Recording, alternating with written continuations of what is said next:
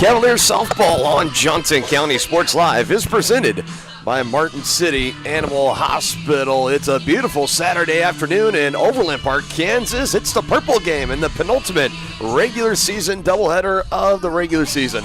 As the Johnson County Community College Cavaliers, ranked number 12 in the country, host the Allen County Red Devils. Hello, everybody. Dylan Funk, Dennis Drennan here. As always, it's been a long, winding season already. We're closing in one more doubleheader after this before Region 6 play here in Overland Park in 2 weeks. And the Cavaliers, even though recently losing their 16-game winning streak, Denny, still hold a 3-game lead in the conference with 4 games left to go. Yeah, that's a good position to be in. And like you said, partner, we've got a beautiful day, 69 degrees at first pitch. Just a slight breeze blowing today, so it should be a perfect day to play, too. Perfect. Dennis Drennan there, color commentator and meteorologist up here in the booth. And let's talk about this Cavaliers squad. They've played 2 on the road since we saw them last. It was a home doubleheader sweep. Both games getting done early against Fort Scott Community College. Both ended in 8-0 victories. They sweep this past Tuesday on the road at Coffeyville.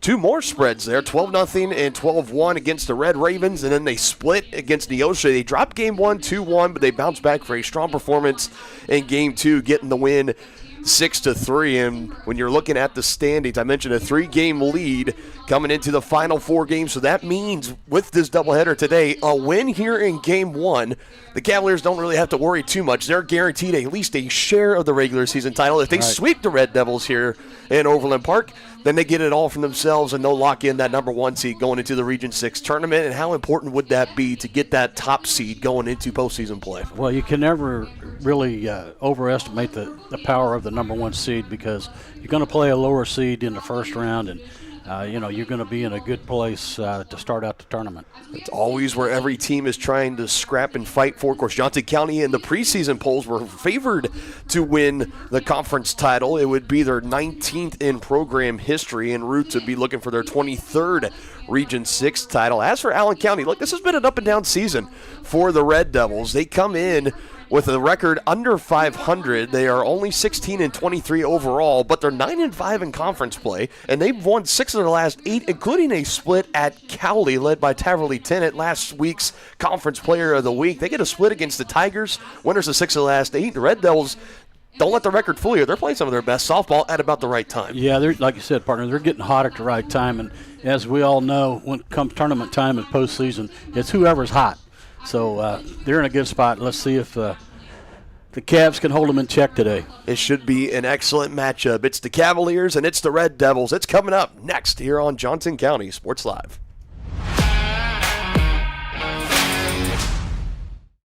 Hi, I'm Dr. Aaron Stows with Martin City Animal Hospital, located just minutes east of 135th and State Line Road. At Martin City Animal Hospital, we provide cutting-edge diagnostic services, including digital radiology, ultrasound, and in-house same-day blood work.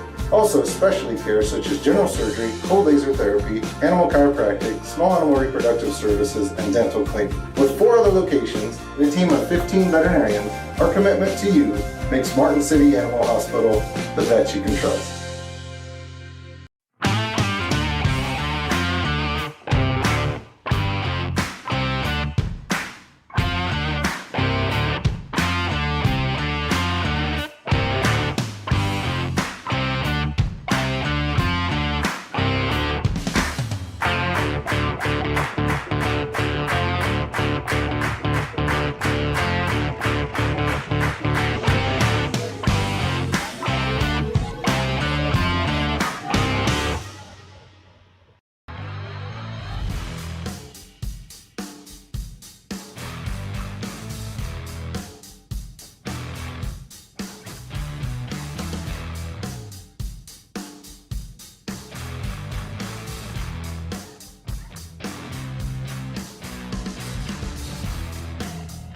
See the full lineup at hersinc.net. Call 913-247-3530 or just stop on by.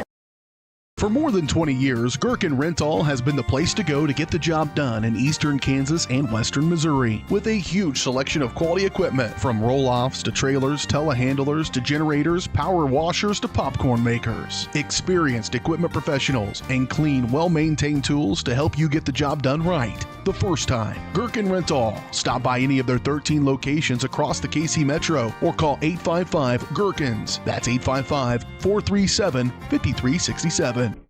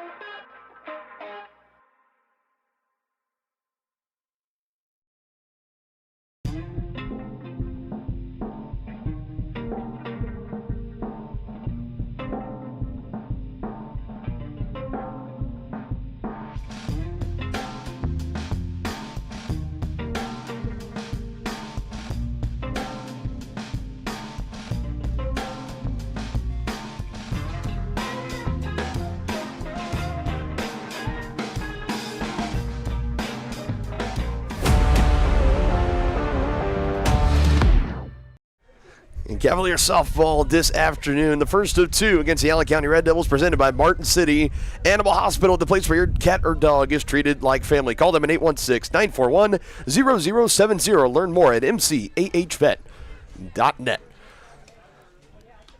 No surprise, Kylie Whitehurst getting the start here in Game 1 for Johnson County, as it's been pretty much for the entirety of conference play and even for the vast majority of this season. She'll face a lineup in Allen. It's going to be McCammon, the center fielder, leading off, followed by Walker, the right fielder. Keys, the second baseman, and the cleanup spot is Dame, the shortstop, if anybody is able to get on. Same usual suspects out in the field for Johnson County. Ellison left, Yoder in center, Kolaric in right, Neitzel, Herrera, Quarter, and Millard, your infield from left to right. In the backstop, it's Reese Pattinson. And he already mentioned Kylie Whitehurst getting the start. She comes in, making her 21st start of the season and 27th overall appearance, and boasting an impressive 13-1 record through 138 and two-thirds total innings. She's been able to rack up 89 strikeouts. She's closing in on the potential century mark. We'll see if she could meet it today. Let's find out. As she fires the first pitch in, and it's low and away for ball one. And that is how this one gets started here.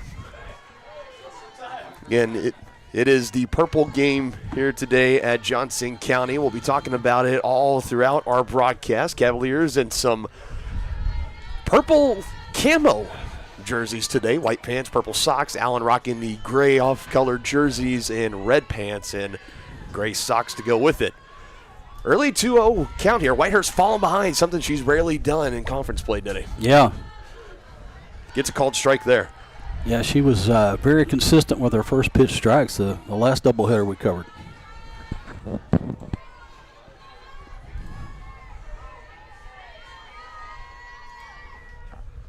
(2-1). That's going to be fouled away. And Whitehurst, after being behind 2-0, quickly evens it up at 2 apiece. A native out of Garden City, Kansas is Whitehurst, earning Conference Player of the Week honors, or Pitcher of the Week honors for the second time this season this past week. It was a Cavaliers sweep with Kennedy Glassford winning Player of the Week honors, her third in the last 4 weeks for Kennedy. 2-2 for Whitehurst. Got her looking, strike 3 called. And a good battle for Whitehurst to come from behind down 2-0, and she ends up getting the strikeout. Yeah, we've talked about many times how that movement on her fastball runs away from right-handers, and the right-handed batter there gave up on that pitch, and it came back in over the inner half of the plate. Not sure if she thought it was ball 4 and was heading down the line, or if she thought it was going to come inside and get her and was moving her way. Back down by Herrera, throw to first, and able to beat it out with the legs. Good effort nonetheless for Herrera at short. That's going to be an infield hit here for Walker.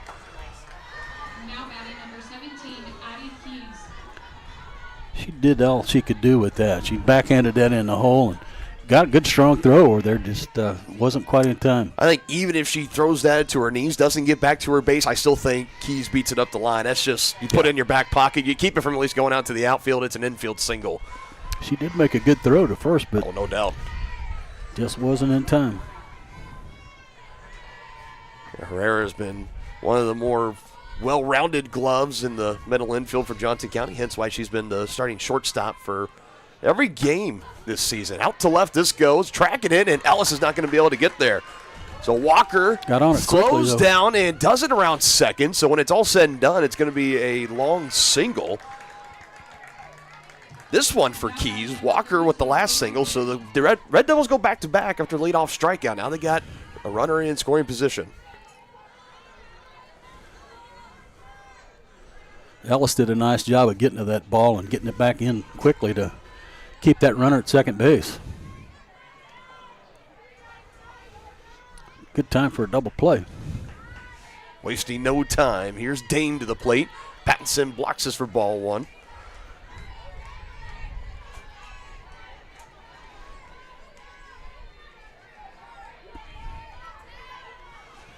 Whitehurst has been start behind earlier. These Allen County batters. Be curious to see if that trend will continue. Checks her swing in time. 2 balls, no strikes. Did he ask? And Pattinson's going to check it, and the field umpire says she did not go around. Sure looked like she did. A late ask from Pattinson. Don't blame her at all. It was pretty close. And it's 2 balls, no strikes to Dame. Next pitch from Whitehurst. Dame swings on it. It's going to be chopped and goes foul as Knights will watch as it go up the line. Allen as a team through 38 games is batting .291, on base at .366, and slugging at .438.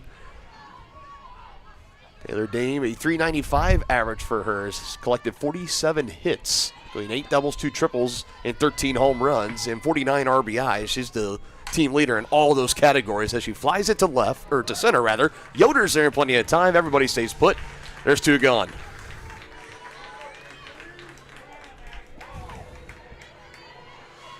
And that's a big out number 2 for Johnson County and for Kylie Whitehurst. Now here's Abernathy. And that's how important it was for that play in left field. That kept that runner off third base. That would have been a sacrifice fly probably. So that saved a run with that nice play in left field. Abernathy, as they call her from the Allen County dugout, and she takes a called strike 1. Hey, when you got a name like that, Abernathy comes Abernathy, well done. For someone that has the last name Funk, I've heard my fair share of pretty good nicknames, too. Can't get her to chase. 1 ball, 1 strike. Yeah, when you were in high school, they just about got sick of hearing that Uptown Funk song. As did I. It gets old after a while.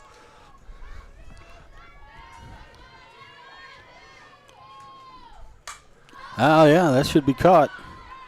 And with 2 aboard, Herrera brings it in. Whitehurst able to work herself out of the jam after giving up back-to-back one-out singles. Johnson County comes into the plate for the first time this afternoon when we return. Hi, I'm Dr. Aaron Stowe with Martin City Animal Hospital, located just minutes east of 135th and State Line Road. At Martin City Animal Hospital, we provide cutting-edge diagnostic services, including digital radiology, ultrasound, and in-house same-day blood work. Also, specialty care such as general surgery, cold laser therapy, animal chiropractic, small animal reproductive services, and dental cleaning. With 4 other locations and a team of 15 veterinarians, our commitment to you makes Martin City Animal Hospital the vet you can trust.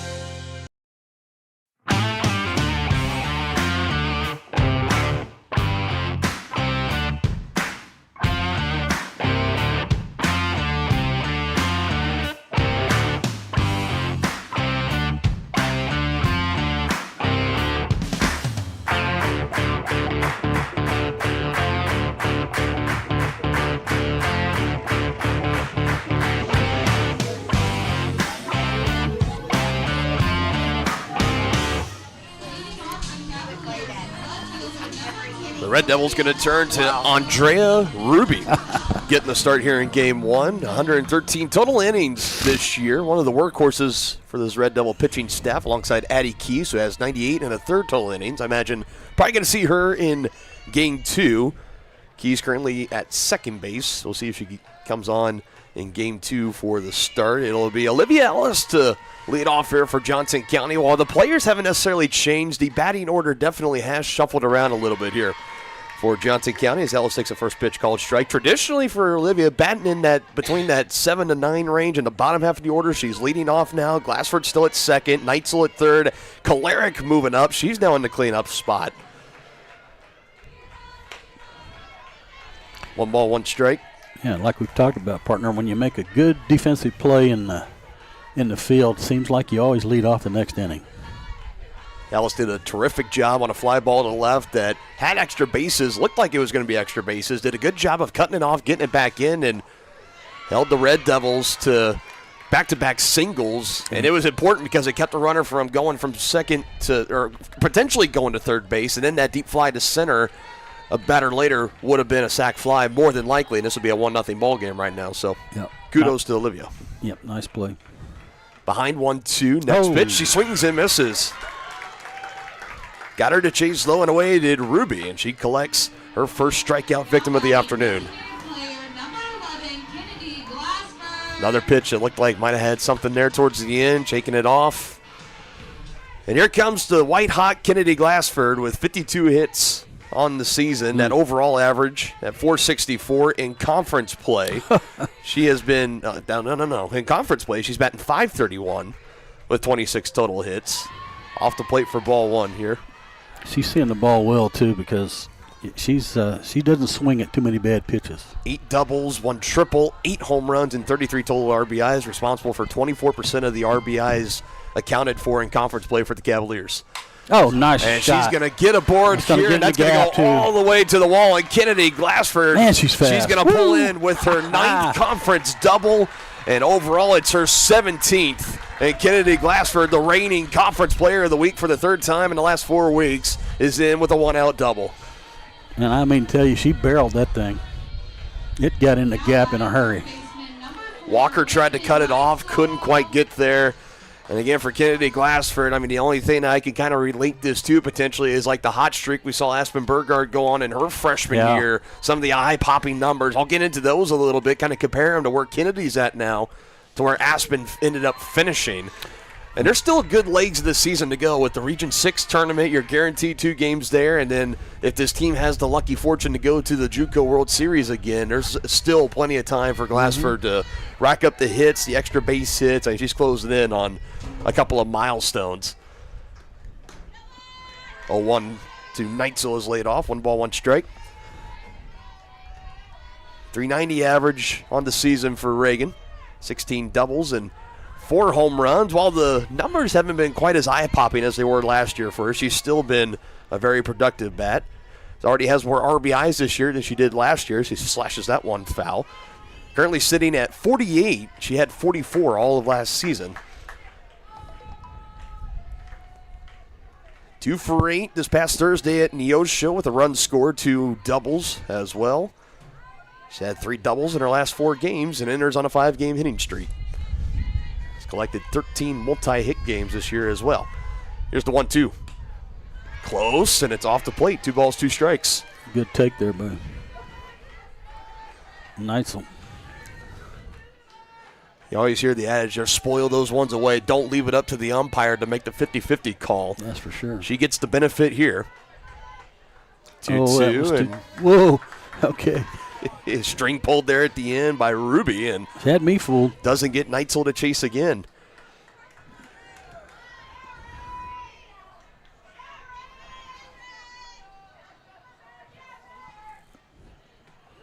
Neitzel. Ooh. Tough bounce there at short. Dane collects, throw to first, now trying to advance to third, and she's in there safe. Heads up, base running at second by Glassford, so a productive out for Neitzel.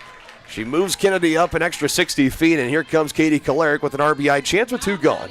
Right fielder, number 12, Katie Kolaric. And that was a tough bounce there at short to be played by Dame. Easily could have been misplayed, and that boots out to the outfield. Glassford comes in to score.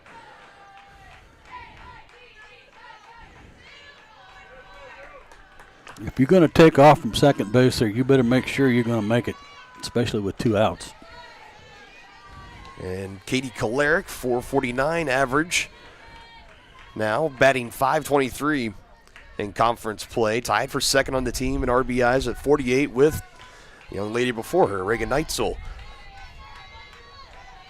22 of them coming here in KJ Triple C play. 23 looming. Another chopper. Another one nicely played by Dame. And Kennedy Glassford will be left stranded at third on a 1-out double after 1. Still looking for our first run here.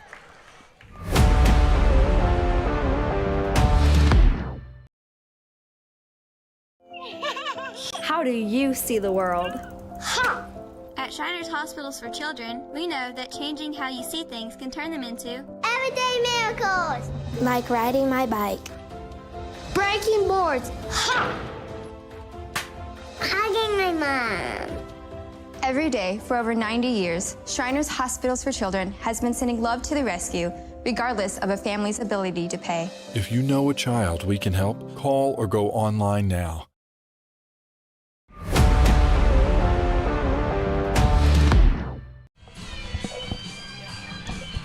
Back-to-back nice put-out plays by the shortstop Dane for Allen County.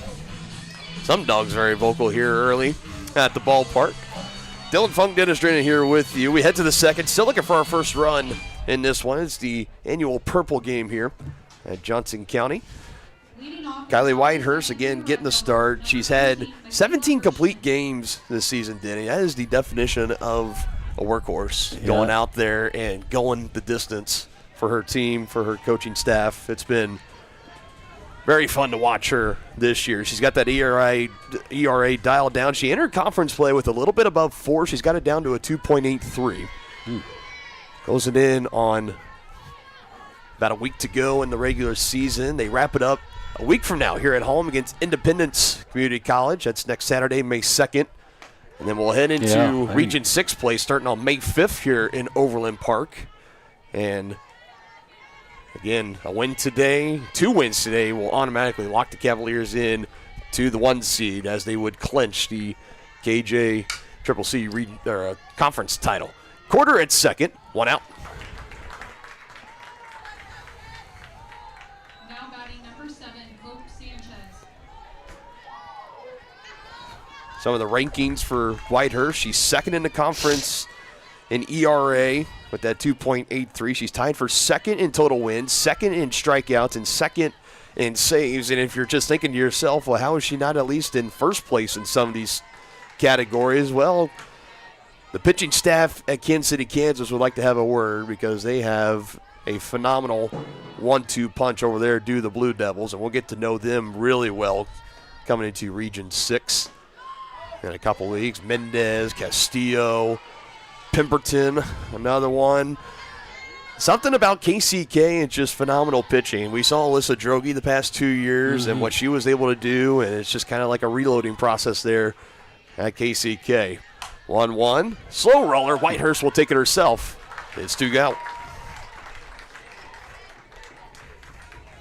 Quick toss over to Millard in time as Whitehurst is eyeing down her first 1-2-3 inning of the afternoon. Here's the 8-hole hitter, Billing. She's the designated player.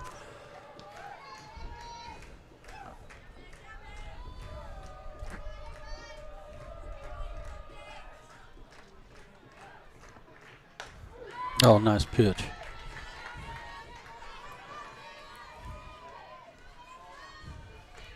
Whitehurst did get a start in Game 1 Thursday at Neosho. She came on in relief in Game 2. Her total line of 9 innings pitched, 5 hits allowed, 2 earned runs, 2 walks, and 7 strikeouts against the Panthers. And she's ahead here 0-2 and looking to put the Red Devils down in order here in the top of the second. After falling behind in the majority of the batters facing the first, doing the exact opposite here in the second, and the results are showing themselves as another sharp grounder, backhand by Quarter. Nice 1-2-3 inning for Whitehurst and company. Couple of putouts for Quarter as we head to the bottom of the second, 0-0 between the Cavaliers and the Red Devils.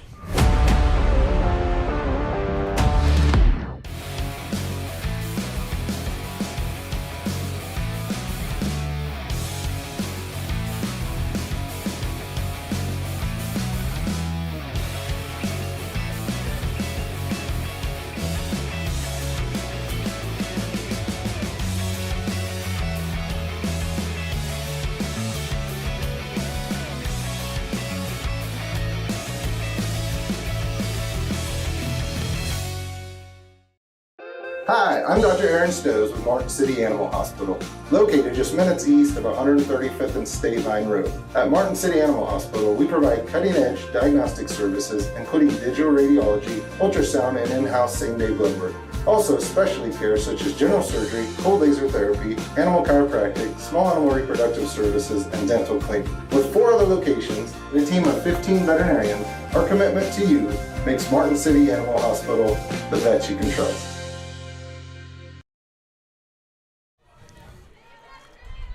Bottom of the second, Reese Pattinson leading it off for Johnson County, 5-6-7, followed by Herrera and Millard.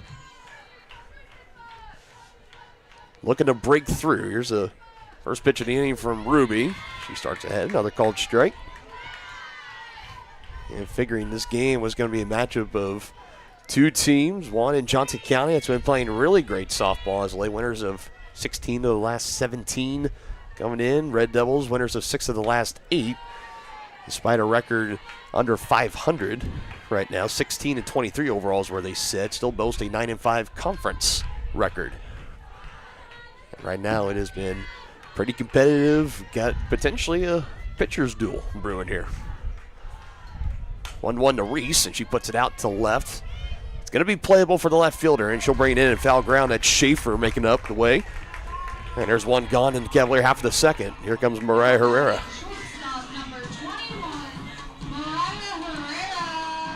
Leads the team in hits this season with 52.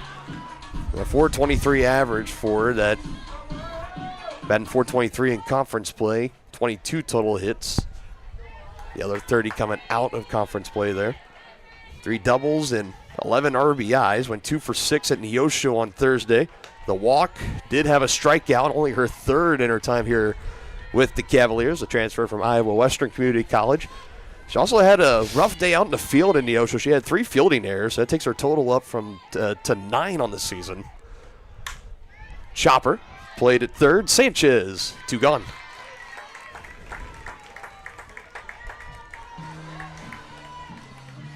So fly to left, and then a ground ball to 3rd, and it's going to go to Allie Miller to keep the bottom of the second moving. The Cavaliers are no strangers to 2-out rallies by any means for not just this season, but even a couple of seasons beyond this year. Millard also having a really sneaky good season at the plate. It's been solid over at first base, too. That was a big hole for the Cavaliers to fill this year. Seeing Aspen Burgart move on, going to play for Washburn, home of the Ichabods out in Topeka. The transfer from Highland Community College. She was a 2-way player at Highland, a batter and pitcher. She's been more relied on for her bat in her glove at first. Dame on a bobble, throw to first, still in time. Wow. And some nice infield work showed off here in the second inning by both teams as we head to the third. Still 0-0.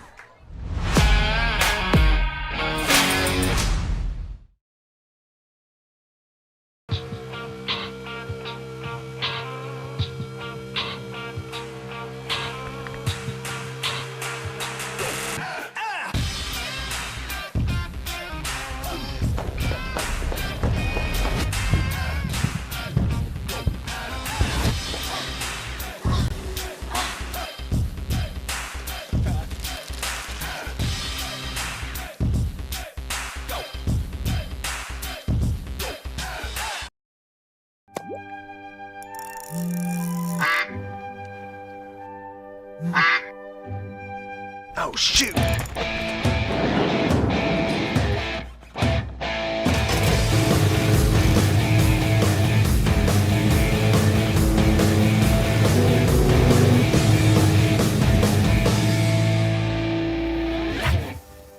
See the full lineup at hersinc.net. Call 913-247-3530 or just stop on by.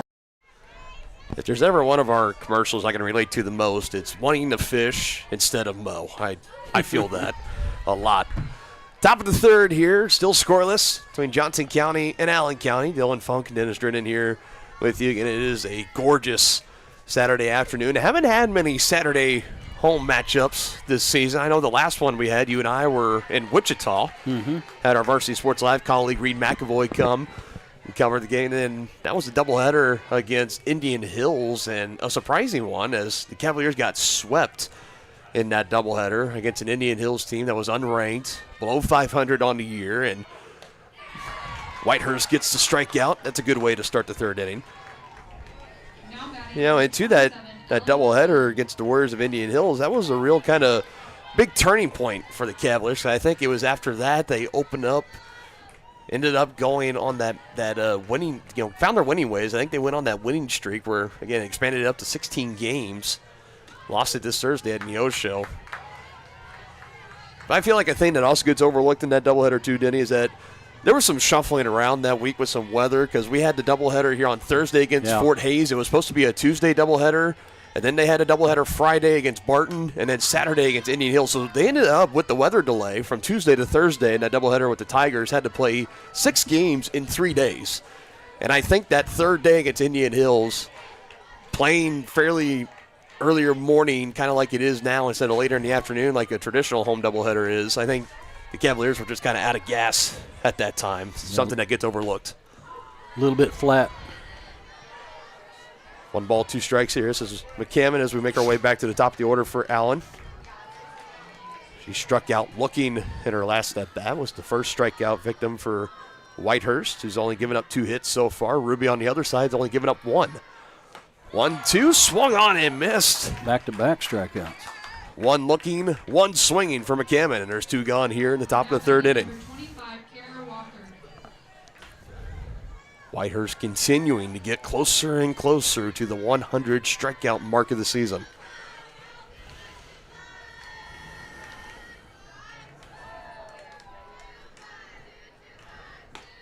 Man, starts that fastball over the middle of the plate and it just tails outside. In the neighborhood of 30 pitches, does have 3 strikeouts, marked now at 92 for the season. 0-1, jammed high and inside, and that comes back our way, foul. Got a good crowd out here today. Oh, it's beautiful.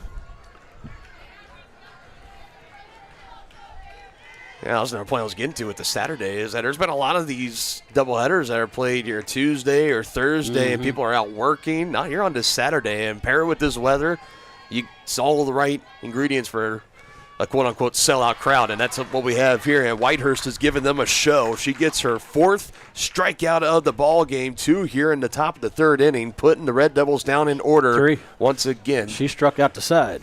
Struck out 3. Okay, there you go. Yeah, there. Now it updates on my phone. 0-0 to the bottom of the third.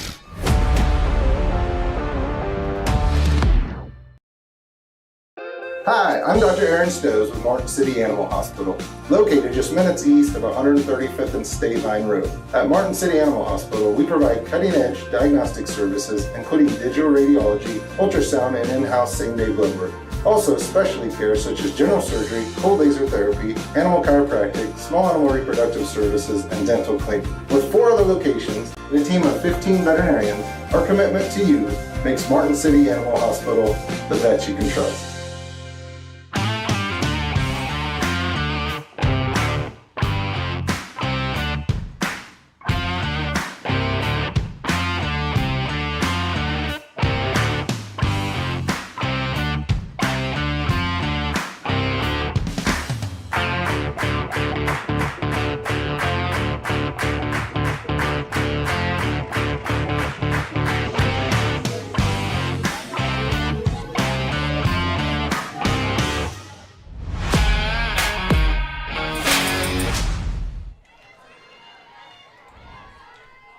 Going to be Mackenzie Yoder to lead off here in the bottom of the third, and somebody that is right now what you would call a slump. And of all the changes today for Johnson County, for Yoder, traditionally the leadoff hitter, here she comes to the plate for the first time in the 8th spot here in game 1, and part of being in a 3-for-18 over her last 6 games. Slumped right now, 2 RBIs collected across that span and 6 strikeouts. 1 for 8 Thursday at Neosho with 3 strikeouts and did have 1 stolen base. Had that tremendous start to the season, saw her earn the NJCAA Division II National Player of the Week honors, Conference Player of the Week honors too. That's a chopper here. Tough play for Dame. She's not going to make it, and she'll beat it out. And that could be a way to potentially bust a slump, a nice little infield knock. Yeah, I tell you what, that shortstop Dame has got a gun. They got by Sanchez at third, Dame to collect, and yeah, I thought for sure there was not going to be any question it was going to be safe, and then I saw the hose on Dame, and I was like, well, maybe this could be close, and it definitely was, but Yoder beats it out. And being the Cavalier leader in stolen bases and still looking for our first run, are they going to go ahead and try to send her? And with Quarter at the plate, a good bunt for single Canada. She tries to do there, but he goes foul. Well, I like the call by Bratton Vulcans there to move the runner with the number 9 hitter. And like you said, partner, she can bunt for hits too. You know, and for Quarter, you know, she bats in the 9th spot. She's the leader in the conference in batting average.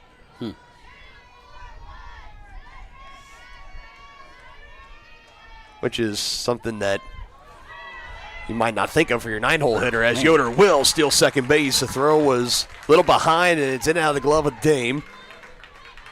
And for Mackenzie, she will steal base number 18. I'm bunting her over to third right now. And a ball at the plate, too, so it's 1-1.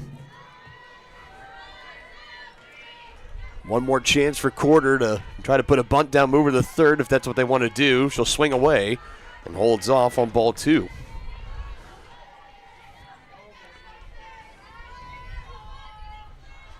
Getting on base at 587 is Katie Quarter 2. 2-1 pitch. There you go. Opposite way, good at bat for Katie Quarter, and Yoder's going to be sitting around third. Here comes the throw to home, and she's in safe. To first, Quarter is safe there as well. And Johnson County all the way to the bottom of the third, and they finally strike thanks to an RBI single from the 9-hole hitter, Katie Quarter.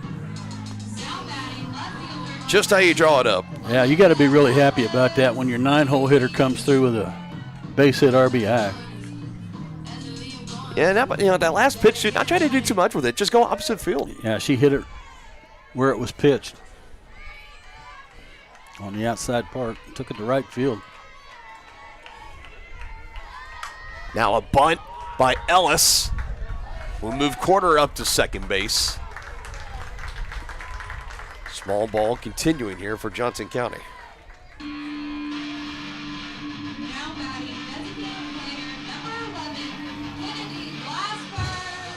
So that's what you want to do with Glassford, Neitzel, potentially Calera coming up. Just get a runner, move him over in scoring position, and with 2 outs to go, you give Glassford and Neitzel each a crack at least to try to bring her in. And Kennedy was, before that last hit by Yoder and then followed by Quarter, she had the lone hit in this game for the Cavaliers, and it was a 1-out double. She was ended up left stranded at third base.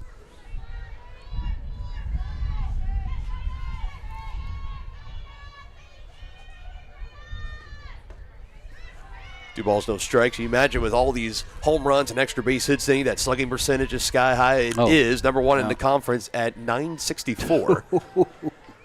Stay hot, young lady. Second in the conference in extra base hits, 31. Only behind Cowley's Taverley Tennant, who's got 54. 34, rather, not 54. Although for Taverley Tennant, if she had 54 extra base hits, I honestly wouldn't question it. Right.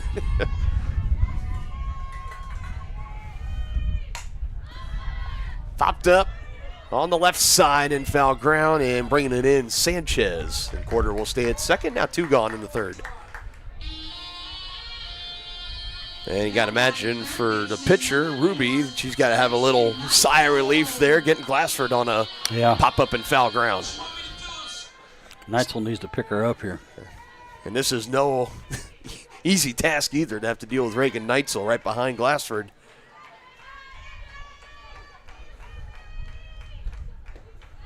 Neitzel she had a nice chopper in the infield her last time up where it was very good kudo play.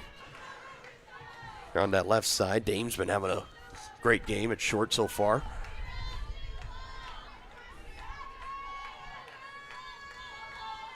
One 0 pitch as we briefly dip into the shade here in Overland Park, and Quarter is going to be caught in between, but she's going to go ahead and move up to third as the throw went to second instead. Yeah, that was by design.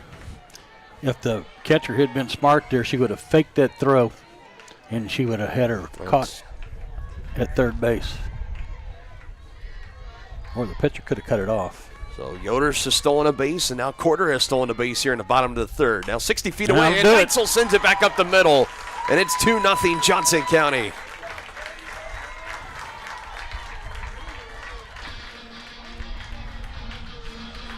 Just hit it where they're not, didn't he? That's what they say.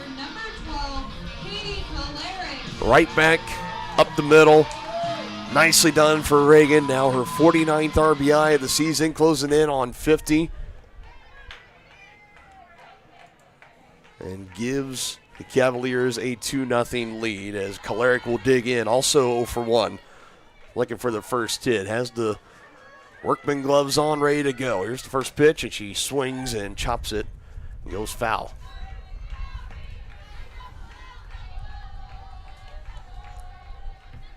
Umpire taking his mask off, checking on Kolaric, making sure she's okay, not needing any extra time.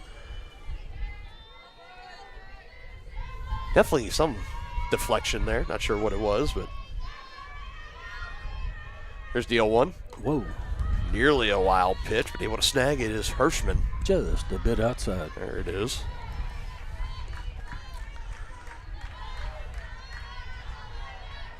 Kolaric has found the home run power as of late. She has 7 in her last 11 games after only having 1 home run in the 21 games prior. She's been on a tear, if you will. Off the light pole, and it's actually going to come back into play. Whoa, smoked. It ricocheted off a light pole that's behind the Cavalier dugout. If it didn't hit it, it was going to go on its way up the berm and onto Campus Drive and in the vicinity of Mr. Glassford to track down on the berm and left. But instead, it ricochets and hits so hard it comes back into fair play. Some smoke trails there at the end. Straightens it up and puts it out to right, but able to get over is Walker. And the Cavaliers, they do get 2 here in the bottom of the third. And they lead 2-0 as we head to the fourth. You're watching Cavaliers softball on Johnson County Sports Live. Hi, I'm Dr. Aaron Stowe with Martin City Animal Hospital, located just minutes east of 135th and State Line Road. At Martin City Animal Hospital, we provide cutting-edge diagnostic services, including digital radiology, ultrasound, and in-house same-day blood work. Also, specialty care such as general surgery, cold laser therapy, animal chiropractic, small animal reproductive services, and dental cleaning. With 4 other locations and a team of 15 veterinarians, our commitment to you makes Martin City Animal Hospital the vet you can trust.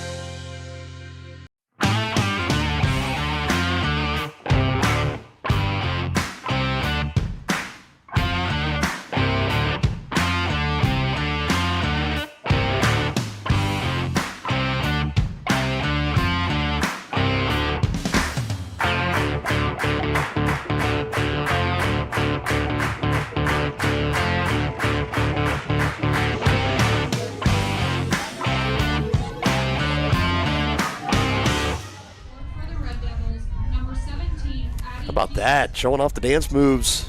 So a little dachshund. Yeah, it's a beautiful day for humans to come to the ballpark and dogs alike. A lot of dogs here as well. The sports complex at Johnson County Community College in Overland Park. We're in the top of the 4th inning. It's 2-0 Johnson County after finally getting rid of the goose egg in the bottom of the 3rd. Skylie Whitehurst goes back to work, and with a multi-run lead, Skylie Whitehurst, she's been nearly unstoppable in conference play. This is not going to be a really tough challenge here for Allen after they started the game on a good note. I mean, back-to-back singles back in the 1st inning, had a runner in scoring position. But since then, they've really struggled to get any momentum going. In fact, Whitehurst striking out the side back in the 3rd inning, so she's got 4 total in the afternoon so far. And after that one goes foul, it's going to be 2-1.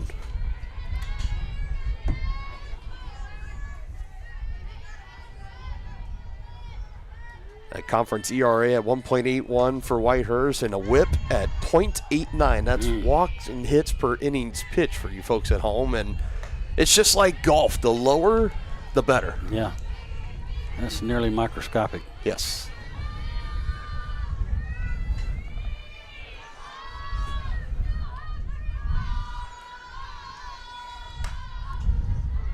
To center and right center, and that's going to land in the gap and one hop to the wall. Yoder nice throw. Could get it. And sliding in the second is Keys, and on a 3-1 count is able to notch a leadoff double. That throw was just a bit offline, but it was strong enough to get the runner.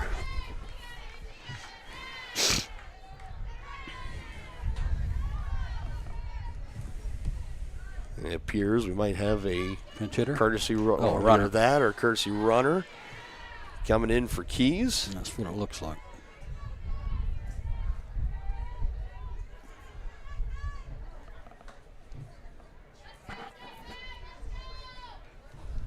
This is head coach Nicole Peters that's relaying this information along. Assistant head coach Allie Zupin over at first base for Allen, and Olivia Russell, number 14, is going to come in and going to handle the courtesy runner doings for Keys off that leadoff double. And this is a prime opportunity here for Allen to at least get back one of those runs they just gave up in the bottom of the 3rd. Chance to buckle down for Whitehurst and co. And she just is off the plate for ball 1 on that last pitch. And Pattinson's going to call for a quick time to go have a chat with her freshman ace. And the good news for Cavalier fans, this tandem of Whitehurst and Pattinson, you get them back next year too, if they choose to come back here to Johnson County. Nothing's ever a given as far as players coming back in this modern day of college athletics, but my hunch tells me that if we're lucky to get them both back, yeah, that'd be a lot of fun. Watching that chemistry grow and develop all throughout this year. If you can get that again next year, look out. 1-0, comes high and inside. He gets her to swing through it. 1 ball, 1 strike to Dame. 0 for 1 at the plate, trying to match some of the nice plays she's been able to make over at short.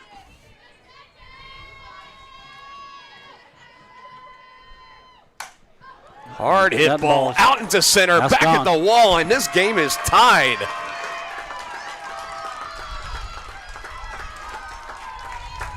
And for Kylie Whitehurst, that's only her 2nd home run given up in conference play and the 1st in over a month, and it comes off of Dame. And a big swing for her as she is starting to have a game here for Allen, and She has us tied at 2 apiece, and that was the definition of a no-doubter. Yeah. And kudos to Mr. Glassford. He still is going to go track down that ball. He hasn't had to worry about tracking down the opposing players' home run balls over the fence for the past few weeks. We haven't seen many of them, if any of them, here in Overland Park, but Dame's able to do it there. Dame's having quite a day. Like I mentioned, she's the Taylor Dame, the best hitter. Overall, arguably the best player in this Allen County squad, and that's her 14th home run, and she collects RBIs number 50 and 51 along the way. Wow.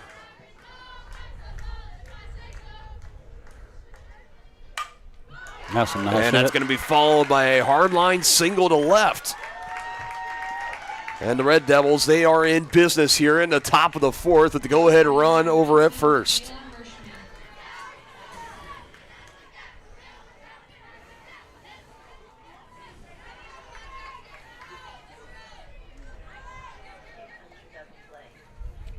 This would be a good time for it. With nobody out, it is a good time for it. The catcher Hirschman, who's 0 for 1. Whitehurst trying to settle.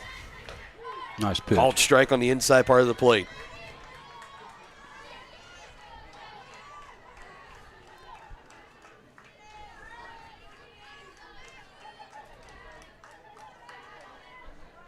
In the last home run that Kylie Whitehurst gave up, you got to go all the way back to March 28th in Game 1 against Cloud County Community College. The Cavaliers won that game 11-2. Well, that was the last time she had given up a home run. It ends today, courtesy of Taylor Dame. 1-1, Patson on the throw to first, and Millard, tag applied, but Abernathy is, is back in safely. Abernathy. Now I'm calling her Abernathy. My goodness. It's easy to see how you get from point A to point B there. 2-1, now becomes 3-1. I guess so far today, this has been the really kind of the real uncharacteristic thing for Whitehurst so far. We saw her struggle with that in the first as far as falling behind hitters. She was locked down for the second and the third, including striking out the side in the third inning, and now she's given up the 2-run home run. And Lisa's battled back to fill the count up at 3-2 against Hirschman with Abernathy over at first base. Here's the payoff from Kylie. Hard ground ball. Herrera, Nice 6, play. 4, 3. Yeah! And a much-needed double play, and there's 2 gone.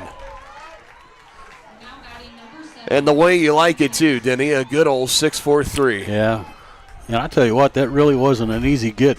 She had to backhand that and then make a perfect throw to second base. Good job for Herrera there. Got it out of her glove quickly.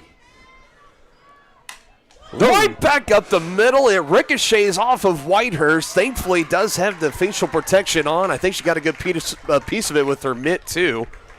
And everything's going to come to a pause here for a moment. Make sure Whitehurst is okay. She's showing signs that she's okay. Maybe a little rattled, which, you know. She didn't get a glove on it? Hard not to be. She did, and plus wearing the facial protection. Yeah, if you can take that initial burn off the glove, that's going to be much better. Herrera still even off the deflection tried to track it down. By then, it was just too late. So Sanchez there you go. with a single, and that one much easier for Whitehurst to handle and to toss the first in time, but damage done by the Red Devils. Taylor Dame for the 14th time this season leaves the yard with a 2-run home run, and we are tied at 2 as we head to the bottom of the 4th.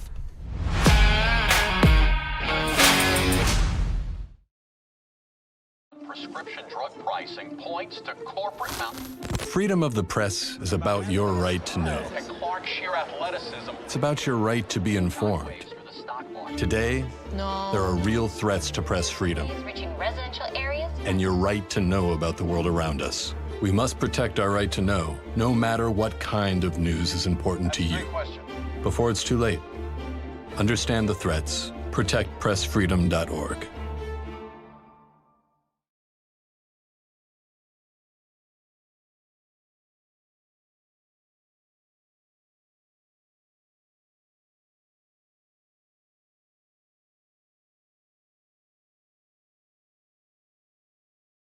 15, Reese Patterson.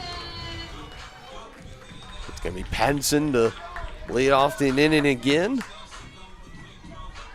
So far, 2 runs on 6 hits for the Red Devils, 2 runs on 4 hits for the Cavaliers. Reese flew out to left fielder last time up. Had a feeling this one was going to be a highly competitive game, and it has been that so far. Tied at 2 here in the bottom of the 4th inning. Cavaliers will look to retake the lead as Reese takes first pitch for ball 1. Around the neighborhood of 40 pitches now for Ruby. Andrea Ruby's having a solid start so far, as has Whitehurst, despite the 2-run home run given up in the top of the inning. Pulled, and that's going to scrape over the home dugout and go foul.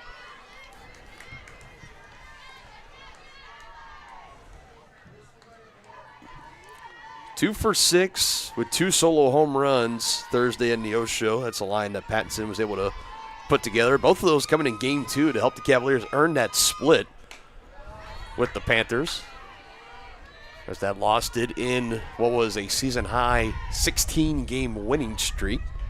But the Cavaliers right now at 30-10 overall, 15-1 in conference play. And if they can break this tie, hold on for a win here in game 1, they will at least earn a share of the regular season title. They hold a 3-game lead with 4 games coming into today, 4 games left to go.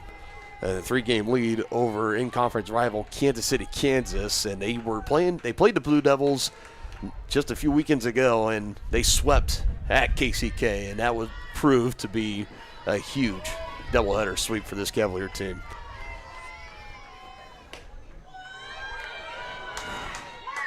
Two balls, 2 strikes.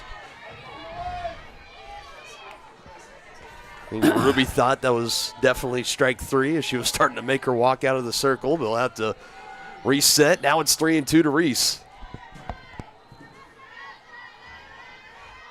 Payoff pitch. Ball 4. This could be a moment we could star in our scorebook here after, if you ask Ruby and company, that looked like she got Reese on strike 3 looking, and now the next pitch, it leads to a walk. Let's see if Coach puts on something here. And Herrera coming to the plate, leadoff man on for the Cavaliers. She's got good speed. She could bunt for a hit here.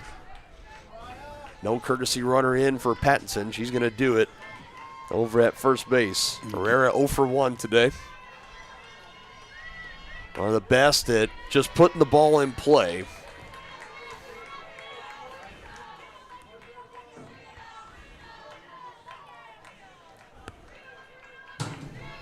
Does have a team best 16 multi-hit games this year.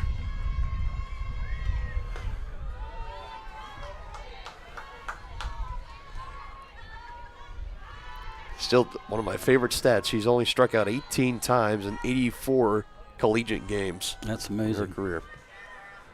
She puts the ball in play.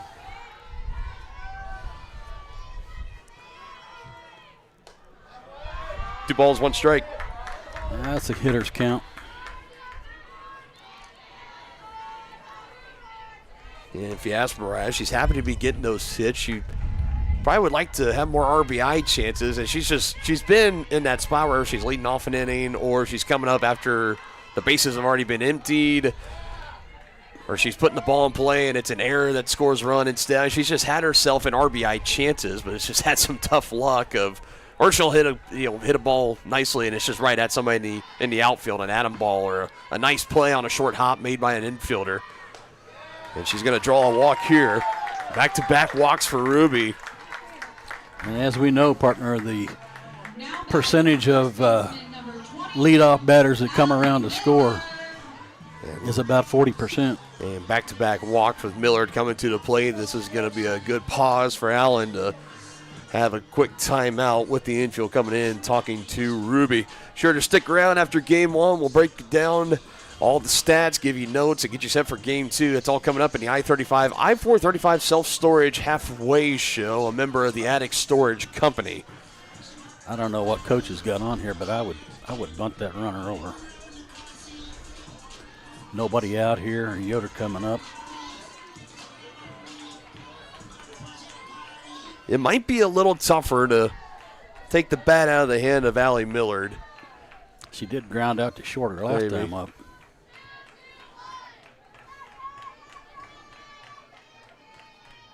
Batting .462 in conference play with 24 total hits as Millard takes a first pitch strike. Does have 9 RBIs, 25 overall in the season. There's a big one out there right now. Chance to put the Cavs back in front. 0-1 from Ruby. Millard swings at it. It's going to be trying to. That's down. It will be down. Everybody had to wait. Here comes a throw to third. Pattinson got a late start, and she's going to be safe over at the bag at third. Didn't even have to tag her. I mean, that's a force play. That should have been on the bag. We'll take it. Definitely so. I mean, foot not even on the base. That's. Again, when the opposing team is willing to make mistakes like that, you're going to go ahead and take it. And now to Yoder, who a big hit here. She can officially kind of break herself out of that slump as she reached last time on an infield single.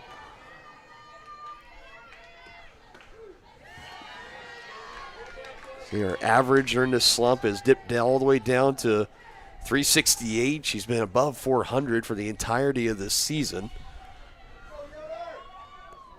Mentioned 3 of 18 with 6 strikeouts over the last 6 games. You just feel like that big hit's coming anytime now. She's going to be a big key going into postseason play, and the Cavaliers would like to have her firing on all cylinders. And a prime spot here, bases loaded, nobody out. Here's a slow chopper. Sanchez to third will throw home, and it's wide, and Pattinson's going to be safe. Here comes Herrera, stops, going back, scramble drill here for Johnson County, and Herrera's going to be out at third base. She ran him out of the The ball came off the backstop, back towards home plate, as Herrera was coming down the line and ends up getting thrown out at third base. Pattinson's run does count. Cavaliers do have the lead now, 3-2. And I think there, Denny, once you commit coming down home, you just got to slide in. If you get out at home plate, so be it. Yeah. Well, you got to figure that she's right there with her coach, so I don't know if the coach was telling her to go or not. I like this. Calling for a bunt to get that runner at third with less than 2 out, hopefully. Or with 2 out. Say, if there's somebody you want to put a bunt down for, Katie Corder is one of your top candidates. Just overall one of the better bunt hitters of this team. 2 balls, no strikes to Katie. Had a good opposite field single in her last at-bat that had an RBI. It brought Mackenzie Yoder in to score. Playing to the old adage of you get them on, Yoder did. With the infield single, she stole second, get him over, and then get him home on a opposite way slap single. Now another pitch that's going to get out of the mid of Hirschman, and it's going to be a 60 feet advance from Miller to third and Yoder up to second. Good as a bunt. Yeah, it's just even better. She still get the at-bat. And time will be called for here, and could we have a potential pitching change?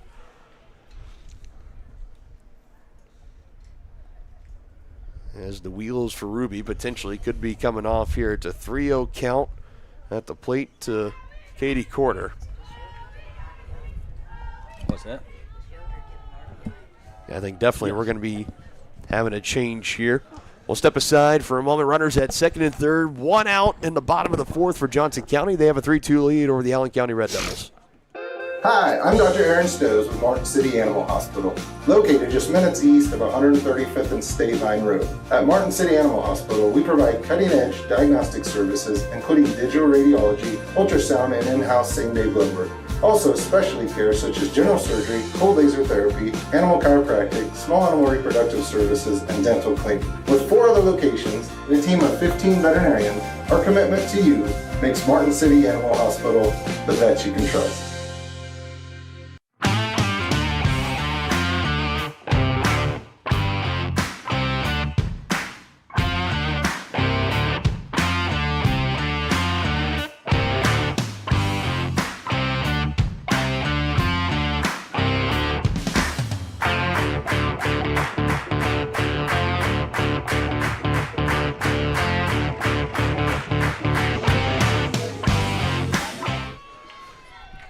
Okay, so no change. Just time called for quarter. Out to center. It's going to be deep enough. Yep. That ball trailed back near the edge of the track. Millard's in to score. Yoder tags up. She moves to third base. And the Cavaliers do get 2 back here in the bottom of the 4th. And they lead 4-2. Back to the top of the order.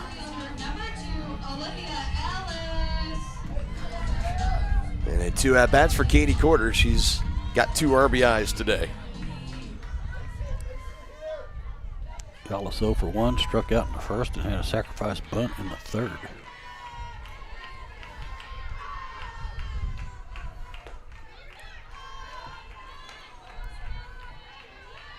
Three straight half innings, a 2 runs scored. Bottom of the third, and then both frames here in the 4th so far. Got a lot of 2s on that scoreboard. It is. 1-0 for Ruby. Ooh. Down the pipe for strike 1.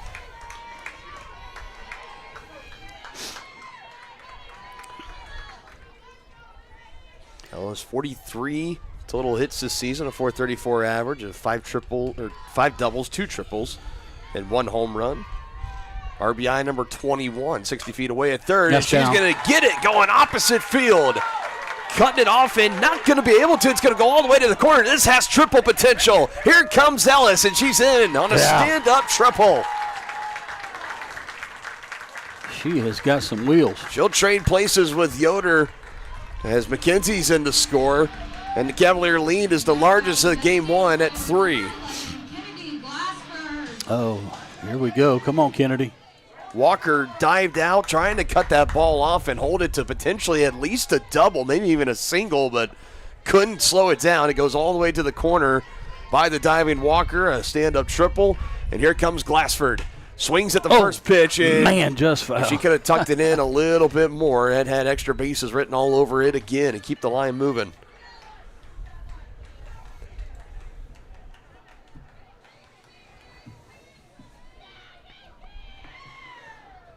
One for 2 for Kennedy today with a pop out in her last at bat. Had a double back in the first.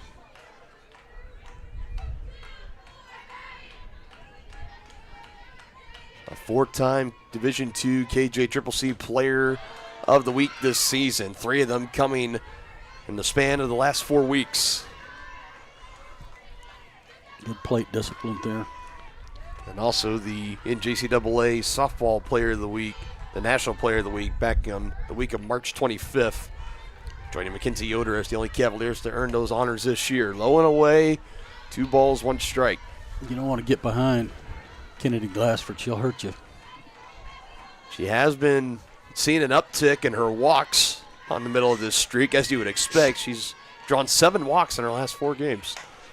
Gets another one to high fly in the air. It's trending foul and right in front of the Allen dugout. It was still playable for Abernathy, but she couldn't bring it in. And Glassford's going to get to see another at-bat in a 2-ball, 2-strike count. Boy, you hate to see that after you're an Allen County fan, because you're going to give Glassford another swing.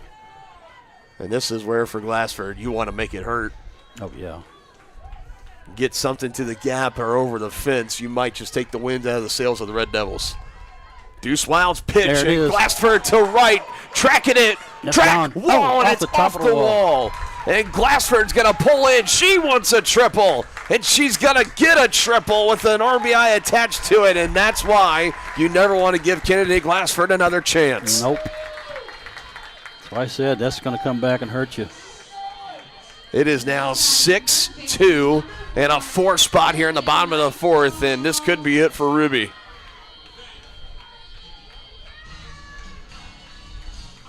Or is it? I think just time being called for Glassford to get her sliding mitt on, looks like. She must have got that down on the barrel just a little bit, because it looked like that was gone when it left the bat. Still hit on the wall, but.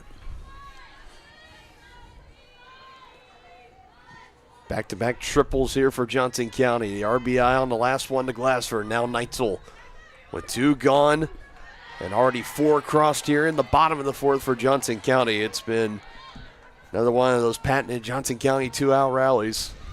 Reagan 1 for 2 with an RBI single her last time up.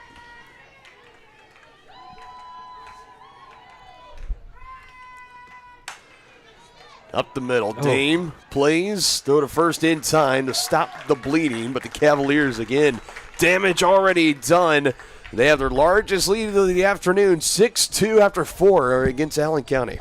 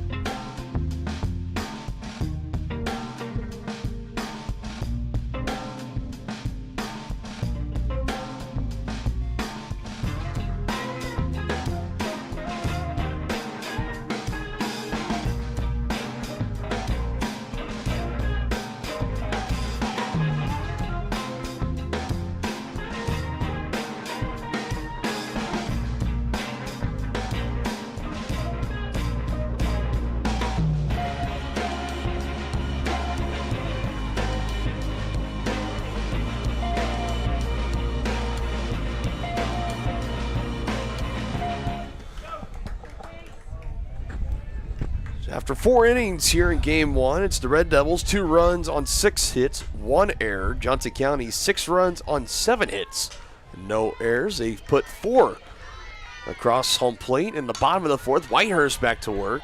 First pitch swinging, that's going to get up out of play, foul. This is Schaefer, the left fielder, leading off. The 9-hole hitter, if we go back to the top for the 3rd time, with McCammon and Walker. Schaefer, a strikeout victim in the top of the 3rd.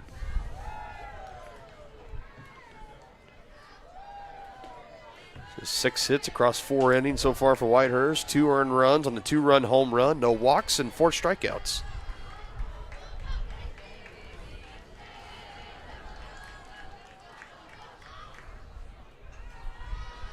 Strikeout total right now sitting at 93. Still within potential reach here in game 1, but might spill over potentially where she might have to either come on relief in game 2 to get it, or next week you're at home against Independence. And a little flare, quarter, one of the easiest outs she'll get this year.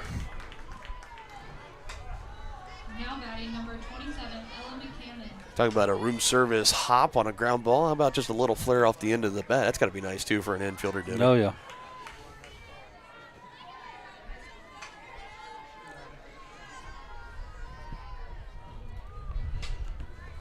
McClammon, a strikeout victim her last 2 times up.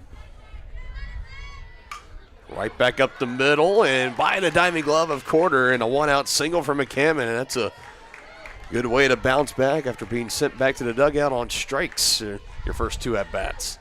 That was another one that was right back up the middle. Again, in the last inning for Whitehurst, she had one that came back and got a piece of her. She got a good piece of it with her mitt, thankfully. And then had another slow roller in front of the mount to end the inning, and that one coming back up the middle. So at least Allen getting the timing down right. But you imagine for Whitehurst might be getting a little bit of PTSD perhaps of any of those hard comebackers coming right back up the middle in her direction.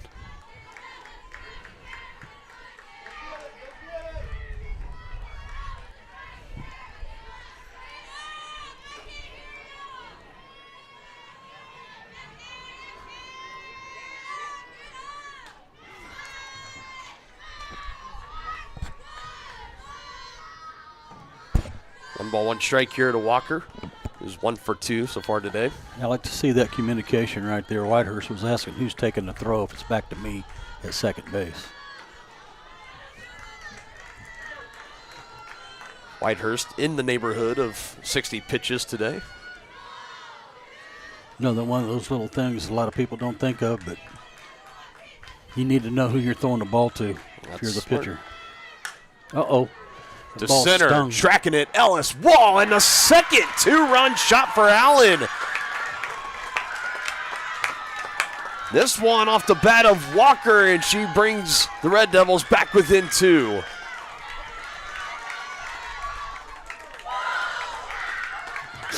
And that one to dead center, and another one that as soon as it was off the bat, we had a pretty good idea of where it was going to go. Yep.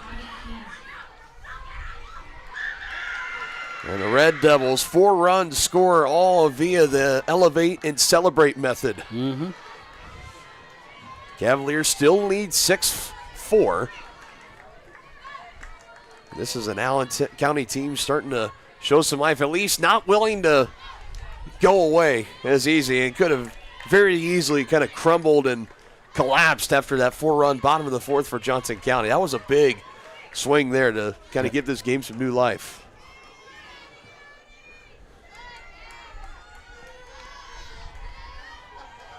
Yeah, Whitehurst down 2 balls and no strikes. Movement around in the Johnson County bullpen. It does look like Elsa Carrillo. Oh, nice pitch. And expected the Game 2 starter is Carrillo, but if Whitehurst does need someone to come on in relief, it looks like it could be Elsa to do that. You could have Miller do it at first, then you would have to bring in somebody to fill her spot at first. Herrera on a charge and a throw in time. 2 gone. Could also go to Kennedy Glassford, who's given you some innings. Not a whole lot, only 8 total innings pitched for Kennedy Glassford. But still with a 2-run lead, I think this is Whitehurst's show until she shows further struggle.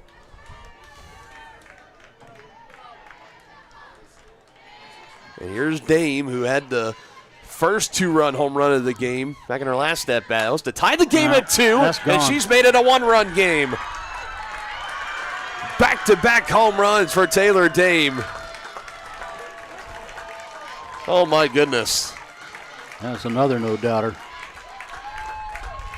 Within walking distance of Mr. Glassford and left, and Taylor Dame starting to take over here for Allen County.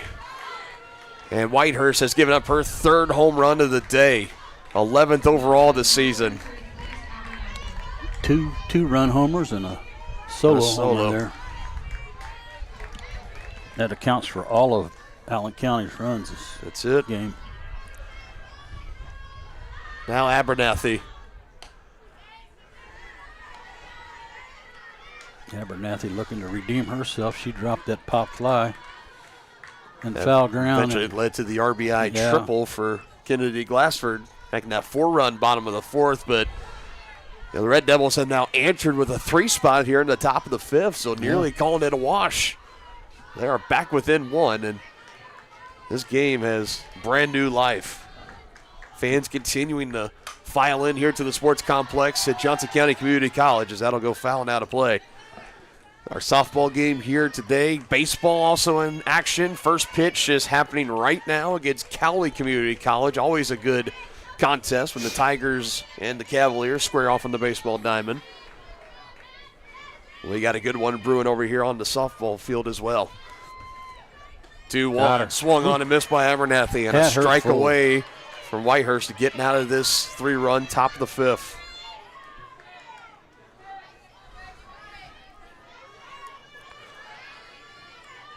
To slam the door. Here's the 2-2. Neitzel playable, throw across in time. The Red Devils able to put 2 over the fence, including the 2nd home run of the day for Taylor Dame on a solo home run to left. And she's got the Red Devils within 1. It's 6-5 as we head to the bottom of the 5th.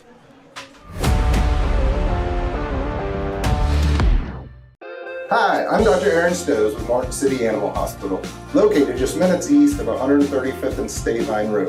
At Martin City Animal Hospital, we provide cutting-edge diagnostic services, including digital radiology, ultrasound, and in-house same-day blood work.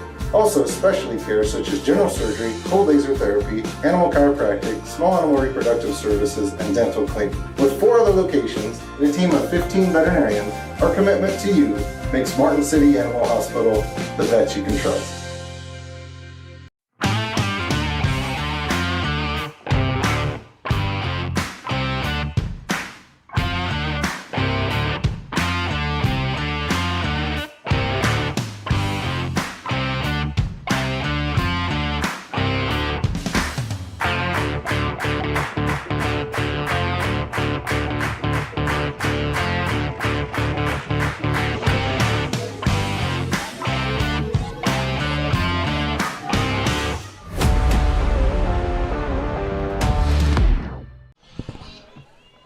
This has been a back and forth contest so far, and it all started with 2 runs in the bottom of the third for Johnson County. Red Devils tied it on a 2-run home run the top of the fourth. 4 runs in the bottom of the fourth, and Cavaliers just scalds that pitch, but it goes foul. 4 runs in the bottom of the fourth for Johnson County. It was 6-2, and then a 3 spot in the top of the fifth to another 2-run home run, and then a solo home run for Allen County. All 5 of their runs being scored on the long ball. And now I just wonder, what does the bottom of the fifth have for us here? Yeah, Coleric's 0 for 2 so far on the day. Looking for her first hit. On the track, that ball and carried, enough room for Schaefer. 1 out. Just a little too much launch angle there for Coleric. Actually, got it down on a little bit down on the handle. So a deep fly for Katie to lead us off here in the bottom of the fifth, and Reese Patson steps back in 0 for 1. She did score a run, though. Did? When she walked last inning. It was part of the situation where the Cavaliers had the bases loaded, and it was a ground ball in the infield, and I believe it was the shortstop, Dane, that made the throw home. It was offline. Yeah. Patson ended up being safe. Cavaliers then would add on 3 more. Oh, wow. 1 ball, 1 strike to Reese, and the softball gods have a way of evening some things out. She took a close pitch on a 2-strike count that looked like strike 3 in the last at bat, and said it was called ball 3, and then she ended up drawing the walk and coming around to score and all that. And now that last pitch, the ball was called for a strike, and then she grounds out to third on the next pitch. Quickly, 2 gone here for the Cavaliers. Now batting shortstop number 21, Mariah Herrera. Patson continuing to give Herrera some advice of what she's been seeing. Herrera 0 for 1 on the day. She did walk. I think she's due.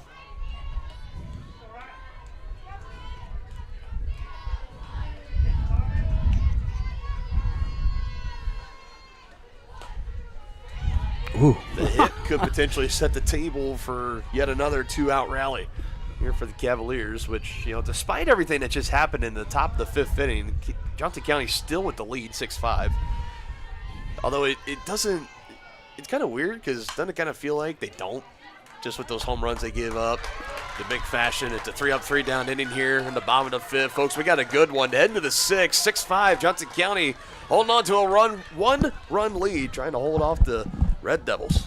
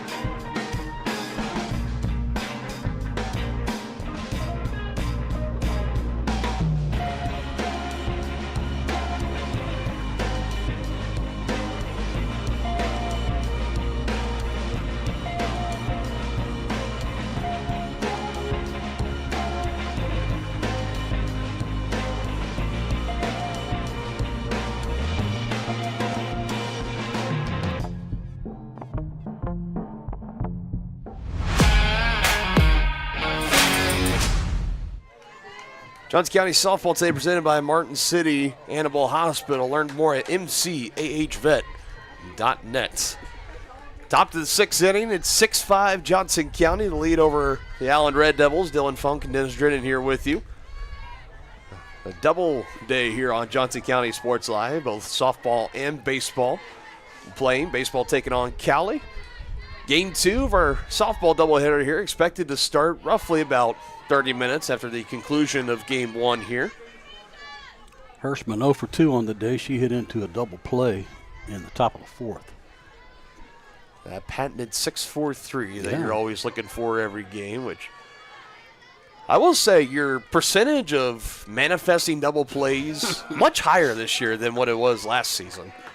That's a stat you're not going to find in the stat book anywhere. That's but right. You have had better luck. I don't know what you've been doing, what kind of juju you've been into, but it's been working. Yeah. Last year it was the opposite. You would want a double play, and it was always Johnson County that was being hit with the double play. The baseball guys were just forgot which team I was rooting for.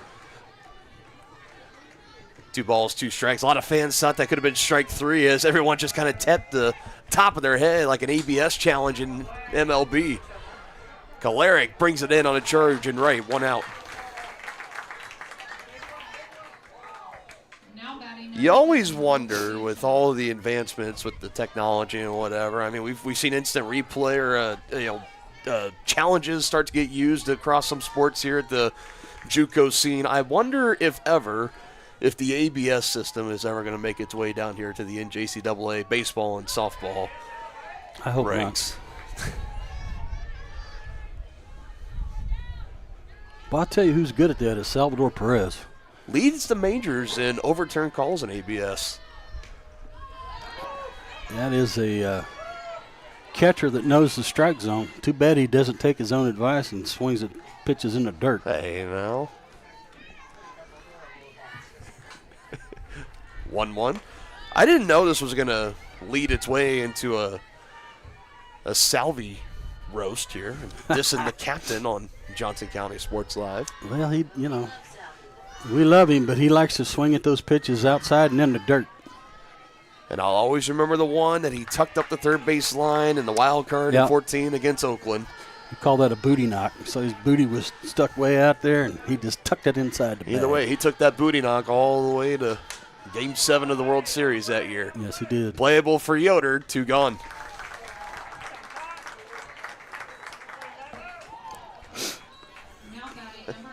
A much better, more efficient top of the 6th here for Whitehurst. Got to imagine feeling a little rattled after giving up 3 home runs today, 5 total runs coming across. This is going to be one of our more inflated conference ERAs in a game. Well, it's but the top bounce back. It's the top of the order for the Red Devils that's doing all the damage. Yeah.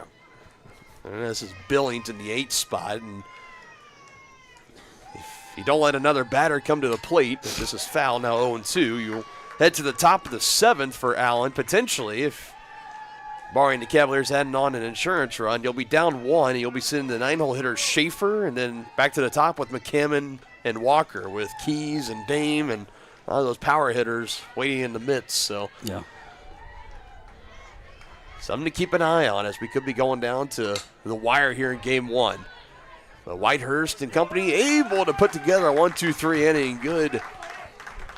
Nicely done by the Cavaliers. Hold the Red Devils scoreless in the top of the 6th. Looking for some insurance as we head to the bottom half.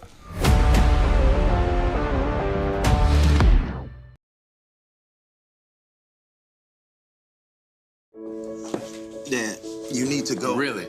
It's important. I feel fine. Look, you cannot mess around with this kind of stuff. Some cancers, man, we just don't want to lose you from something we could have caught. What I need to do? You just give your doctor a call. They'll tell you what screening test you need. Fine. Can I have my pie now? Oh, man.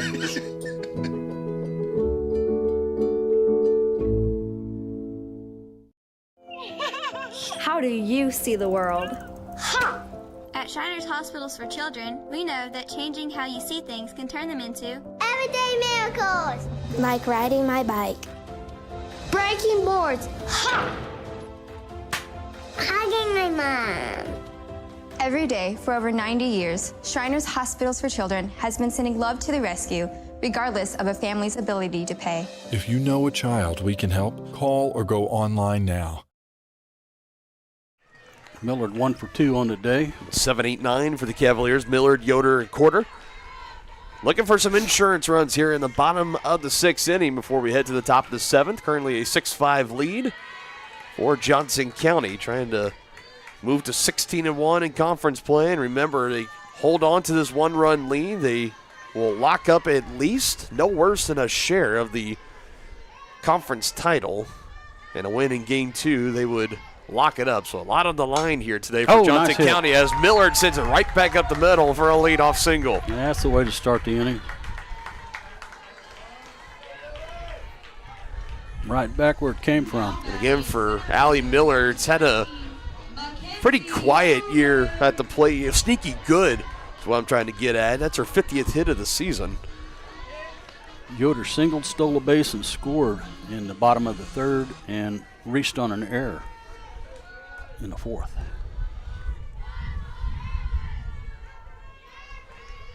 That was all part of that play as infield was playing in, the bases loaded. That roller for Yoder, they went to home instead. It was the throw by Dame, who's made some really spectacular throws from deep in the hole on either side there at short to first, but the throw to home was offline, and that really opened the door on that 4-run bottom of the fourth inning for Johnson County. Now Yoder behind 0-2. For some players, when they're in the little midst of a slump, sometimes you can dig into a box, and before you look up, you already feel like you're in an 0-2 hole. Yeah, you seem like you're always behind.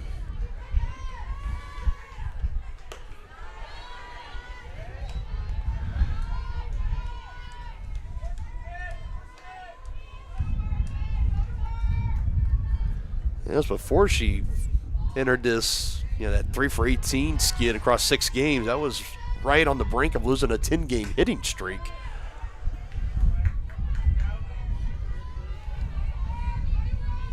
So, it wasn't like she was doing so poorly even before that. It was kind of something where she lost the hitting streak, and it's like, okay, time to make a new one, and she just hasn't been able to find that footing really ever since, that consistent footing at least.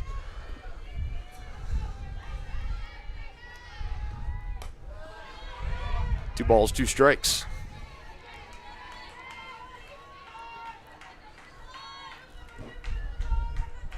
Cavaliers historically have had the number of these Red Devils, 130 wins all time against Allen to just 16 losses. That's Little trouble. flare out into center, and that's going to bloop on top of the Sword logo, but a throw to second. Wow. She's going to be out. Ooh. And again, this is going to be hard if you want to try to talk about it. For Johnson County, hard for something to be overturned. We have our instant replay as we take another look as Millard had to wait. And I think, that throw was in got her by about a half step. It was close. But looking at the replay, I agree with the call.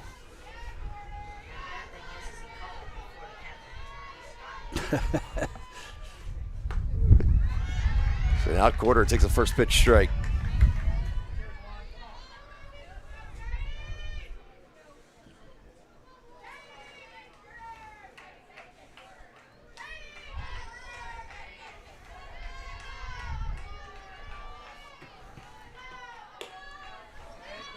Been a 2 RBI game 1 for Katie Corder.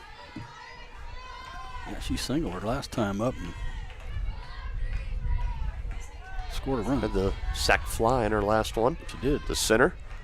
1-1 pitch. Ruby pulls the string, taken off for second, and Yo slides in safely.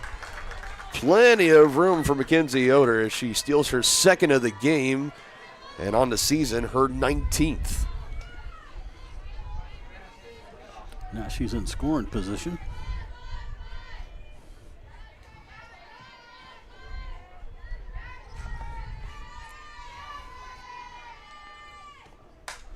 Corder, a fly ball to right, tracking back Walker. Boy. Backpedaling to the track. That ball carried a little deeper than she anticipated, and that'll allow a tag from second to third for Yoder. Back to the top of the order. Well, it'd be nice to get that run in.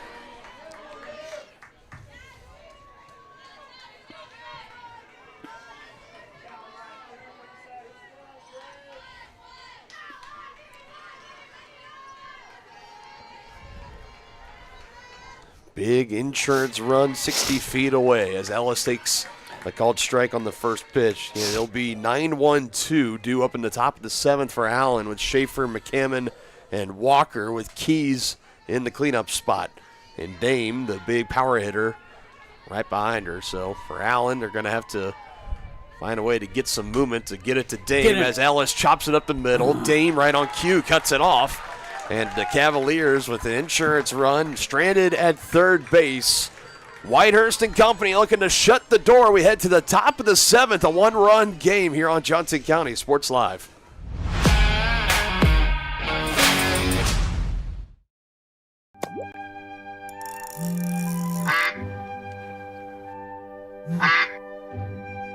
Oh, shoot.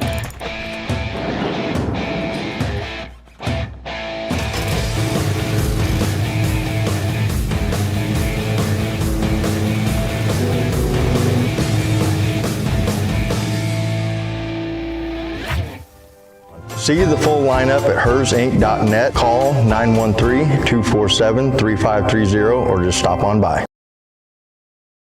For more than 20 years, Gherkin Rental has been the place to go to get the job done in eastern Kansas and western Missouri. With a huge selection of quality equipment, from roll-offs to trailers, telehandlers to generators, power washers to popcorn makers. Experienced equipment professionals and clean, well-maintained tools to help you get the job done right the first time. Gherkin Rental. Stop by any of their 13 locations across the KC Metro or call 855-GHERKINS. That's 855-437-5367.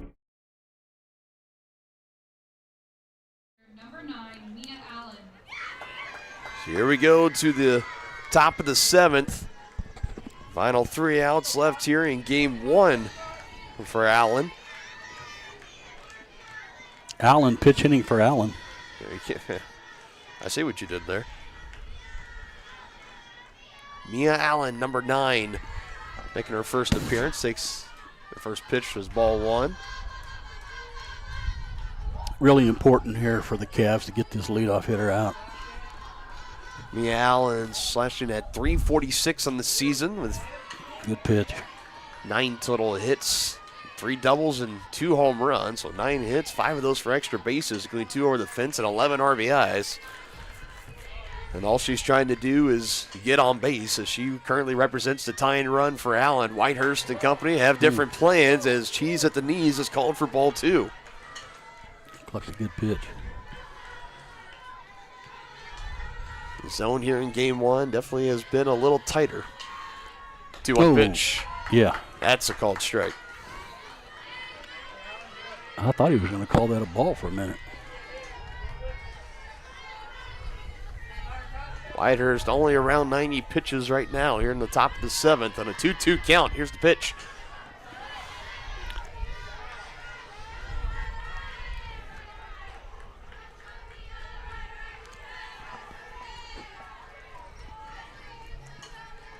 Whitehurst trying to complete her 18th complete game on the season and keep that conference record perfect and move to 7-0, but a blast to center, room for Yoder, and there's 1 out. And on every deep fly here by the Red Devils, Cavalier fans alike kind of on the edge of their seat, holding their breath, and that one died out enough for Yoder to bring it in near the edge of the track. Ball is really carrying today. It is carrying. This is typical as the weather warms up. So here's McCammon on a 1-for-3 day, back-to-back strikeouts, 1 looking, 1 swinging, and then she had a single on a ground ball back up the middle of center field. In her last at bat, she swings, and this is going to be stung into the gap. That's still carrying. Nearly a diving grab by Yoder. And on her way to third, slide in, and the tying run is 60 feet away for Allen County. And Mackenzie Yoder so close to a web gem out in center. Wow, she almost caught that. Almost brought it in. What an effort by Mackenzie Yoder. And you can't do any more than that. And you give that a triple, Denny, right? Oh, yeah, no doubt. Sometimes I gotta double check with you.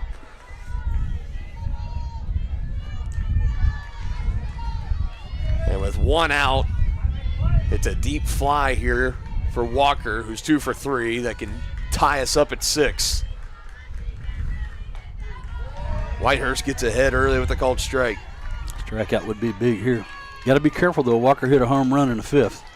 And for Yoder, it was so close to that diving grab. It was on the warning track, too, and thankfully she didn't collide in with the wall or Hurt herself diving out. Here's a slow roller. Whitehurst bobbled throw to first. She's going to be safe. She looked over at McKibben at third base, had a slight bobble of the softball, and now they're on the corners. Yeah, we can end it with a double play right here. Get a ground ball at a middle infielder.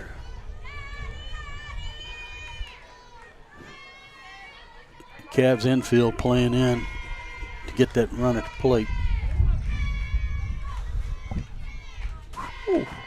High drama here in the top of the 7th. Tying run 60 feet away. Heads up for Pattinson, not to throw to second. She goes to third instead. But now a potential hit here. Could not only tie the game for Allen, but could give him the lead. That takes the double play out of order, too.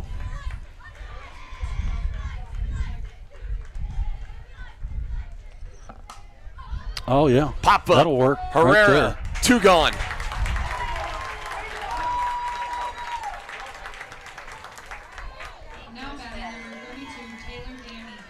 Well, you got first base open. She's not hitting if I'm coaching.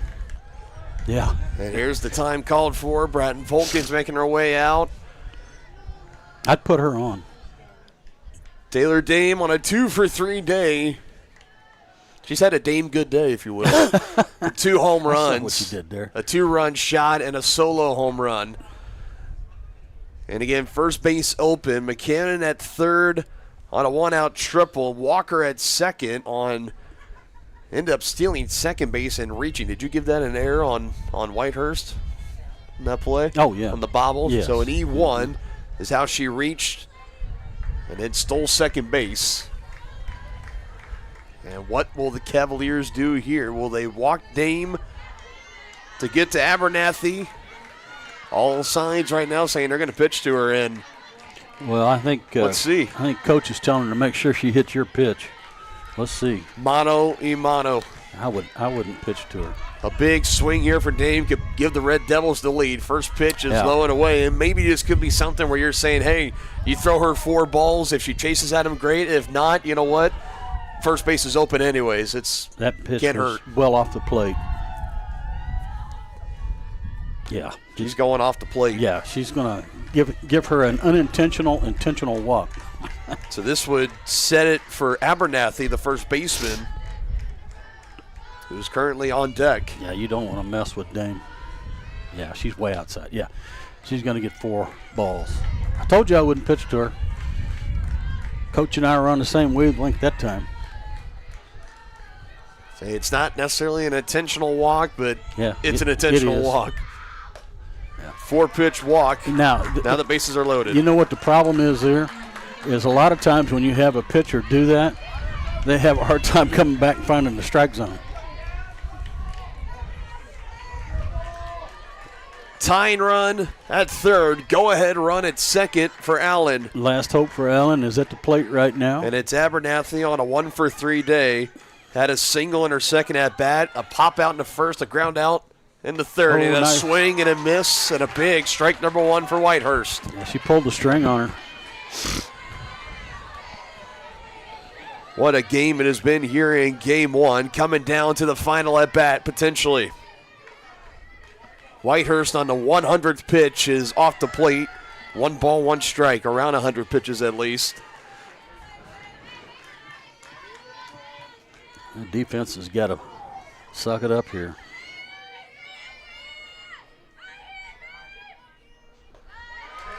Two balls, 1 strike. Get blocked there by Patterson. It goes without saying, a walk here would bring in the tying run to score. Yep.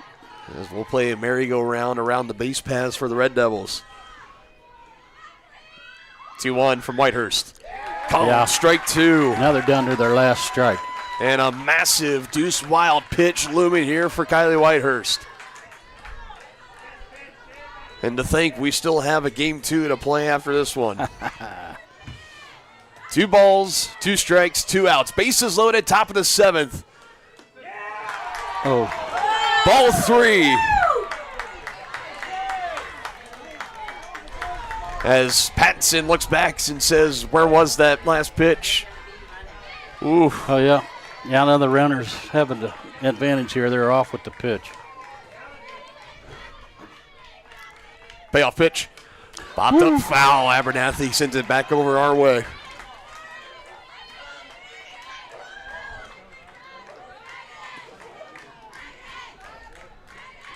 He's taking in the scenes here. One of the best home crowds this year for Johnson County in the purple game. Getting a treat here in game one. Another 3-2 looming. Here it comes. Ball 4, and we are tied at 6.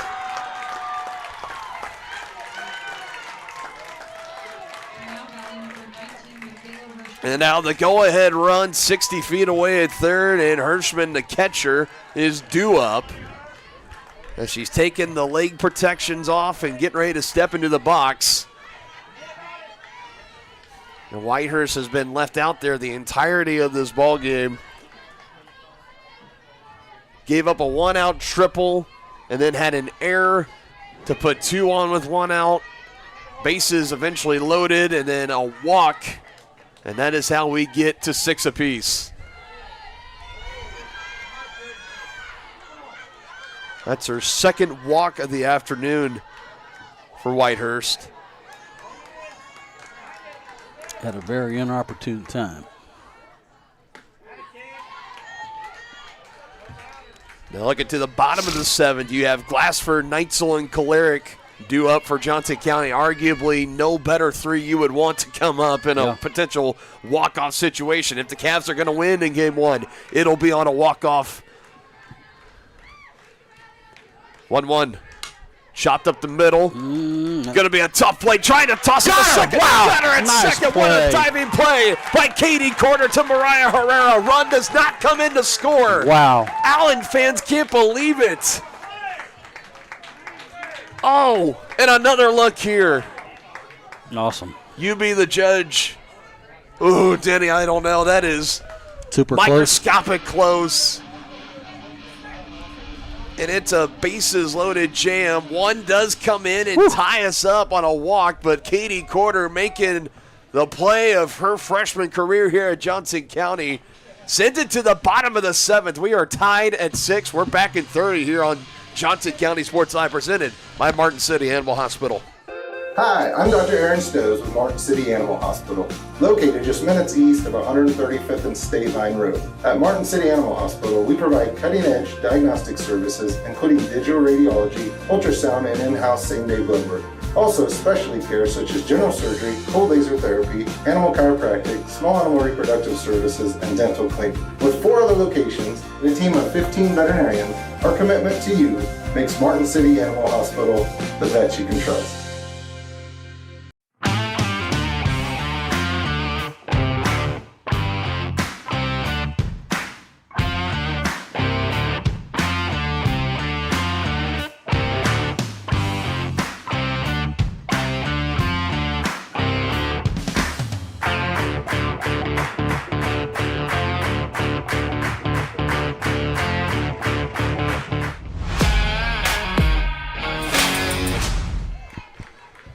Tied at 6. Who else would you want to lead off in the bottom of the 7th? It's walk-off territory here for Johnson County, and Kennedy Glassford is digging in. How poetic, how sweet would it be? I just wonder if they may not walk her. Never want to walk the winning run, but boy, she can end it with one swing of the bat. It could be a similar situation like we saw Whitehurst did to Dame, where you didn't give her the automatic pass, but you gave her 4 pitches off the plate. Might be a similar thing here for Glassford. If she chases, great. If not, we'll try to work around it. Yeah, she's not giving her anything to hit. It's 2-0. Kennedy is working on a 2-for-3 day with 2 doubles and 1 RBI. And the last double with the RBI she had a pop-up the pitch before. She's setting up way outside. It went right in front of the Allen County dugout. It was playable for Abernathy to bring it in.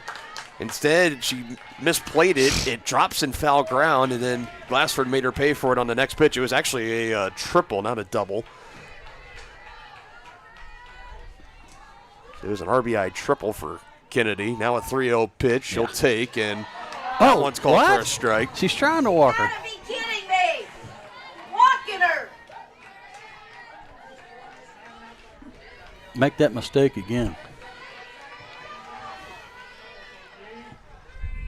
Now fans of both sides getting vocal, and Glassford pops it up, and that is a big trouble mistake by Allen. It's going to drop as Keys and Walker both were following it, and no one got to it. And when it's all said and done, Glassford's going to reach on.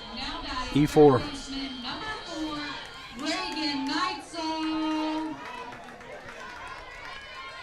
If you're Keys, you got to bring that in. Oh, yeah. Again, never apologize for your opponent's mistakes if you're Johnson County. Yeah, you got to make them hurt. And it goes to Neitzel, who's 1 for 3.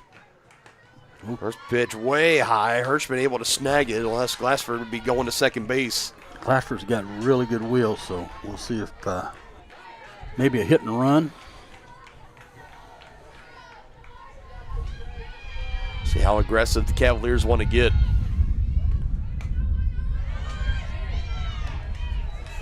Two and 0.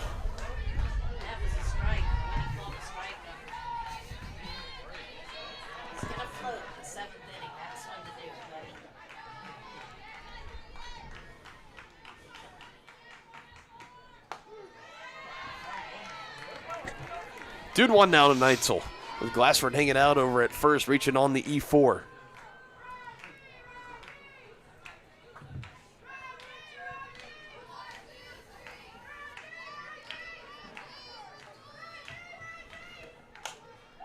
Little flare, gonna be played. Glassford got off first base. Oh, they double him up. It's a double play for Allen. And 2 gone in the bottom of the 7th for Johnson County.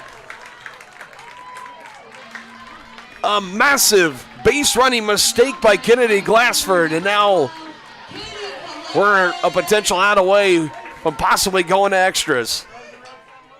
Oh, goodness.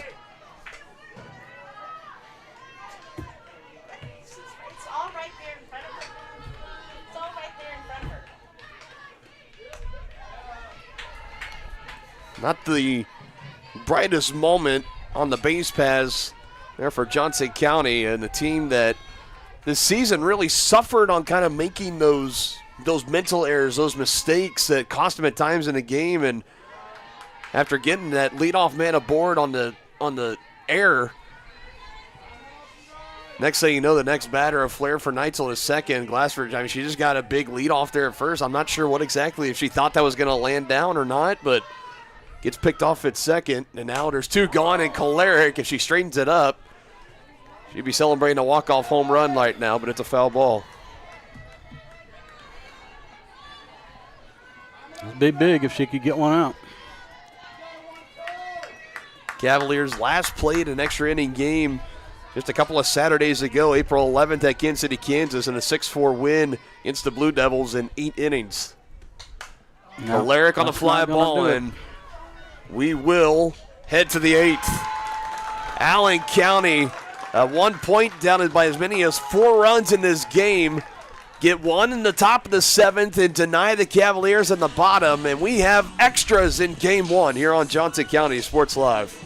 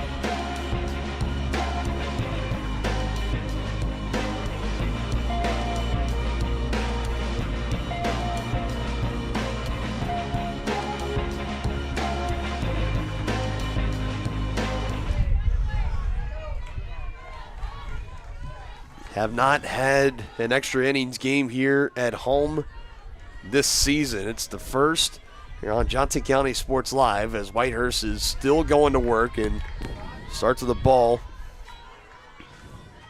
She's not getting as many first pitch strikes over today. as we're used to seeing.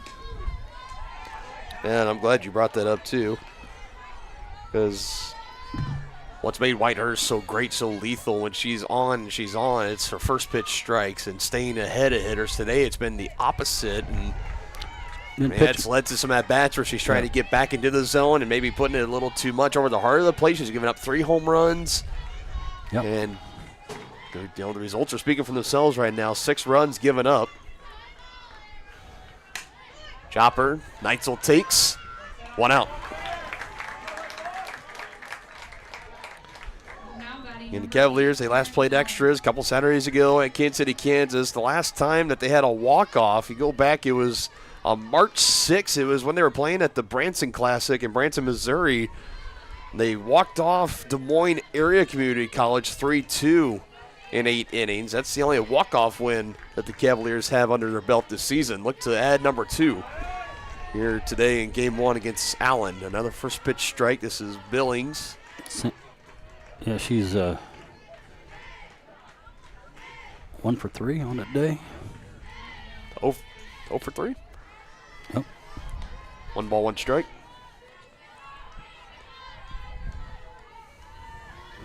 So I got 3 ground outs. Right.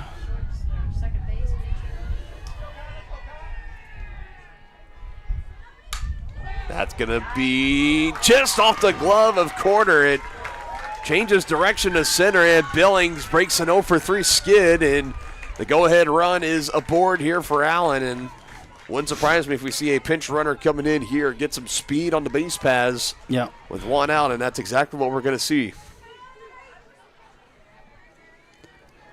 Off the glove of Corder.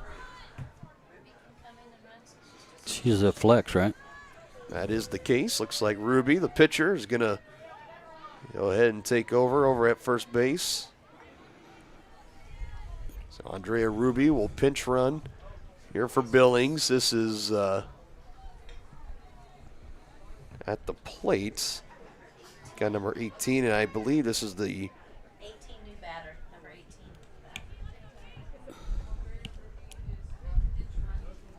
This is Desmarto, number 18, that's going to come in and be the batter. Harper Desmarto, 213 average, 10 hits. Just 1 double across those 10 hits. I just wonder if she's not bunting.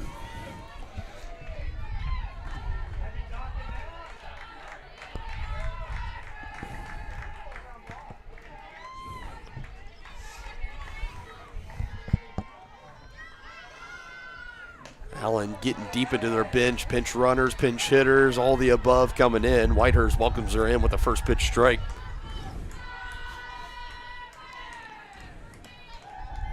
Six runs on 11 hits, 2 errors for Allen, 6 runs on 9 hits, 1 error for Johnson County. Trying to put the bunt down, Pattinson to barehanded, but it goes foul. And that'll take the bunt out of play here for Desmarto.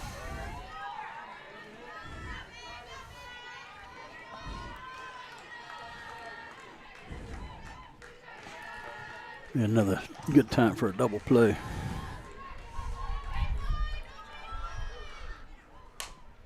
That's Slow not hit roller. hard enough. Neitzel will get the out at first.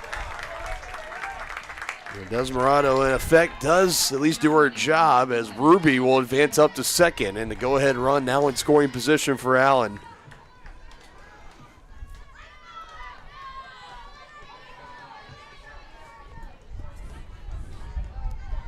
You got to bear down and get this hitter here. You cannot allow that run to score. 2 for 4 day for McCammon. 2 runs scored, too. Oh.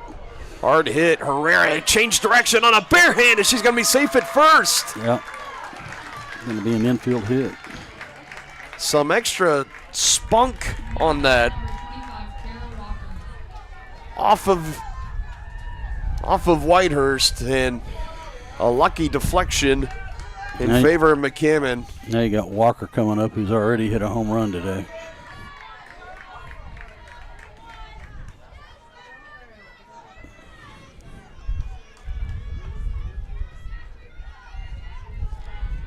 Need to get an out here. That home run, part of a 2 for 4 day for Walker, and the first pitch from Whitehurst in for a called strike 1.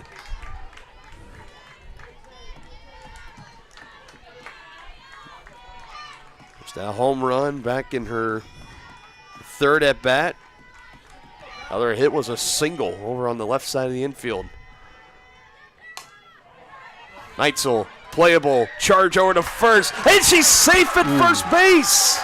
They call her safe in the run, and Ruby comes in to score. And for the first time in game one, Allen County has the lead.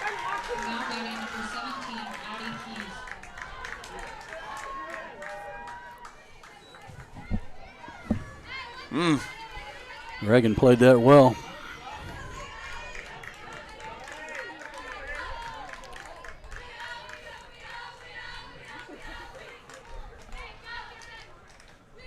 In a day with so much to claim on the line for Johnson County, the Red Devils of Allen have come to spoil the party. Spoil it.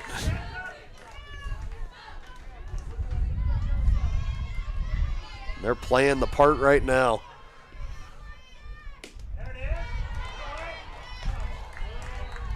One run in the top of the seventh and a run across here in the top of the eighth. And you're getting to the teeth of the order here for Allen with Keys. And you have Dame looming on deck right now. You got a 3-0 count here. Need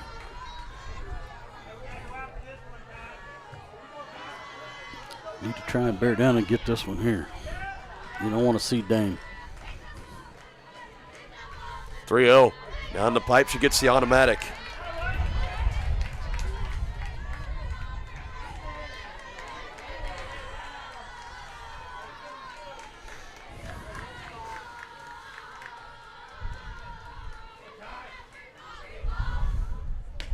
Strike two.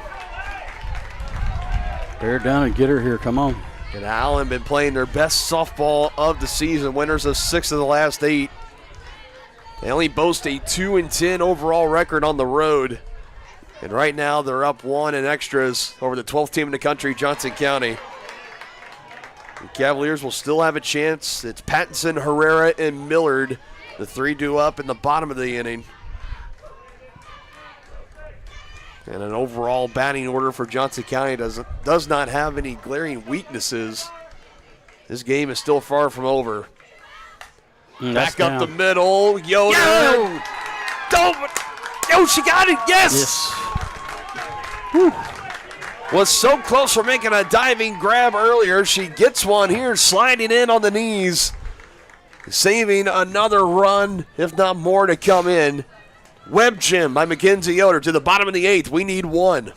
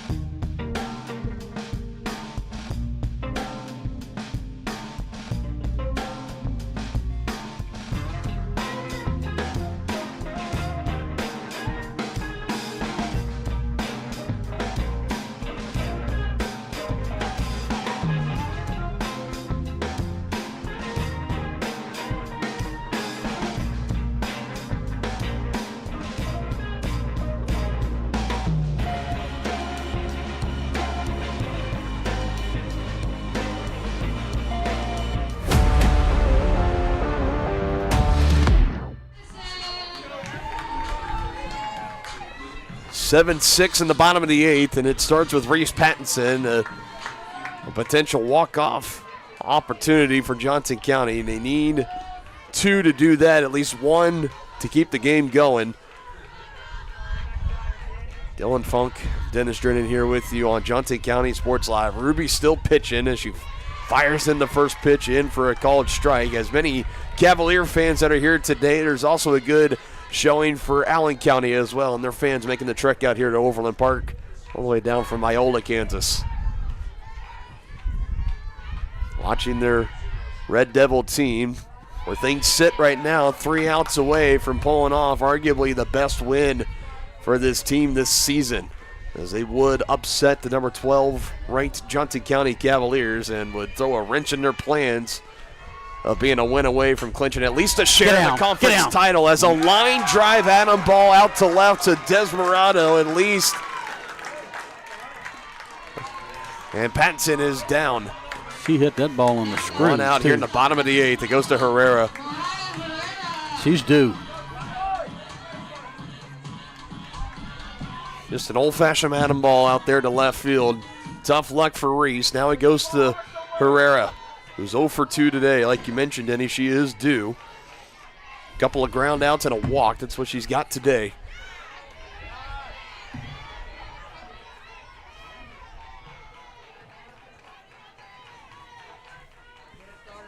In game 2 of our doubleheader, will start approximately 30 minutes once we're done here in game 1.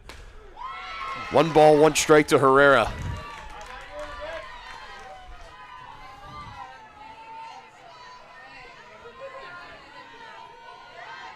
Fresh off losing a 16-game winning streak for Johnson County. If they lose here in game 1, they'll be losers of 2 of the last 3 after splitting Thursday at Neosho. A line drive to right, and Walker is there. Now 2 gone, and the Cavaliers are down to their final out in game 1, and it's Allie Millard coming to the plate. First baseman number 22, Allie Millard.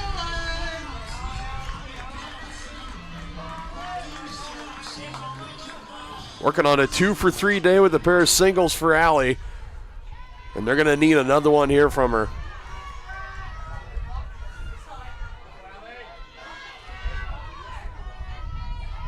Both pitchers over 100 for both teams as Ruby gets in the zone for a called strike on Millard.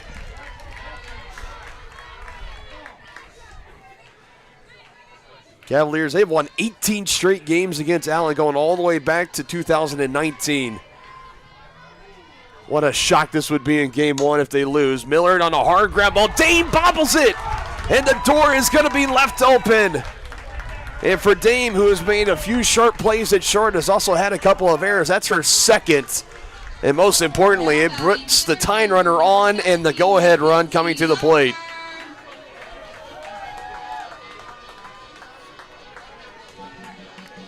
Yeah, it looked at me like she peeked at the runner and it hit off the heel of her glove.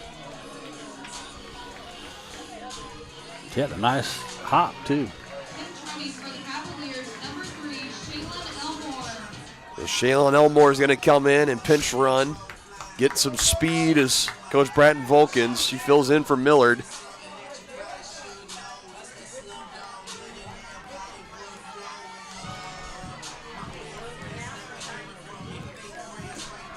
It is time. Elmore, a native here in Overland Park, is only had 4 appearances in conference play. This is now her 5th, and all of them have been in a pinch runner situation. Has only stolen 2 bases this year, has been caught stealing once. 2 gone, here's Mackenzie Yoder. And again, we just continue to feel like that there's that big moment coming for her to break out of that slump, get back into, back in that groove that she had herself in back in the month of March. Could it potentially be here? Pulled to left. Starts in, drifting back. It's going to go over her head. It does Morano. Elmore coming in to score. Here's the throw. Chase safe. Yoder's into third. Winning runs big hit for Yo, and it comes through in the bottom of the 8th. Now that error is really big. It's an unearned run that comes in for Johnson County, but it ties us up at 7. And the winning run 60 feet away. It was a hit. The left fielder she started in, tracked back at the last second, got a bad first step, went over her head. 2 misplays on defense by Allen, and it costs them in a big, big way. And Katie Corner, the 9-hole hitter, is due up, and Ruby believes she's still going to be pitching. Elmore got on her horse and rounded around the base pass. The throw was coming in. It actually ricocheted off of Elmore, and she was safe regardless. Now batting second baseman number 1, Katie Corner. The outfield is way too deep here. I mean, they've got to play where they can throw this runner out on a hit, but we'll see. But there's 2 outs. Corner 1 for 2 with 2 RBIs. If she can get another one here, undoubtedly would put the finishing touches on what is going to already go down as one of her better games that she has had this year as a Cavalier. But she can get this winning run in and get on with the walk-off festivities. It's going to go down as her best. Tied at 7, sharply hit on the right side. Keys is there. 8 is not enough. We go to a 9th. Is this baseball? 7 apiece. Mackenzie Yoder coming through, keeping the game going. A 1-run triple here with 2 gone in the bottom of the 8th inning.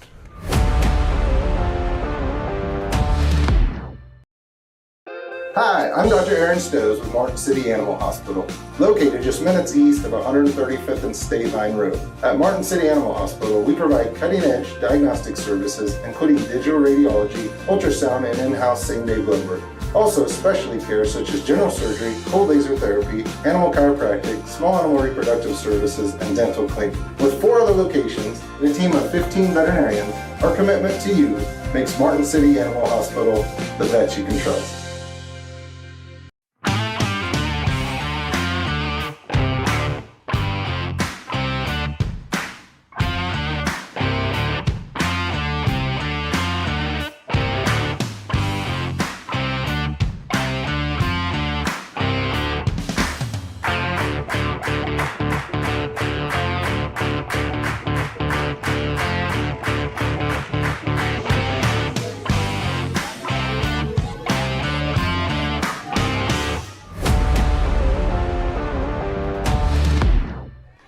Extra innings softball today, presented by Martin City Animal Hospital. Schedule your pet's appointment today by calling 913-592-0095 or at mcahvet.net. To the top of the 9th inning we go in the game one that, thank goodness we got an early start. We started, originally it was supposed to be at noon. We got started maybe about 11:50 or so, and we're knocking on the doors of just already a little over 2 hours here in game one. Fly ball charging in. 3 players in the area. Nobody's going to get to it. Herrera along with Yoder. Now a throw to second. Some chaos ensuing here. This is Dame at the plate. She's going to be safe at second base. And Allen wasting no time getting the go-ahead run back in scoring position. Another look at all that chaos, or maybe not. Okay. Good time for the replay system to not be going here. We'll get that rebooted. Corder, Herrera, and Yoder, all 3, and it bounced right near on top of the sword logo out in shallow center. And could that come back to hurt Johnson County? Well, you know, you get the hottest hitter on Allen County to pop one up just outside the infield, and you can't make that play, and she's standing at second base with nobody out. That's a big error.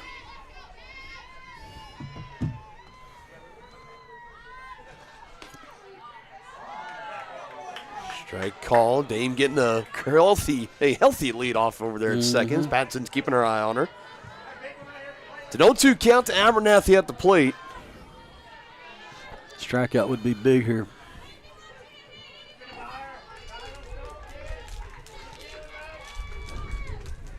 Oh, 2. Swing and a miss.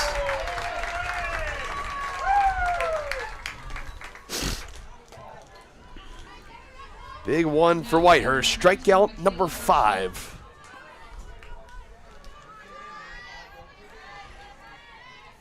Job not finished. Still 2 outs to get. And would love to send it to the bottom of the 9th and give the Cavaliers a chance to just have 1 run in to walk it off instead of tie it.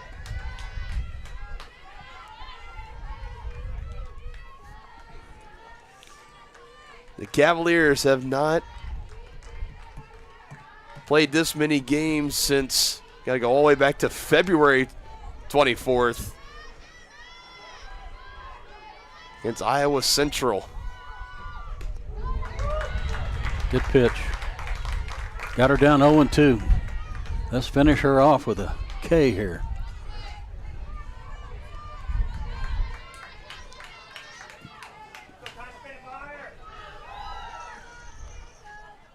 Oh, 2 to Hirschman. Can't get her to chase. to not only get these outs, but to get them at the plate too. Not allow Dame any room to advance up another 60 feet. That's huge.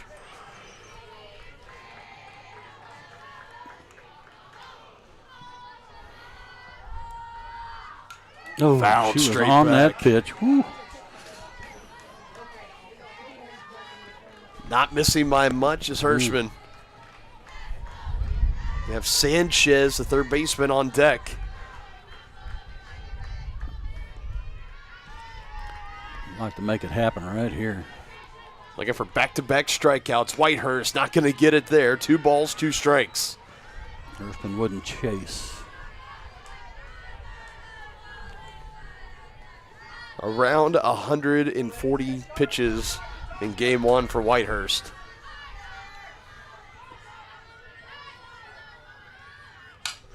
Slow roller will move Dame up to third. They get the out at first. Yep.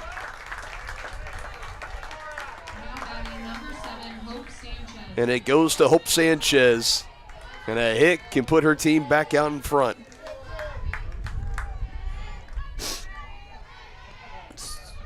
Sanchez is 1 for 4 on the day. Both teams have 10 or more hits. Allen the most with 14. And both teams with multiple errors.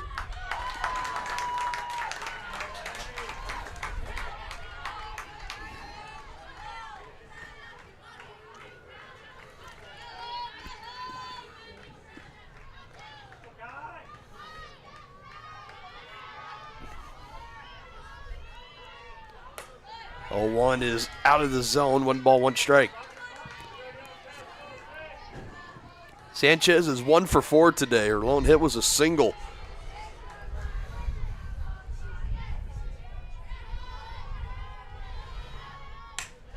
Round, that's foul.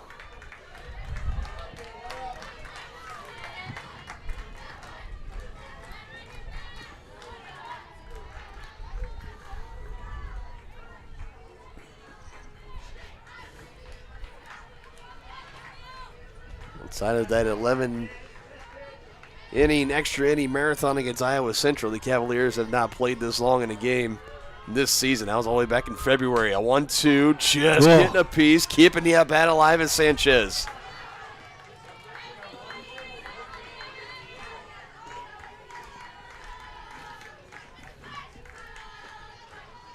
Remember, a win for Johnson County. They clinch at least a share of the conference title.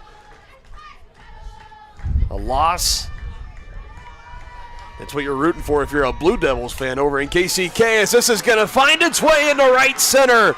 And the Red Devils just will not go away. Dame comes in to score, and Hope Sanchez with some heroics on a 2-strike count with 2 gone in the inning. Boy, that error hurt. You know, you go to the bottom of the 8th inning, it was the 2-out error by Allen. That allowed Johnson County to score on the Mackenzie Yoder triple and tie the game up. And then that error for Dame, you know, it's, I think, an E6, I imagine. Maybe E6, E8. I don't know. You had candidates all the way around. You could take your pick out there. It fell between 3 of them. And Dame eventually, what should have been a pop-out for out number 1, instead she found her way to second base on that. Now she comes in to score. And Johnson County will have to plate at least 1 more again in the bottom of the 9th, as that's going to go foul. You know, typically the shortstop's going to be the quarterback out there on the infield, so she should take charge of that. If she's not going to be able to get there, she should be able to say who should come and get it.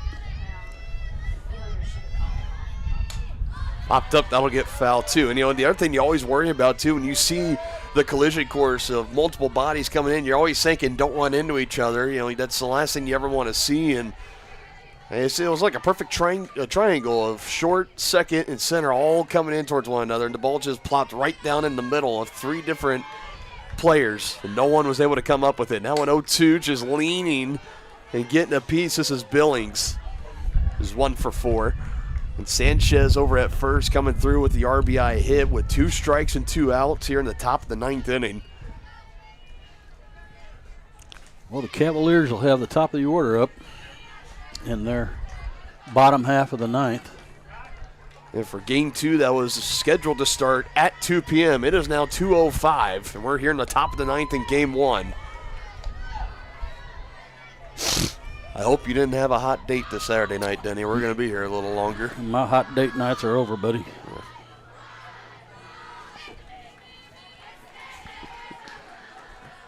Another 1-2 from Whitehurst, eye level.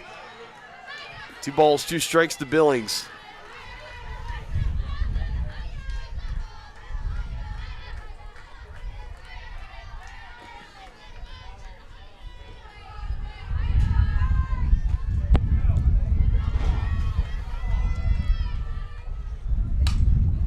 That'll go foul.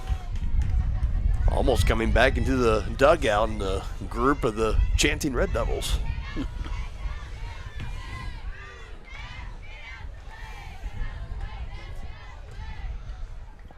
There haven't been many teams that have come in as the visitors this year that can kind of match the chants and the cheers and all that Johnson County does, but Allen's right there with them. The energy has been very high for the Red Devils today, and rightfully so. A throw to first, and she's back in time. It was a ball at the plate, so now 3-2. The runner will be going. And now at or over 150 pitches for Whitehurst, the most that she has thrown in well over a month in a single game.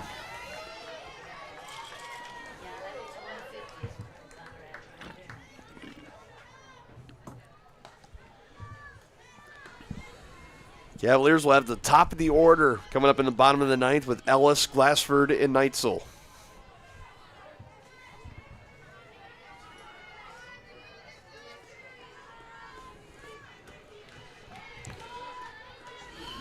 You know, KCK fans are following along with this game very closely.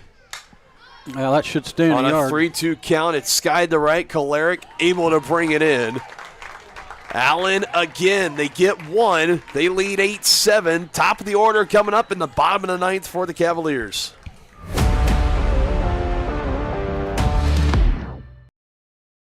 Prescription drug pricing points to corporate Freedom of the press is about your right to know. and Clark sheer athleticism. It's about your right to be informed.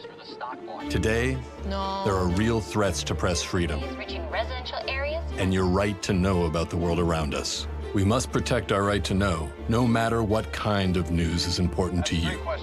Before it's too late, understand the threats. ProtectPressFreedom.org.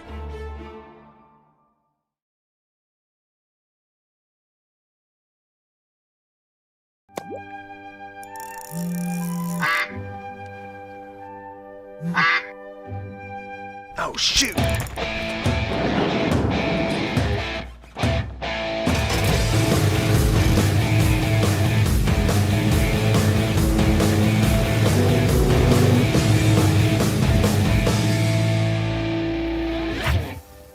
See the full lineup at hersinc.net. Call 913-247-3530 or just stop on by. Deja vu, bottom of the 9th here in extras. Down a run is Johnson County, and it's the top of the order, Olivia Ellis, to lead it off. So glad you folks have been along with us all afternoon. Dylan Funk and Dennis Drennan here at Johnson County Community College in Overland Park, Kansas. It's more cloud cover starting to roll in here, but still a beautiful afternoon for this softball doubleheader. Baseball going on as well. Johnson County, number 1 in the country, taking on Cowley. Regular season winding down for the final week or two for both baseball and softball. Region 6 action starts on Wednesday, May 6th here in Overland Park. It's also in Region 6 play will be happening for baseball as well. Here's a 2-0 pitch on the way to Ellis. That's in for a called strike. 8 runs on 15 hits for Allen County. 7 runs on 10 hits for Johnson County. We had a feeling that this game could be competitive. I don't know if you had 9 innings in game 1 on your bingo chart. I definitely didn't. No. It has been a pleasant surprise at least, but, for Johnson County, they would like to handle their business and go ahead and get the monkey off their back of at least getting a share of the conference title with a win, as that's huge. Ellis right is there. on with a leadoff walk. And it's worth mentioning, in the bottom of the 8th, the Cavaliers were down to their last out, and it was a hard ground ball for Millard. It was an error by Dame at short, her second of the game, third total for Allen. They can end it here with one swing. That's how the Cavs were able to tie it up, and then Johnson County committed an error in the top of the 9th that allowed that run to come in and give Allen the 1-run lead. So some errors leading to runs here late in the contest, and if there's anyone that can end it in one swing, it is definitely Kennedy Glassford, who's 2 for 4 today with a double and an RBI triple. The reigning conference player of the week. 1-0 pitch swung on, and that's fouled away. I think the only thing that she's been missing in this hot month of April that she just has absolutely owned is a walk-off home run. That's one thing that she really hasn't had. Well, let's check that box right here. A walk-off home run and a grand slam. I think those are the two things. She's had a solo 2-run, 3-run home run. Hasn't had a grand slam, hasn't had a walk-off home run. Let's get the walk-off one checked off right here. That'd be phenomenal. Awesome. Extra base hit would be okay, too. 1-1. Pulled. Sky high to right. Get out of here. Back. Track. Get out of here. Yeah. This game is over. Kennedy Glassford walks it off at the bottom of the 9th.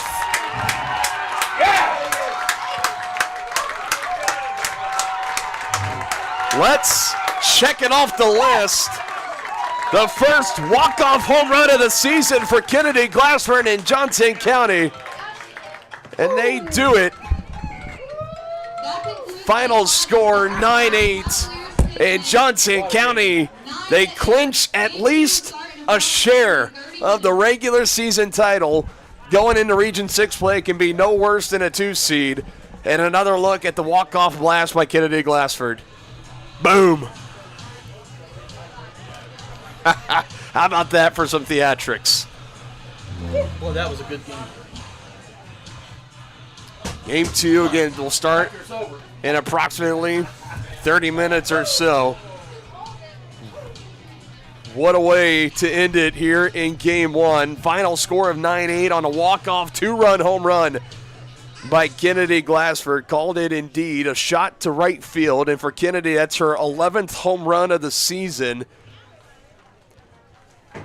Or just, again, the month of April, it has belonged to Kennedy Glassford. There has arguably been no hotter hitter in the nation than Kennedy Glassford, as we welcome you into the I-35, I-435 self-storage halfway show here, halfway home in our doubleheader here in Overland Park. And Game 1, that is one of the best softball games that we have had the privilege to call, not just this season, but here in the history of Johnson County Sports Live, as it was Whitehurst for Johnson County. It was Ruby for Allen that went the distance for both teams.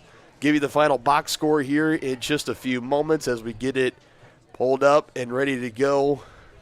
Denny has already left the booth, so can't even throw it to him for some of his thoughts, his takeaways from this game. But, folks, this was the definition of a classic. It was so much on the line for Johnson County. They just wanted to come out and get this win. Now you don't have to really fret so much about having to at least get a share of that conference title. You now have that. If you get a win here in Game 2, you clinch it, and going into Region 6 play coming up on Wednesday, May 6th, starting that day, you're going to be the 1 seed in the tournament, and your path is a lot easier, much greater, going into a potential Division II World Series trip.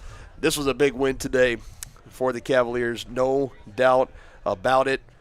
Final box score here as we're pulling it up. Johnson County, the big win, 9 runs on 11 hits, 8 runs on 15 hits for Allen County. Glassford had a double, had a triple, and had a home run. So crazy to think that just a little single away, we could have had the cycle there for her, but she was so close. She'll take the walk-off home run, though. No doubt about it. Kylie Whitehurst, 9 innings, 15 hits, 8 runs, 7 of them being earned, 2 walks, and 5 strikeouts, and over 150 pitches thrown Meanwhile, for Allen, they had the majority of the runs, the first 5 runs of the game coming across on home runs. There was a solo and a 2-run home run from Taylor Dame, and then a 2-run home run from Walker.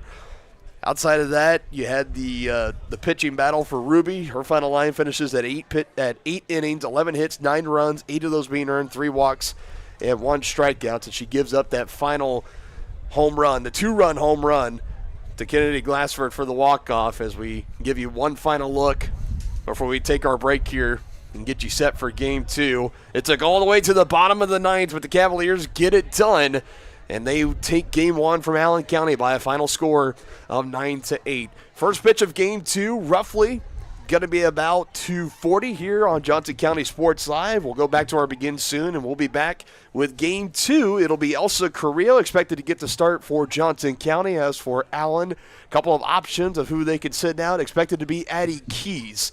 So Addie Keys v. Elsa Carrillo, the expected pitching matchup in Game 2. We'll get you set up for that in approximately 25 minutes or so. Kennedy Glassford with a big walk-off win, 9-8.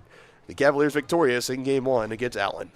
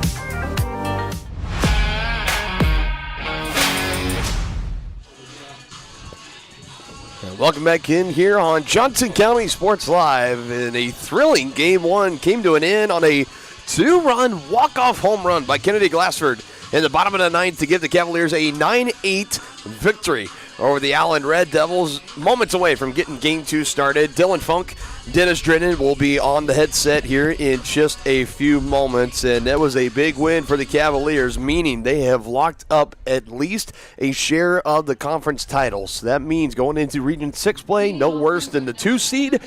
Currently, now with 3 games left to go, they still have a 3-game lead against Kansas City, Kansas. So pretty much a win here in Game 2. That would lock it up with the Cavaliers having a week off. They'll be back in action next Saturday here in Overland Park against Independence and going into that game against the Pirates. With the win here in Game 2, they can go into May 2nd in a week from now fully knowing they're the 1 seed. They already got it locked in. Minimal stress into the final regular season doubleheader as Elsa Carrillo gets to start here in Game 2. It's a 2-ball, no-strike count right now. Not a whole lot of changes in the lineup, particularly for Johnson County. Still Ellis, Yoder, and Kolaric in the outfield. Neitzel, Herrera, Corder, Millard, your infield. Pattinson at the backstop, and Carrillo, really the only change as she is taking over Kylie Whitehurst. 153 pitches thrown in that Game 1 win. Went the entire distance, all 9 innings. She struck out 5 along the way. She ends up getting the win. This is the 16th start and 20th overall appearance for Carrillo, and she gets the zone there. It's now 3-ball, 1 strike as McCammon was starting to make her way up to first base, and something he never liked to do is to potentially show up the home plate umpire there. And that's a called strike in again. That was one that was right about the letters at the chest. Yeah, we have the umpire that has the delayed call here. That drives me crazy. There's a little bit of a grumble. He's got to listen closely for it. Right back to the middle. Easy snag for Carrillo. There's one gone here. And that's how we open the book in Game 2.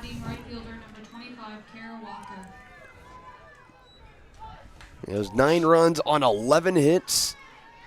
And 2 errors for Johnson County. 8 runs on 15 hits. 3 errors for the Red Devils in Game 1. And each team committed an error that eventually would lead to a run coming in to score in extra innings. In the bottom of the 8th, Allen did it.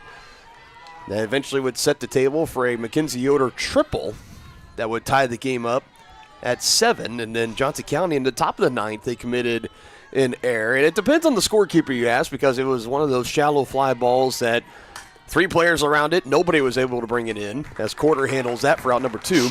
It dropped down in shallow center. Nobody touched it, so it was a mental error, yes, by the official scorebook. I think some might have said that was a single that eventually stretched into a double by Dame, and then she would come in to score off of that. Regardless, it was a play that should have been an out. It wasn't. Eventually, Dame came in to score. But again, Kennedy Glassford, the saving grace for Johnson County, a 2-run home run in the bottom of the 9th. And we're not sitting here worrying about it, but to think, if the Cavaliers would have lost Game 1, and looking back at some of those errors that they had, they would be magnified times 10 if they would have lost. But they didn't. They get that share of the conference title. Now looking for the sweep. 0-1 pitch from Carrillo. Upstairs, 1-ball, 1 strike. Well, I think that was an error. I think it was a 2-base error all the way. That little pop fly that dropped behind second base. And no matter how you do want to chalk it up, one way or the other, championship teams always find a way to win. Yep. Good point from our former coach up here in the booth with us. 1-ball, 2-strike count for Carrillo against Keys, who was expected to get the start in the circle for Allen, but instead it'll be Busby that we'll see in the bottom of the first. Carrillo, 1-ball, 2-strike, 2 gone. I hope she's not related to Steve Busby. He was quite the pitcher for the Royals back in the day. There's only 2 Busbys I know. There's that Busby. And Brian Busby. And Brian, that's it, yes.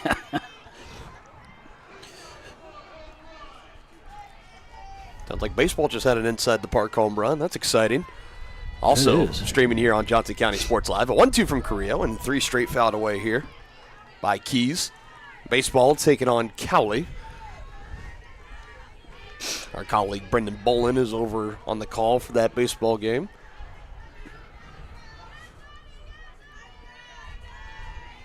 Still 1-2 to Keys. Carrillo trying to put her away. Here's the next pitch. He won't chase as it ricochets off of Pattinson.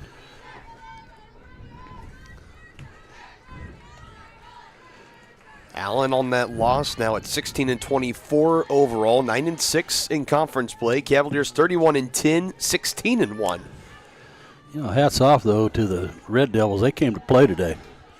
They said this was a team that, you know, when you look at the record and you're looking at some of the stats on paper, you're thinking, yeah, let me get Johnson County maybe in a 4 or 5 run win, maybe not quite a spread, but they never really have to sweat it out. That was not the case at all. No. And if you read and look at the recent track record, they've had a good month of April, has Allen. Again, it's winners of 6 of the last 8 coming into game 1, nearly stealing it and taking it from the number 12 team in the country.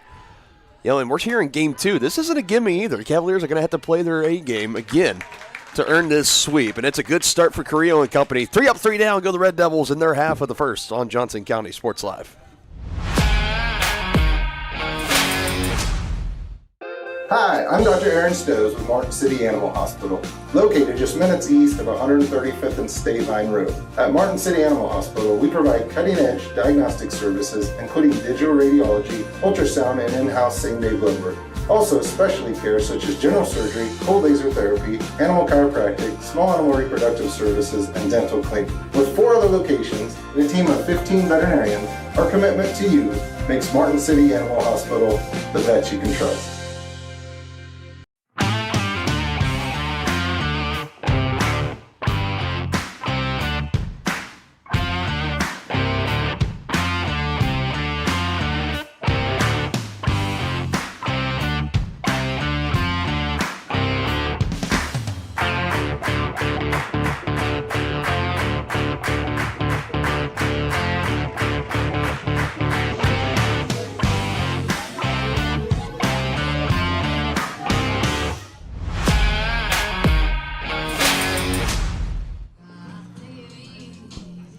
In Ellis, Glassford, Neitzel leading it off for Johnson County. They take on, like I mentioned, Busby, the starting pitcher for Allen, Kristen Busby.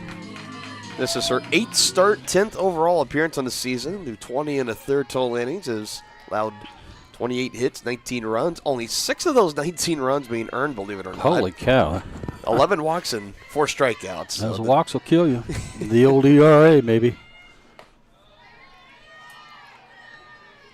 There is no defense for the base on balls.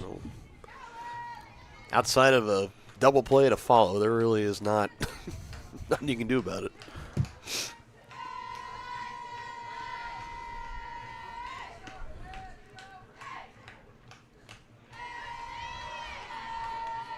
Two balls, no strikes here to Ellis.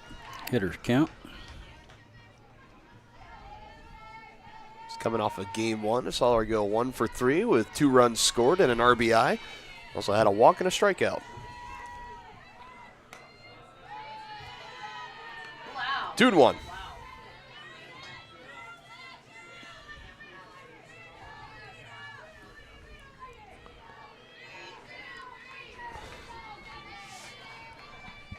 Traditionally in the bottom half of the order, leading off today in both games for Johnson County as she flies this one out to center, playable from McCammon as she brings it in. 1 out in the Cavalier half of the first. And the hero of game 1, Kennedy Glassford. That was that. Another look at it here. The walk-off home run, 2-run shot in the bottom of the 9th to seal that Cavalier win, 9-8. Back in game 1, just continuing her month of April that has just been phenomenal. Hard to look across the nation and say that there's any hitter that's been any better or even on as big of a tear as Glassford has been on. It's kind of rarefied air is what she's starting to get into, Denny. Yeah, that's no question about it. I mean, and you brought up earlier about the comparison between her and Aspen Burkhardt. This is a fly to center, going to stay in the yard. And it's brought in for out number 2. But really, that's the only relative stats that we have in recent memory that we can look to. And even then, again, I promise here in game 2, I'm going to pull up the final lines of Aspen Burgard from her freshman year to what Glassford is on pace for here in her freshman year. And believe it or not, I mean, she still has some ground to make up for Aspen. I mean, It's unbelievable, but that's really the only streak, only player that I can look back on and say it's close to that. Where it's every time she steps in, you just automatically feel like it's a guarantee. If there's a runner in scoring position, it's going to be an RBI, or it has a good chance to go over the wall for a home run. It's only before long, I think, before she's going to just start getting like the Barry Bonds treatment, where it's just like maybe not an intentional walk, but just 4 pitches off the plate and then take your base if the situation allows for it. Well, when you're being compared to Aspen Burgard, you're in good company.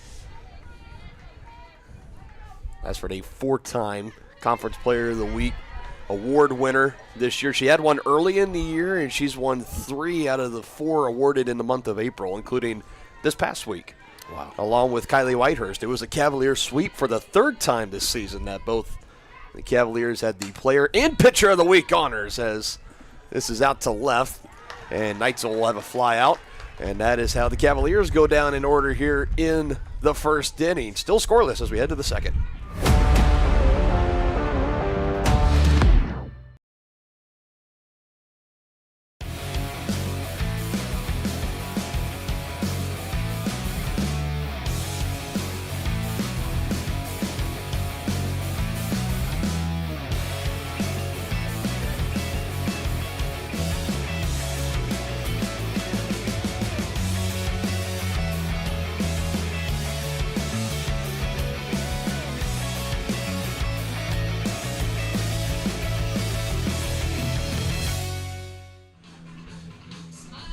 Cavaliers softball presented by Martin City Animal Hospital here on Johnson County Sports Live, just east of State Line Road in Martin City. Martin City Animal Hospital is where your cat or dog is treated like family. Call them at 816-941-0070. Learn more at mcahvet.net. Still scoreless as we head into the top of the second inning. Same pace of what we had in game 1. The top of the second for the Red Devils. Shortstop number 32, Taylor Dammy. Here's some recent numbers for Elsa Carrillo, coming in on a 10-3 record, 7 complete games. At season ERA at 3.42 is coming into conference play. It was near about the 5 mark. I mean, just under 5. So she's done some work to bring her ERA down a whole point and then some.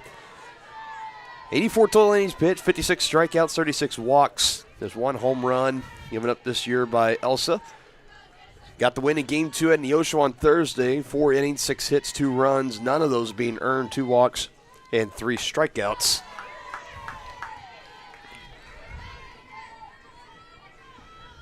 Got Dame at the plate here. Very dangerous hitter back in Game 1. 3 for 4 with 3 runs scored and 3 RBIs. 2 home runs. 2 home runs. It was a 2-run home run, and then she had a solo home run that is, talking about Aspen Burgard it was, as soon as it was off her bat, it was an absolute no-doubter up on the berm up there in left field. Red Devils, of the 8 runs that they had in Game 1, first 5 were all earned via the home run. 1-2 from Creel, below the knees, 2 balls, 2 strikes. Dame tried to bunt the pitch before this last one and see how deep the Cavs are in the infield. She's looking to bunt for a hit. Uh-oh. Solid hit out and to right. That one's back. Dame has left the yard for the 3rd time this afternoon. She knew it when she hit it. Taylor Dame is a force to be reckoned with as her solo home run gives Allen a 1-0 Game 2 lead. She raised her fist when she touched first base. She knew it was gone. First baseman number 33, Elise Abernathy. Number 3 to go over the wall. And Allen wasting very little time, claiming the lead here in Game 2. She wouldn't see another pitch to hit if I'm coaching against her. First pitch swing, this is Abernathy, and that one goes foul. Only the 2nd home run given up this year by Elsa, the 1st in conference play.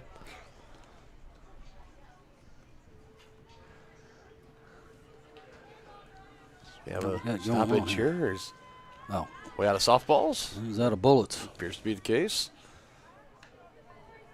The relay from the Allen dugout to Reese, and then to Neitzel, and then into the glove of Carrillo. Well, we're all loaded up again.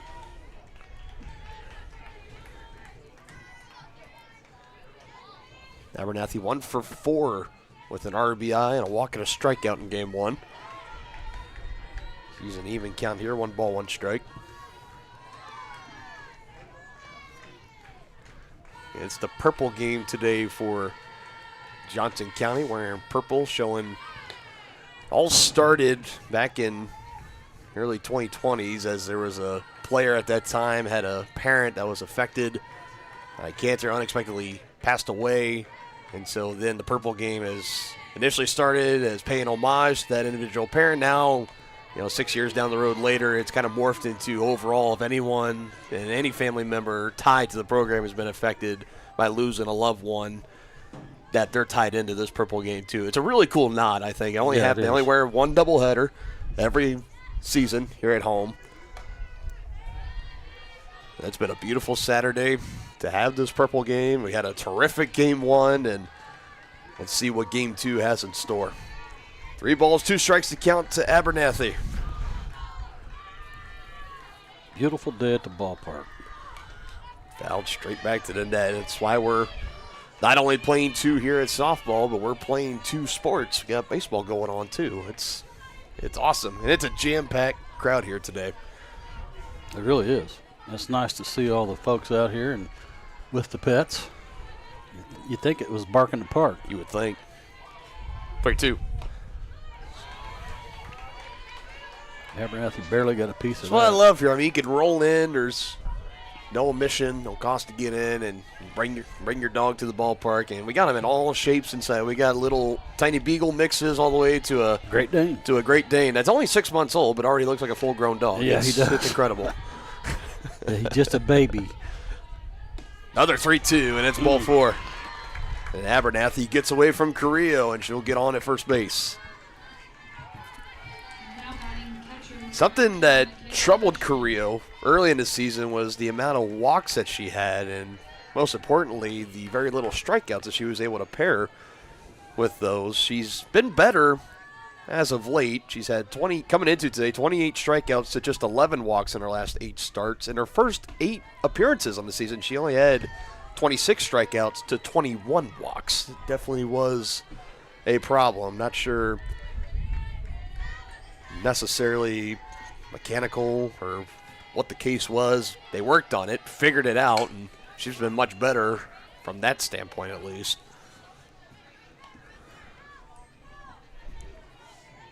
Red Devils figuring this runs could be at a premium here. They're playing a little small ball on that last attempt.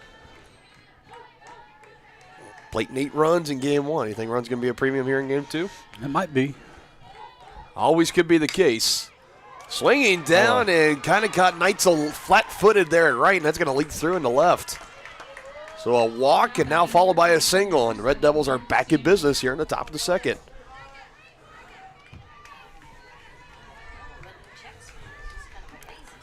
Yeah. The definition of just making contact, putting the ball in play, that's what you got. That last at-bat from Hirschman. Yes. That makes up for those ones you hit on the screws right at somebody. And so you saw Neitzel. It's like her weight and her momentum was wanting to take her forward. She needed to go to her left, and by then it was just too late, and the ball was already getting by her. And not the hardest scalded ground ball ever, Hirschman, but it's enough. 2 aboard, bunt showed. That's going to go foul. This is Sanchez. Bottom of the order, trying to advance the runners. Went 2 for 5 did Sanchez in game 1 with an RBI. 3 RBIs apiece for Carol Walker and for Taylor Dame, both of them leaving the yard for home runs. Abernathy had 1 and Sanchez had 1. Those are all your RBI totals. Carrillo had her fooled on that pitch.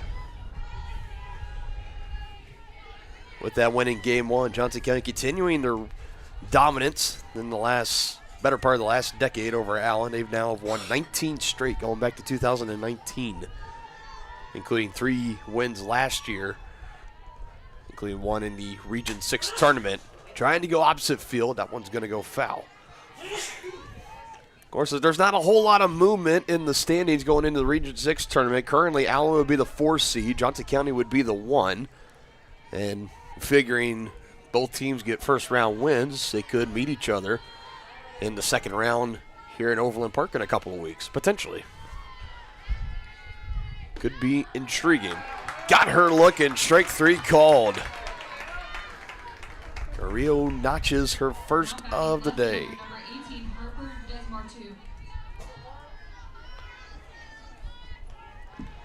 Harper Desmartu did not start in game 1, did make an appearance later as a pinch hitter, and then was able to take over in left field. And at least she was the left fielder at the time in the bottom of the 8th, where she had that misplay on what ended up being a Mackenzie Yoder triple that scored a then tying run for the Cavaliers to force the game into the 9th, where she needed to go back on it. Instead, she took a couple of steps forward. By then, it was too late. Couldn't make up the ground. She bunts. Tough play. No one's going to get to it. It's still rolling. As Neitzel and Carrillo were both trying to crash in on it. Neither could get it, and now the bases are loaded with 1 out. Now batting second baseman number 6, Andrea Ruby.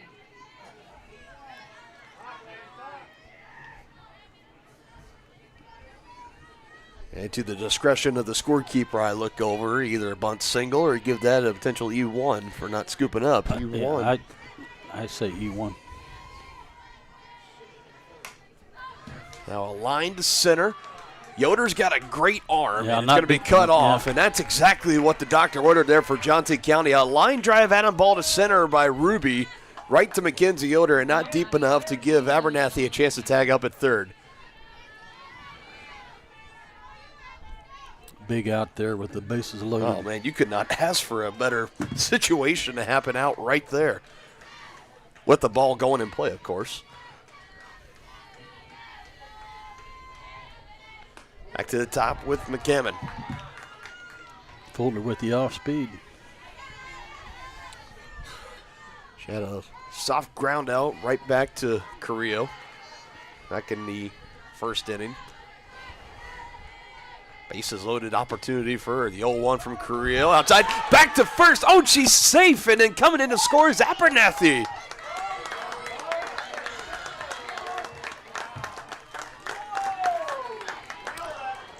Not sure So why. here's your look. I got to tell you, she looked out at first. Whew.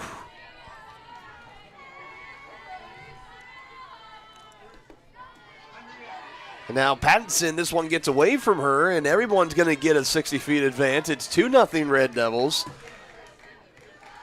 And Johnson County, they're going to take a moment to try to slow things down and get everyone reset. Then, you know, what? The throw to first, I mean I definitely couldn't looked tell. like that she was tagged there. Well, here, the screen's right next to you. We can take okay. another look at this replay. You tell me, because I think that looks out on there. Yeah, and then she does. Abernathy, kudos to Abernathy, the heads-up awareness to sprint down the line and come in to score. Yeah. Heads up base running. No doubt.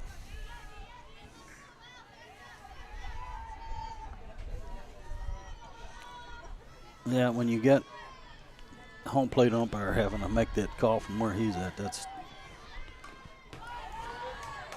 not the best position to be in. 2 balls, 2 strikes. Already 2 across here in the top of the second inning for Allen. And 2 more in scoring position with Hirschman now at third and Desmaratu over at second. 2-2 to McCammon, jammed.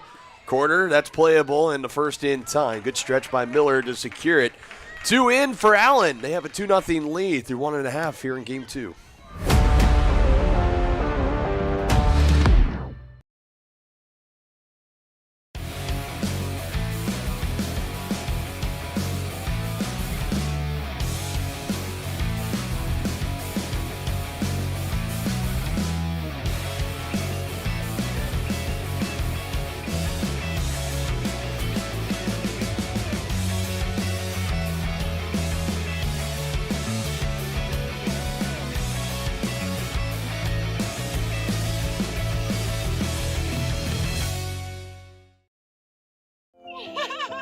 How do you see the world?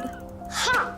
At Shriners Hospitals for Children, we know that changing how you see things can turn them into Everyday miracles!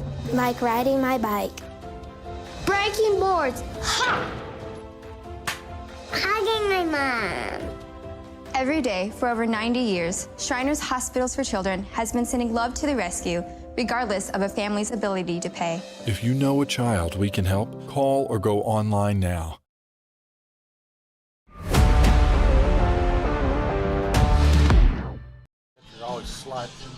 Cavaliers going to look to respond.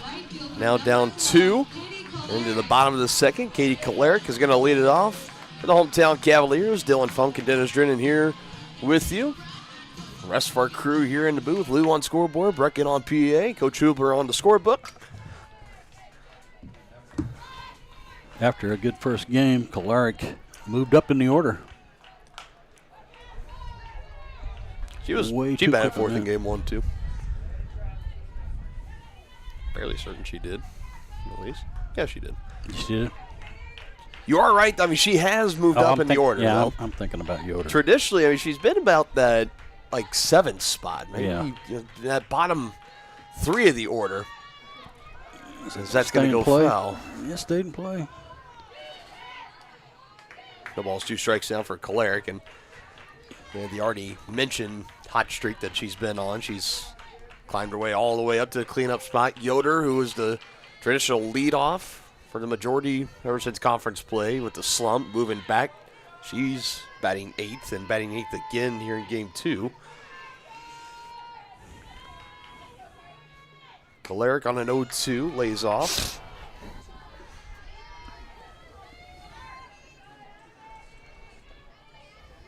And 7 home runs in the last 12 games.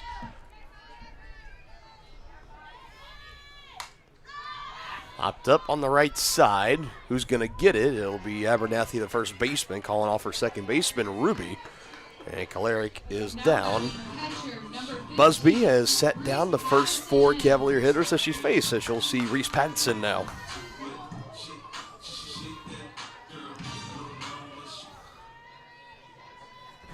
Oh for 3 in game 1. Did have a run score and a walk. That was big on that walk that she was able to earn, because it was a moment, at least for Allen fans. It was 2 balls, 2 strikes, and a pitch that looked like it was in the zone. It was called for ball 3. She was walked to the next pitch, and then would come around to score, and that was part of a 4-run bottom half of the inning. That was in the bottom of the 4th. At that moment, it looked like that was going to be the moment Johnson County might either run away with the game or just hold on to the multi-run lead. Little did we know we'd be heading into a couple of extra innings and a walk-off home run later for Glassford. But at the moment, that's what that big walk from Pattinson, that was all the events were leading towards that, at least.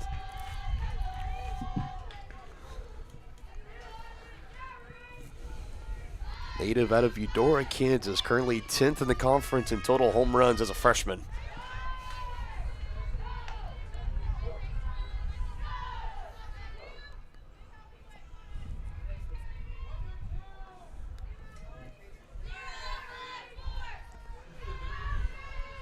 Three-one from Busby.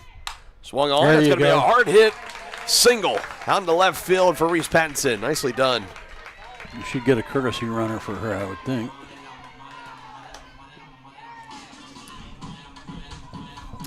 When she reached on the walk in game 1, they didn't send one in. I don't anticipate that being the case here again, and that won't be. A lot of times with their catcher, though, they do that, but not so this time. It's now to Herrera, also looking for her first hit today. 0 for 3 in game 1, right on cue. That's going to be out into the gap. Doesn't go all the way to the wall. Pattinson had to wait and make sure it was going to land. As she stops at second. It's back-to-back singles here for the Cavaliers. Now batting first baseman number 22, Allie Millard. Millard looking to make it 3 in a row. Wouldn't mind extra bases either. Cavaliers with 2 aboard and 1 out, trying to cut into this 2-run deficit.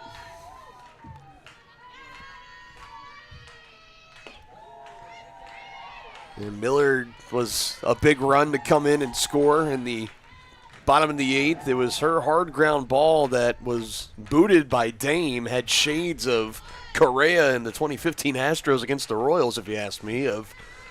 Thought it was going to be the third out. Instead, that's going to get up the middle. All the chaos ensued, and a chopper over the middle. It's 3 straight singles here for the Cavaliers. That one just over the glove of the pitcher, Busby. And the bases are loaded. Now batting, center fielder number 17, Mackenzie Yoder. Yeah, it's time for Yoder to break out right here. Yeah, I'm telling you. Every time she's coming up, she has big RBI chances, bases loaded. Her good luck charms in the park, I saw them. Millie Yoder, she is here, along with her mom. Kenzie's saying little Millie Yoder, her Beagle Mix dog, that's her good luck charm.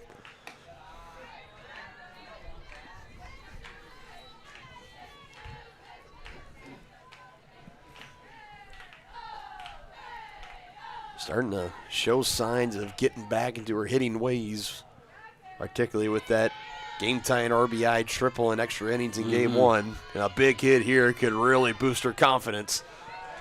2 balls, no strikes. Good eye at the plate right now. Hitters count. With Katie Corder, the 9-hole hitter, on deck before we go back to the top of the order. Now some brief tying would be taken here as Abernathy and Ruby are both going to come talk with the pitcher, Busby. That reminds me, I was listening to the Royals game, and Hosmer was doing the color, and he had a story about Moustakas would come to the mound when they had a conference there, and he always had his glove over his mouth and never said a word. He said the pitchers would look at him, "You gonna say anything?" Never did. 2-0. Ooh. It's in for a strike. That was a good take, though, because that was a ground ball pitch right there. Yeah. There's no way to elevate that pitch.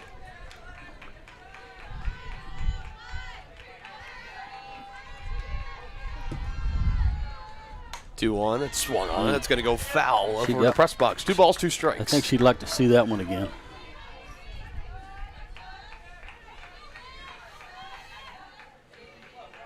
Base hit would probably tie this game up.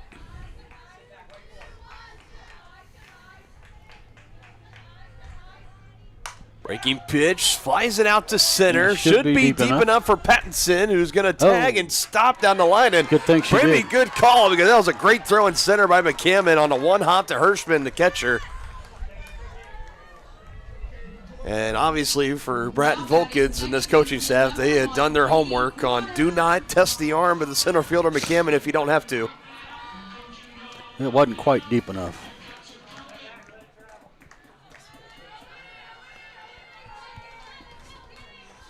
Corder off a terrific Game 1. 1 for 3 with 2 RBIs.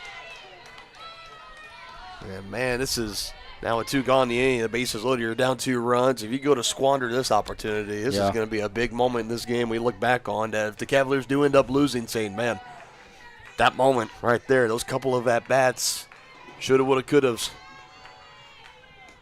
0-1 is now 1-1. Yeah, you can put an asterisk by this one if they don't score.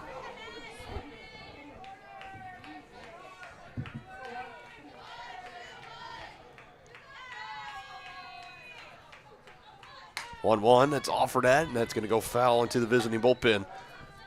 That's the second foul ball to ricochet off a light pole today. Kalarick had the first one, now to Katie Corder.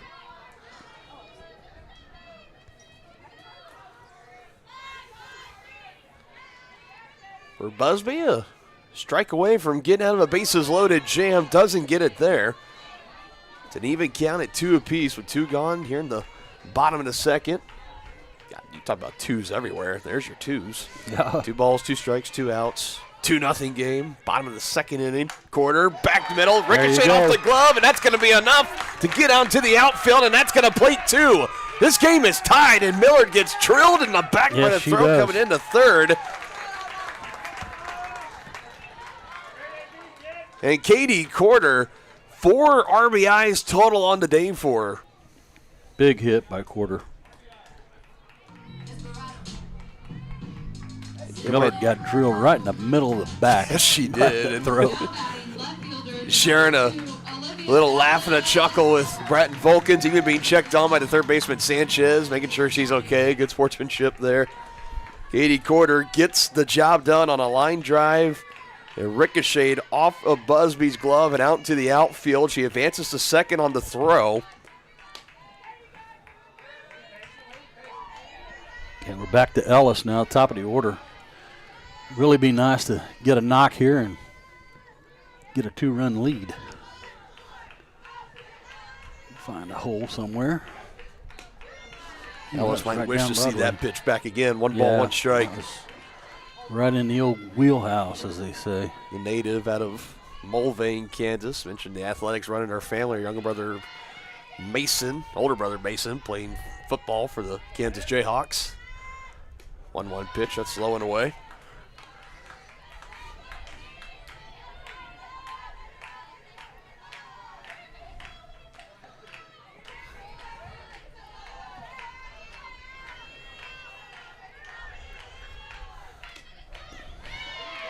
Oh. 2 balls, 2 strikes on a pitch that just got the outer part of the zone. It did. That was on the black, as they say.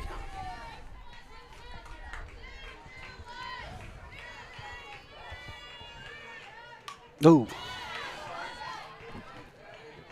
Spoiling it off, to that say was, the least. Yeah, there you go. Look at that. How about that? 7 twos on the scoreboard. Deuce is wild, as they say. 8 if you count just the 2 as far as the second inning. Yeah. That's a beaut. This is a good hit, but out to center and playable for McCammon as she brings it in. Cavaliers get the 2 runs back, and we're square going into the third.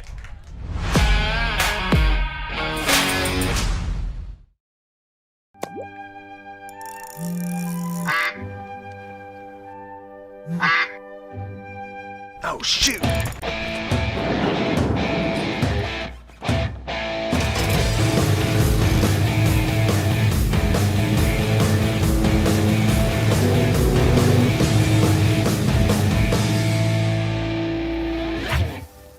See the full lineup at hersinc.net. Call 913-247-3530 or just stop on by. For more than 20 years, Gherkin Rental has been the place to go to get the job done in eastern Kansas and western Missouri. With a huge selection of quality equipment, from roll-offs to trailers, telehandlers to generators, power washers to popcorn makers. Experienced equipment professionals and clean, well-maintained tools to help you get the job done right the first time. Gherkin Rental. Stop by any of their 13 locations across the KC Metro or call 855-GHERKINS. That's 855-437-5367.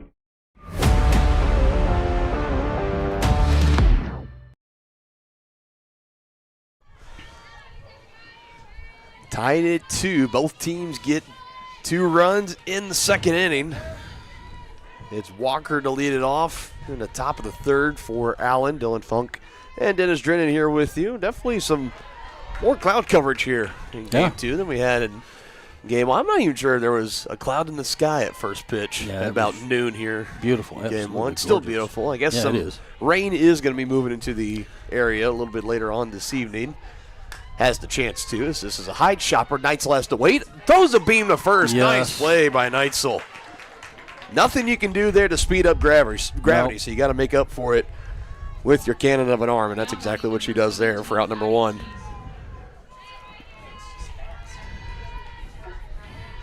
Shoo.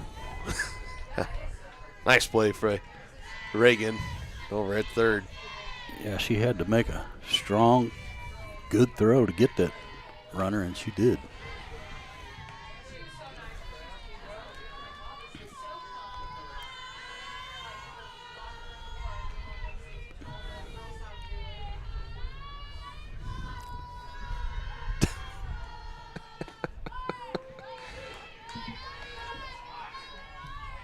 Allen has definitely brought the spirit into the dugout today. That's for sure. They've been playing with a lot of energy, that's for sure. 2-0s, now become 3-0. You don't want to get a run ahead of Dame.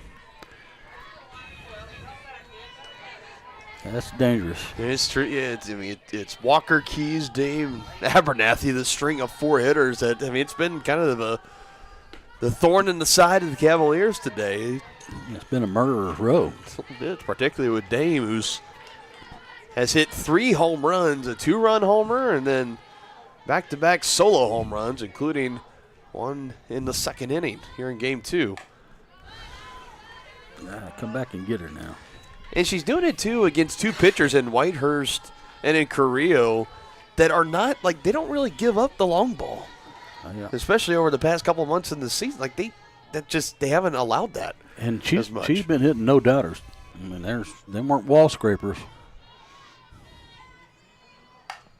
Oh, nice hit. And that's a fair ball, too, as that's going to go out into foul ground and on the way into second, sliding in safely is Keys. Now batting number 32, Taylor Dammy. The beat goes on here for Allen on the ricochet. It's a fair ball. I'd put her on. Let's see what happens. I would not pitch to her, especially with a runner in scoring position. Got first base open.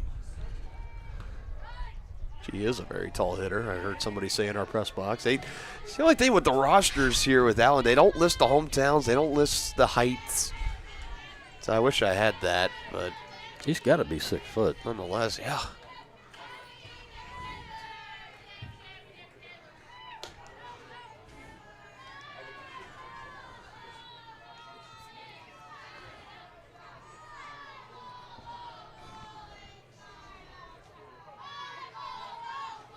And she's a freshman, too, so odds she'll be hanging around even into next year. Leans out on this one. Did she get enough of it? No, she did not. Room for Ellis to track it down. You had to make you hold your breath and wait and see if it was going to fall or go over or not. Luckily, onto the warning track, Ellis is able to pedal and bring it in for out number 2. They dodged the bullet right there. If she would have gotten that home run, that just would have been just pure muscle to go down and muscle that one out of the park. Not even so much on the bat swing or anything like that. That would have been impressive. She didn't really have a really good swing at that thing, and it went on a warning track. Popped up, and this should be the end of the inning, and it will be as Quarter brings it in right behind the pitcher's circle. A 1-out double. No harm for Johnson County. It's still tied at 2 as we head to the bottom of the 3rd. Hi, I'm Dr. Aaron Stowe with Martin City Animal Hospital, located just minutes east of 135th and State Line Road. At Martin City Animal Hospital, we provide cutting-edge diagnostic services, including digital radiology, ultrasound, and in-house same-day blood work. Also, specialty care such as general surgery, cold laser therapy, animal chiropractic, small animal reproductive services, and dental cleaning. With 4 other locations and a team of 15 veterinarians, our commitment to you makes Martin City Animal Hospital the vet you can trust. For more than 20 years, Gherkin Rental has been the place to go to get the job done in eastern Kansas and western Missouri. With a huge selection of quality equipment, from roll-offs to trailers, telehandlers to generators, power washers to popcorn makers. Experienced equipment professionals and clean, well-maintained tools to help you get the job done right the first time. Gherkin Rental. Stop by any of their 13 locations across the KC Metro or call 855-GHERKINS. That's 855-437-5367.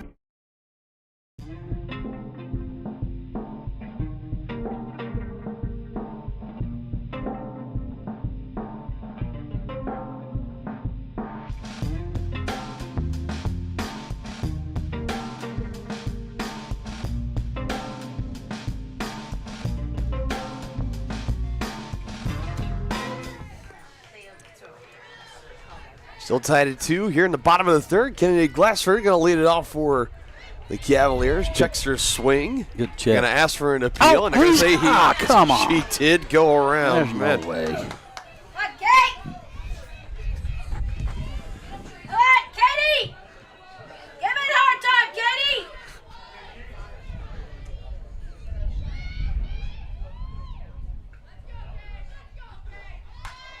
Gonna put a bunt down. How about that?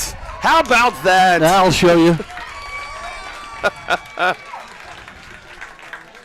Arguably the last player you would expect to put down a bunt for a hit. Kennedy Glassford does just that.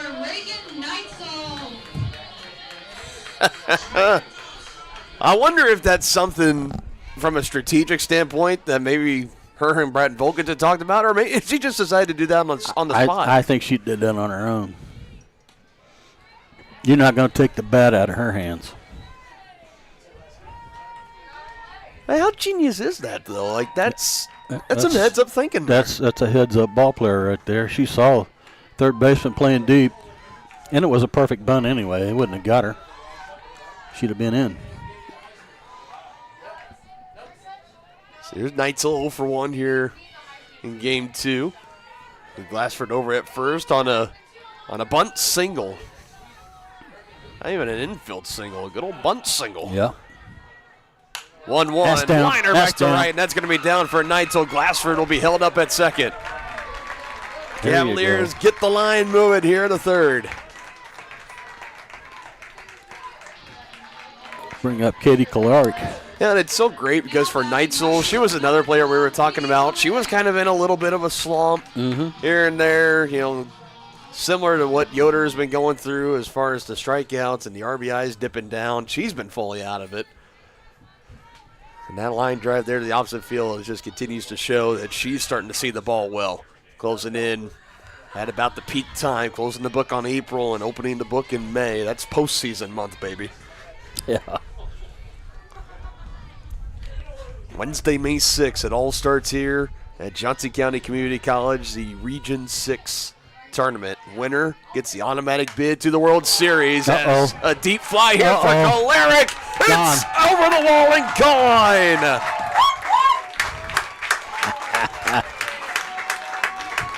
Three-run homer.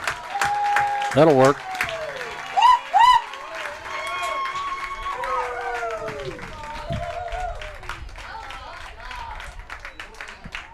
Wow. That'll work. That'll do. That'll do indeed. Another no doubt shot from Katie. That's home run number 12 on the season. And she has 8 home runs in her last 12 games. That ball left the park in the power alley in left center field. And a big one. It's a 3-run shot. 5-2 Cavaliers with the lead. Pattison singled and scored her last time up.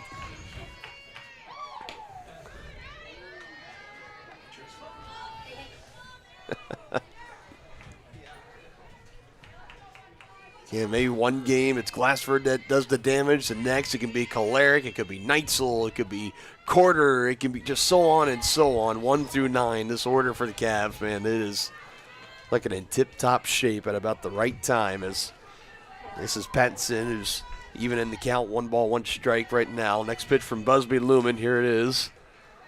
Breaking pitch, doesn't chase after it. I think that crossed up her catcher. She's looking. Maybe. She's looking over to the dugout, saying, "What in the world?" Somebody, they weren't on the same page. No question about it.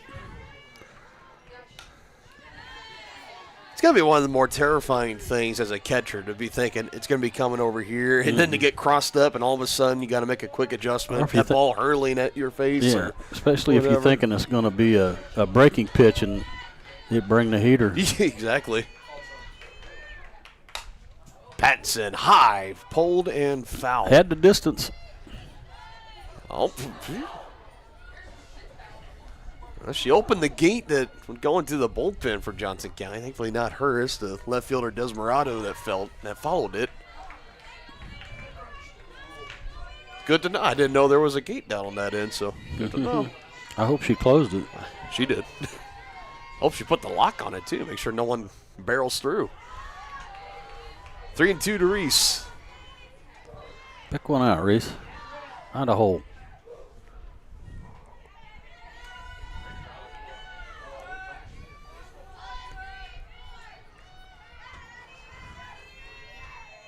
Payoff pitch from Busby.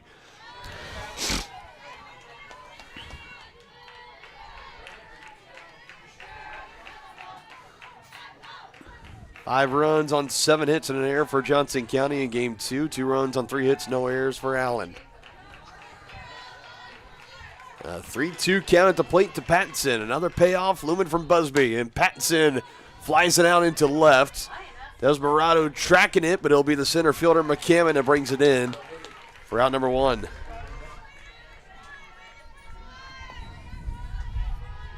It'll bring up the shortstop Mariah Herrera. She singled her last time up. And scored and scored a run. Yep.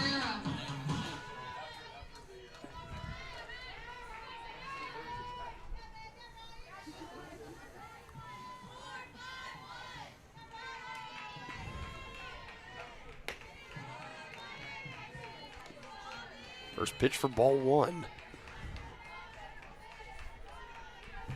You are right. You do got to wait for this umpire about a half-second tick to make sure. Ball or strike that's a liner. Right at him. Right at to the right fielder, Walker. They'll fly out and a line out. Now there's 2 gone, and here comes Allie Millard. Now batting first baseman number 22, Allie Millard. Who's 1 for 1 so far here in game 2. 2 for 4 in game 1. So that now means she is on a 16-game hitting streak. Good for her.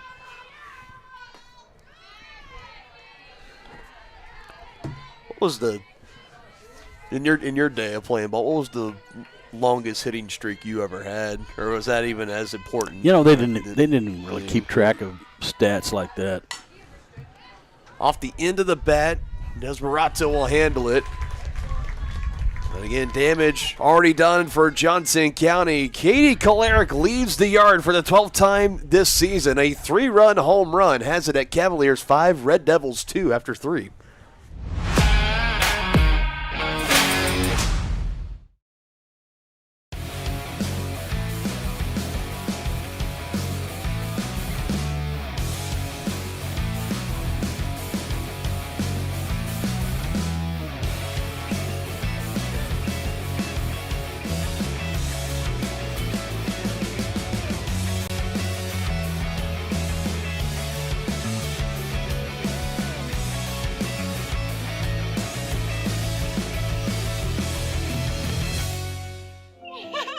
How do you see the world? Ha!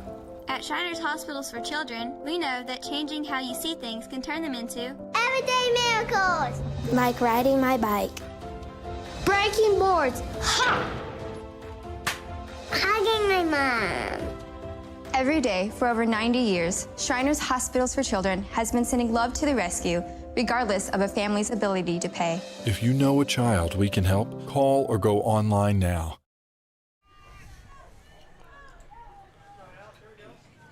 It'll be Hirschman, Sanchez, Desperado, the 3 due up for Allen, down 3 runs. Carrillo opening the book on her 4th inning of work and starts with a called strike on the first pitch. And Cavaliers, this is the penultimate regular season doubleheader. They got one more that's in a week from now, Saturday, May 2nd, against Independence Community College. And right now it'll be a matchup of number 1 in the conference versus dead last in the conference with the Cavaliers and the Pirates. Got her set up here. 0-2.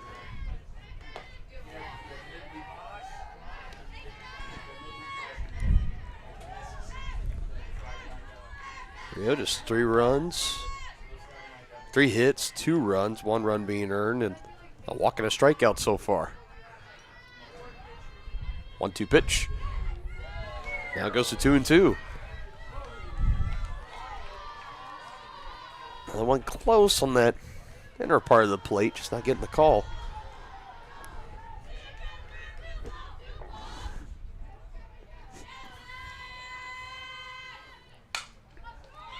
Neitzel takes it herself.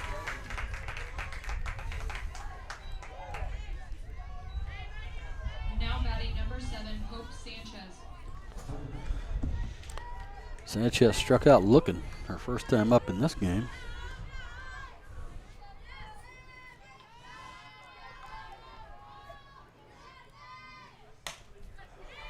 Neitzel again, but she can't scoop it up. And Sanchez will be aboard on first base. Now batting number 18, Harper Desmartu. And the verdict, Denny? I give it a hit.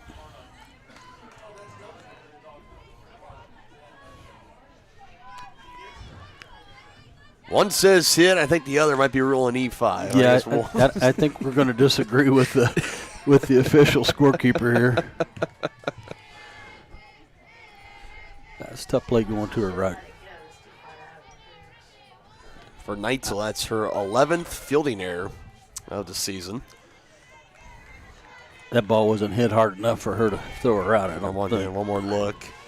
For you folks at home, you guys can be the judge. I think if you ask Neitzel, she's going to tell you. She should have. I should scoop that up and make it.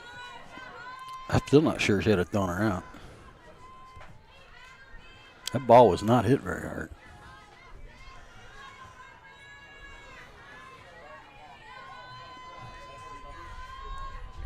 But it was to her glove side, so. Game one was a prime example of the mistakes, the errors, letting runners get on base, maybe even advancing an extra base, that those runs come around to score and make them hurt. Yeah. Cavaliers will look to avoid that here. Now 2 balls, 2 strikes. Now she can make up for it by turning a 5-4-3 double play. A 5-4-3, okay. Well, let's see. A 2-2. Not going to be enough for a double play. The throw to second and nice in play. time. Nice play. Nice gun from Herrera to cut down the leadoff runner, and Sanchez. Now batting number 6, Andrea Ruby.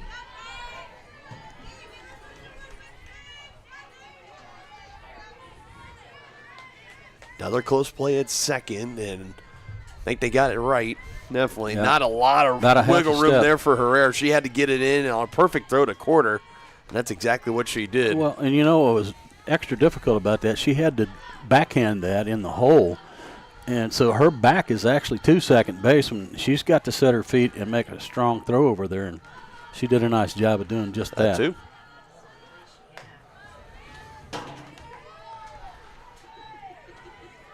That's definitely not an easy play there. Now 1 ball, 1 strike to Ruby, the starting pitcher from game 1, 0 for 1 at the plate. Here game 2 had a line out to center.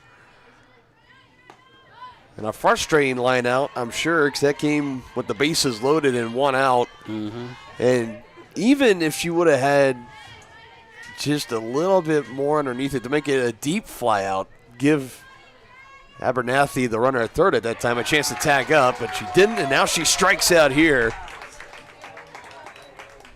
And Carrillo continuing to move along. That's her second strikeout of the game. She hangs up her 3rd scoreless inning through 4. It's 5-2, Johnson County.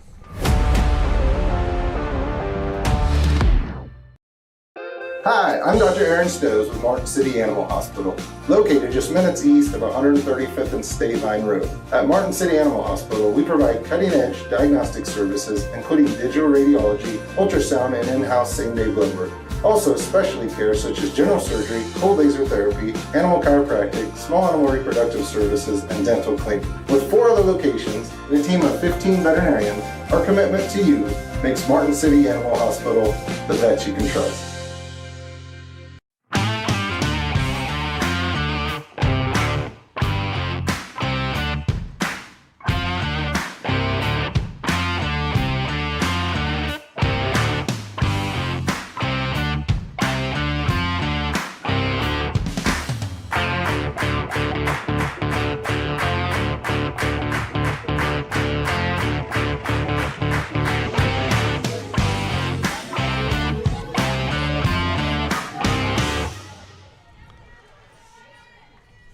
Yoder leading off here in the bottom of the 4th for Johnson County, holding on to a 3-run lead.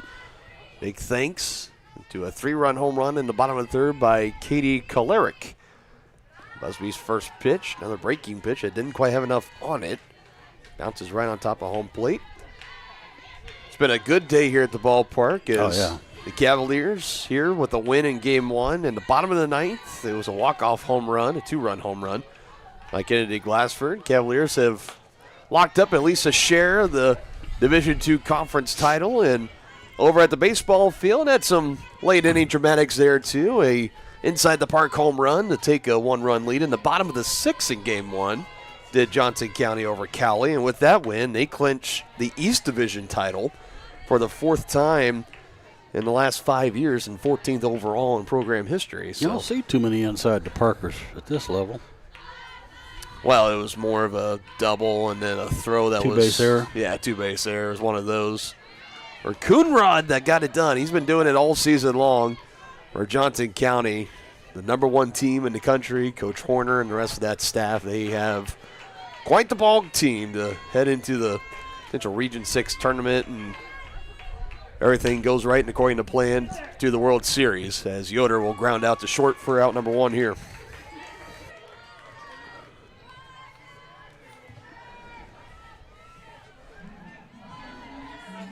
Now batting, second baseman, #1, Katie Porter. Let's see if Katie can stay hot here. This song is always going to be the signature to me for the Golden Girls dance team during basketball season. Absolutely. During every time out, that was what would play, and they come out and they do their dance and their whole routine, and it's ingrained in the back of my mind of every time I hear that now. You see the Golden Girls? Yeah, pretty much. That's what I think of. I feel like I'm back in the field house here at Johnson County. Right.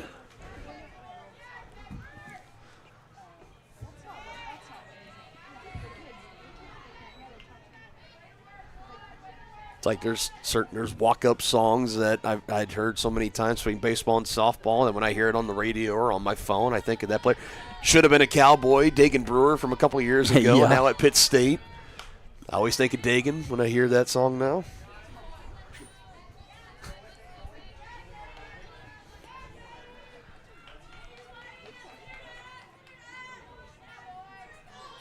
Now, supposedly the lore behind that song should have been a Cowboy. I guess it was either inspired or it was actually written when Toby was somewhere down around Dodge City. Yeah, he was in a bar. Kansas. He was in a country bar, and he was seeing all these boys coming in with their cowboy hats and cowboy boots. They was getting all the girls, and I guess I should have been a cowboy. I should have been a Cowboy. That's the lore of it. If it's actually true or not, I don't know. I like to think it's true. Sounds It's a good. really neat story for one of the most legendary country music artists ever. Gone too soon. Gone too soon indeed.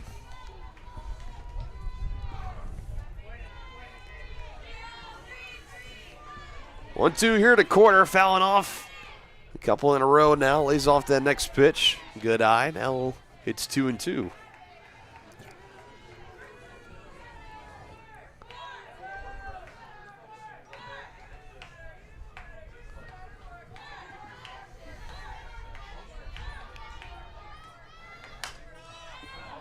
Fouled away again. Fourth time this at bat for Katie. Good at bat. Seeing some pitches.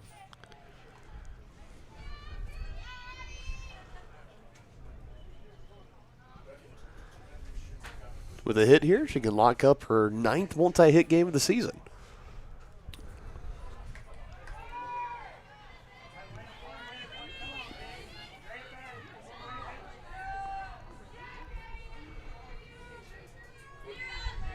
Full count. 3-2 pitch, it's on away and ball 4. And a good at bat for Katie Corder, who just, again, she just continues to get on base. Yeah, her on-base percentage has been helped in Game 1 and now so far in Game 2. .587 on-base percentage. That's so far this season. Awfully good. For your 9-hole hitter, too. Yeah, that's great. Excellent. Back to the top with Ellis, who takes ball 1. Ellis 0 for 2, flied out to center field their last 2 times up.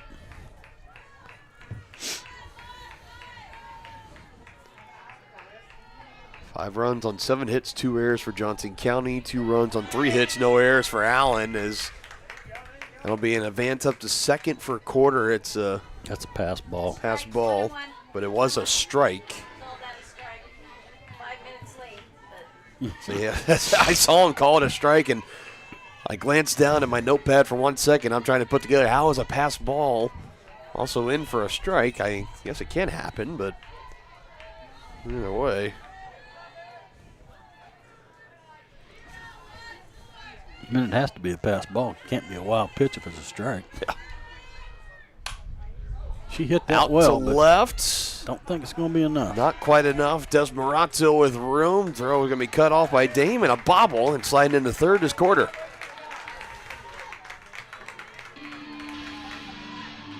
Now batting designated player number 11, Kennedy Glassford. Dangerous hitter at the plate. Which, of course, Mr. Glassford, friend of us here in the booth, very kind, very graciously brought us, for everybody cookies here in the booth, crumble cookies, 6. Yeah, crumble cookies. Shout out to him. They were awesome. Yes, thank you very much.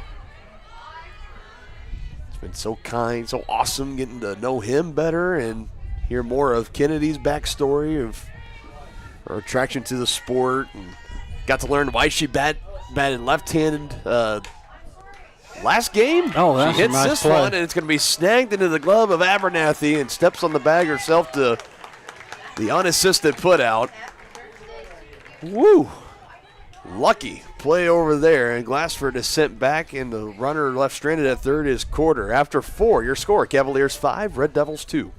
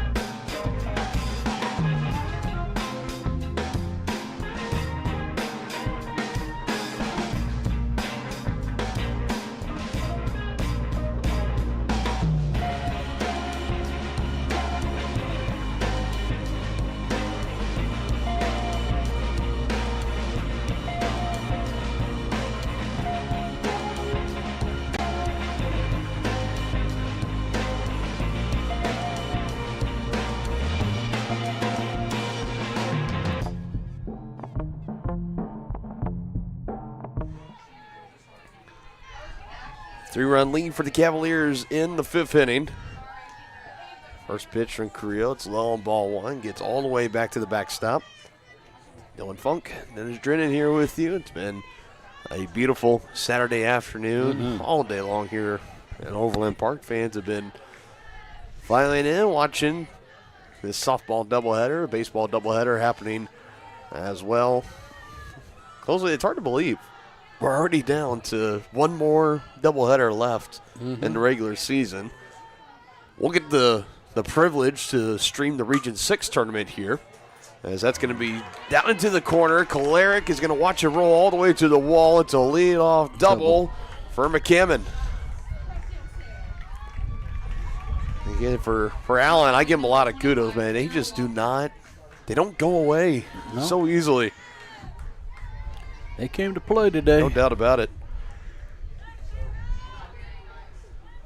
And for those that expected for Johnson County to really have their way, just kind of have blowout wins, maybe back-to-back run rule wins, that is, have not done your homework as you should have.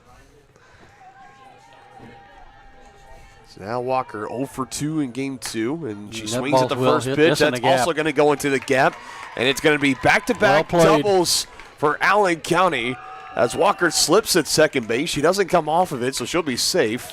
Helped up by Herrera, who was there to help apply the tag. 2 batters in, 2 doubles, and it's now a 2-run lead for Johnson County, 5-3.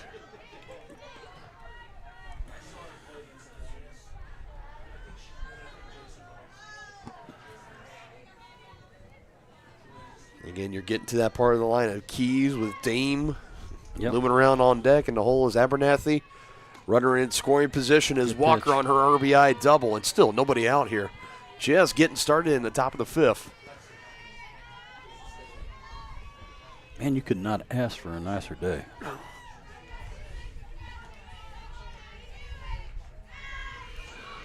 Showing bunt, and she gets it down. And Cavaliers will take the out at first. I think that's probably a smart play there. Now batting number 32, Taylor Dammy. First base is open. 2-run lead. I would not pitch to her with a runner on. For every time you have advocated to not pitch to her, they pitch to her. Yep. It's like living in a powder keg and giving off sparks. Carrillo challenged her on the first pitch, and Dane fouls it off. I mean, if you're going to pitch to her, make sure she hits your pitch. I mean, you got to keep it down. Keep it in the yard. Don't want to give her a cookie. Ooh, that looks like 1-1. That's the kind of pitch you want right there, though. Man. Fooled the umpire on that one.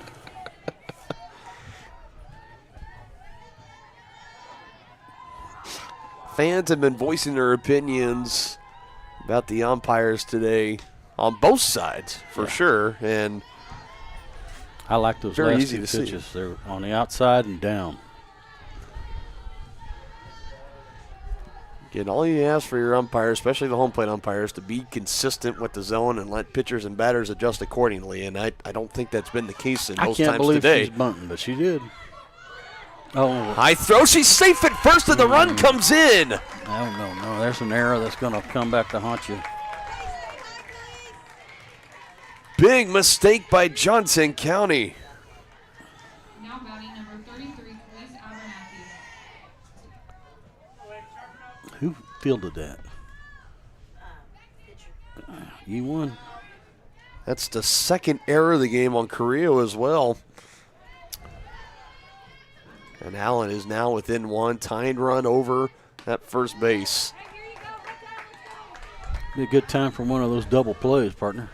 This is the kind of play that troubled Johnson County in the very early portions of the season. The errors, the mistakes, and their opponents at the time, give them credit too, because it's one thing for Johnson County to commit the errors.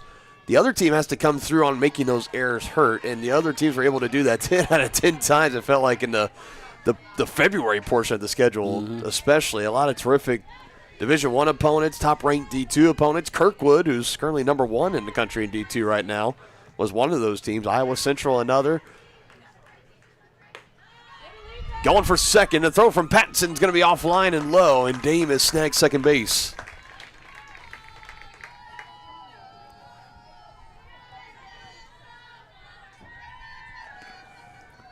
That puts that tying run now in scoring position at second for Abernathy. Carrillo can use a big out at the plate. A 1-2 pitch on the way, and it's fouled off. A beamer off the net. Abernathy way behind on that pitch.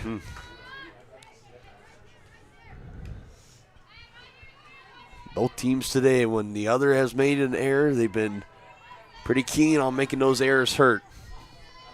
Hit here from Abernathy. It's going to put salt in the wound of Johnson County. 1-2 again. Pop up, Herrera tracking back, and she does bring it in out there in shallow left, and that's a big out number 2.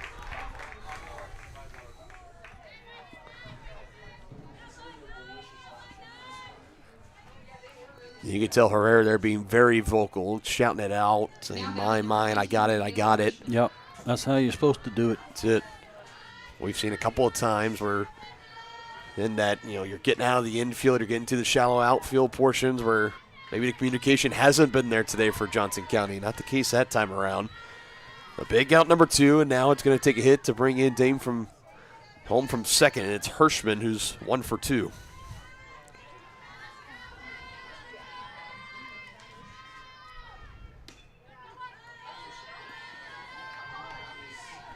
Really need to bear down here and get Hirschman out. You don't want to give up that tying run. It's a potential 0-2 pitch, and it's now 1-1.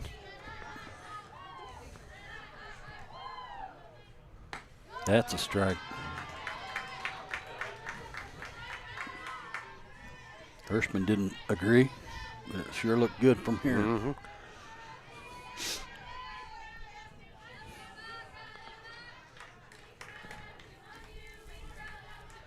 A pitch.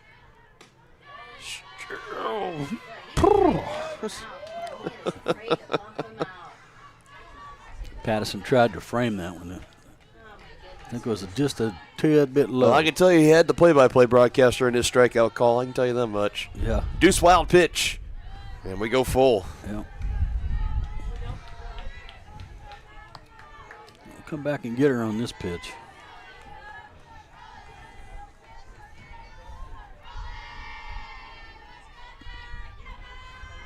He has only had 1 walk and 2 strikeouts. A payoff pitch. Gets her looking. Strike 3 called. I wasn't sure either. But 2 come in to score for Allen here in the top of the 5th. It's a 1-run game. Bottom of the 5th coming up on the other side. You're watching Cavaliers softball on Johnson County Sports Live, presented by Martin City Animal Hospital. Hi, I'm Dr. Aaron Stowe with Martin City Animal Hospital, located just minutes east of 135th and State Line Road. At Martin City Animal Hospital, we provide cutting-edge diagnostic services, including digital radiology, ultrasound, and in-house same-day blood work. Also, specialty care such as general surgery, cold laser therapy, animal chiropractic, small animal reproductive services, and dental cleaning. With 4 other locations and a team of 15 veterinarians, our commitment to you makes Martin City Animal Hospital the vet you can trust.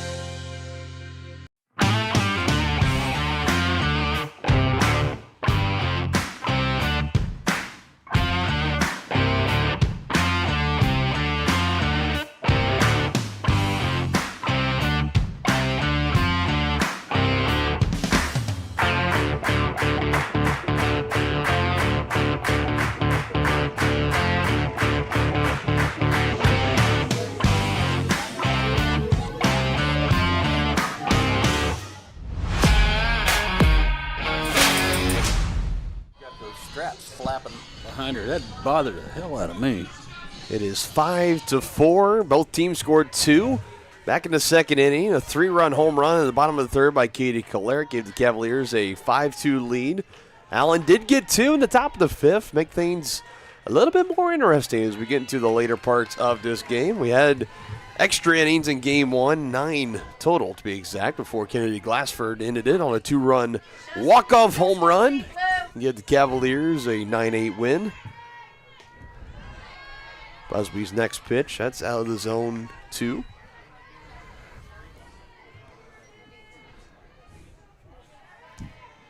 Well, Reagan 1 for 2 on the day with a run scored.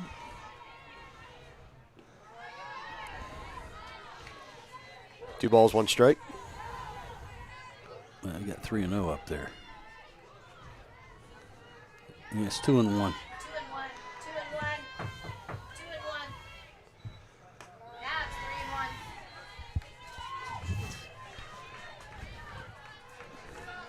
Yeah, Blue, you're fooling the scoreboard operator. 1 for 2, game 2 so far for Neitzel. Swings at a high pitch, a high chopper. Dane plays it on another nice bounce. Ooh. She's handled several of those short hops really well today. I know.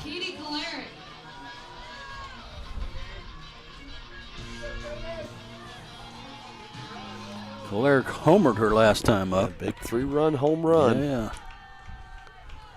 Out to the power alley in left center. We've had homers in left center, center, and right center. I don't think we've had one that's just in pure right field yet. Well, get that walk-off homer for Glassford was pretty close. Yeah, that was in right field.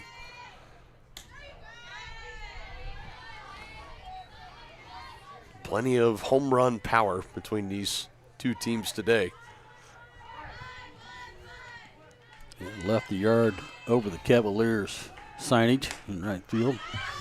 Popped up, and it's coming close to us. It's off the roof of the press box. Nicely done. Pan catches the ricochet. There you go. I don't think they're selling snow cones here, though. I hear you're going after one after the game. Possibly. 1-2. Chopper Yeah. up the middle, and She's that not one's gonna going to get get that by one. as Dame not going to be able to catch up to that. And a one-out single for Katie Kolaric, and her hot streak is continuing. Yep. Now batting catcher number 15, Reese Patterson.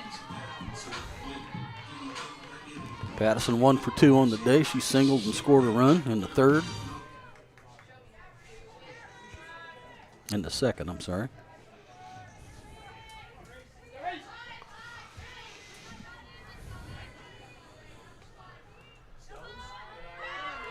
Well, it gets away from Hirschman, and an easy advance to second for Kolaric on the pass ball.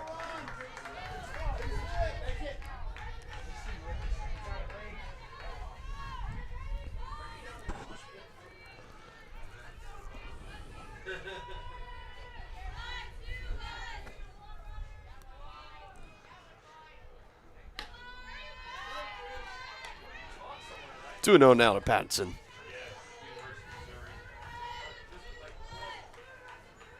Single to left in her first at bat, and a fly out to center in the second. This one, another papa. This is going to stay in the infield, playable for Dame, and she drifts over just to the right of the second base bag. Now 2 out. Now batting shortstop number 21, Mariah Herrera. Yeah, our conversation earlier of always remembering walk-up songs being tied to specific players forever. If I ever hear this song playing anywhere, I'm always going to think of Mariah Herrera. Yeah. It's pretty distinctive. She's 1 for 2 on the day with a run scored. She lined out hard to right fielder last time up. Really could use a hit right here.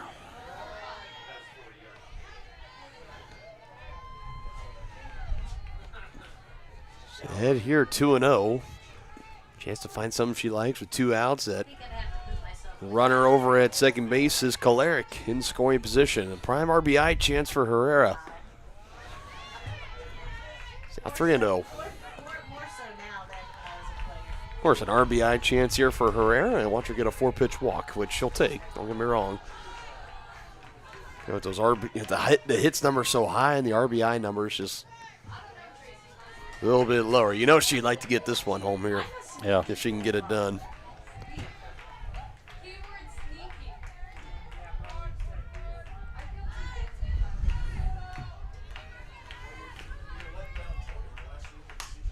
Swung on the 3-1 pitch, and that'll go foul and will be full.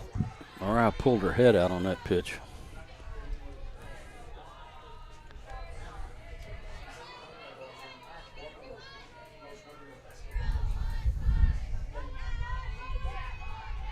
Payoff pitch. It's ball 4.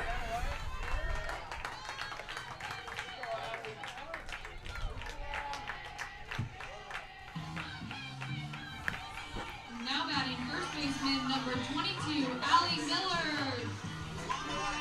Millard 1 for 2 on the day, or on this during this game. Stranded at third in the bottom of the second.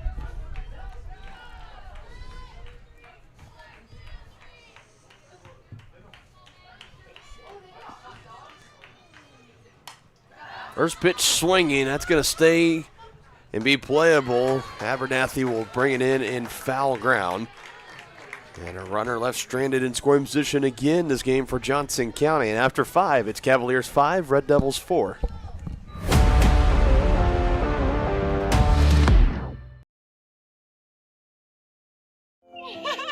How do you see the world? Ha! At Shriners Hospitals for Children, we know that changing how you see things can turn them into Everyday miracles! Like riding my bike. Breaking boards! Ha! Hugging my mom! Every day for over 90 years, Shriners Hospitals for Children has been sending love to the rescue, regardless of a family's ability to pay. If you know a child we can help, call or go online now.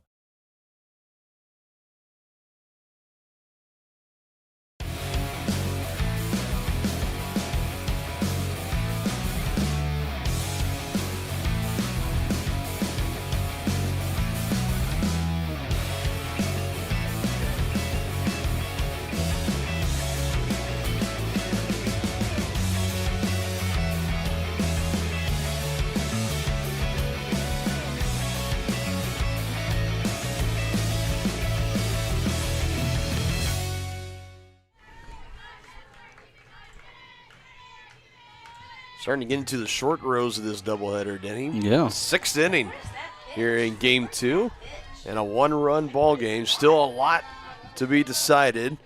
And also, Carrillo's still out there for the Cavaliers. 90th pitch of the ball game right there for ball 1. You know, if you're the Cavs, you really want to keep this lineup at bay. It's the latter part of the lineup. They've struggled all day long. So, you got the first one on a little fly out. And you had Sanchez at 7. Now you got DeMarto at 8, Ruby at 9. Then you'll be back to the top of the order in the top of the 7th. If you could get these outs.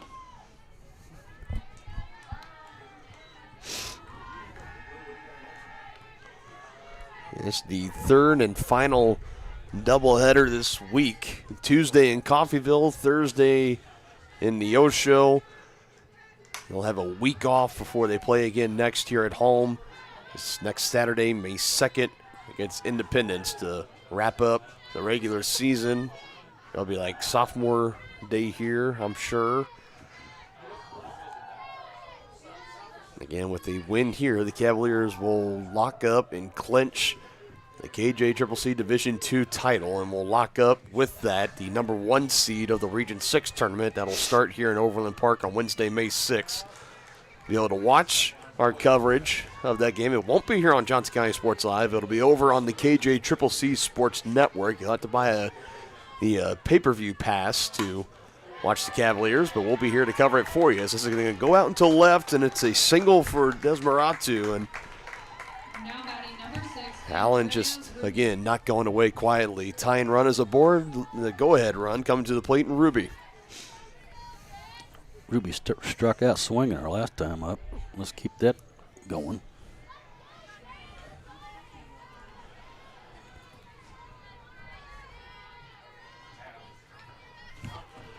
Double play would be nice, too. Not going to get it there. A worm burner out to left again. It's back-to-back singles. And we're going to go back to the top of the order here for Allen. Now batting number 27, Ella McCammon.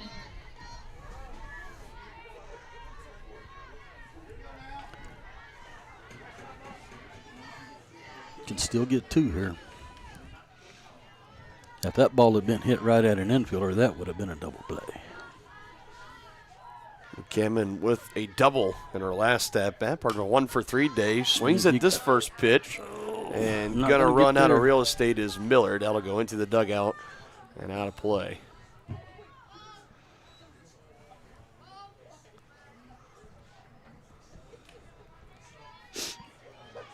Other ball supplied for a home plate umpire. This is McCammon stepping back in, 0-1. And Whitehurst is back up in the bullpen for Johnson County, getting warmed up in case she needs to come on relief here for Carrillo. That's okay, thank you. I was about to say, if that's not a called strike, then I don't know what is anymore. Yes, 0-2. So in the case today, if it looks like a strike, it doesn't necessarily mean it is a strike. And, man, made us wait an extra second and a half. The 0-2, that's off the plate. 1 ball, 2 strike to McCammon.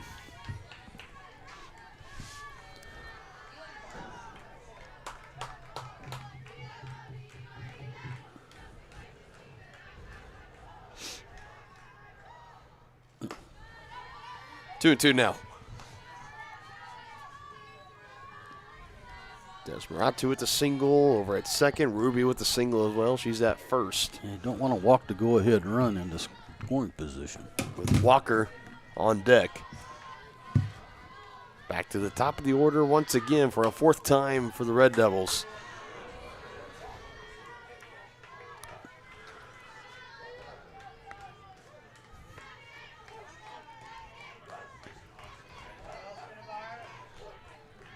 Red Devils still looking for their first lead since back in the top of the 2nd where they led 2-0. 2-2 from Elsa. It's now 3-2. McCammon might have thought that was ball 4.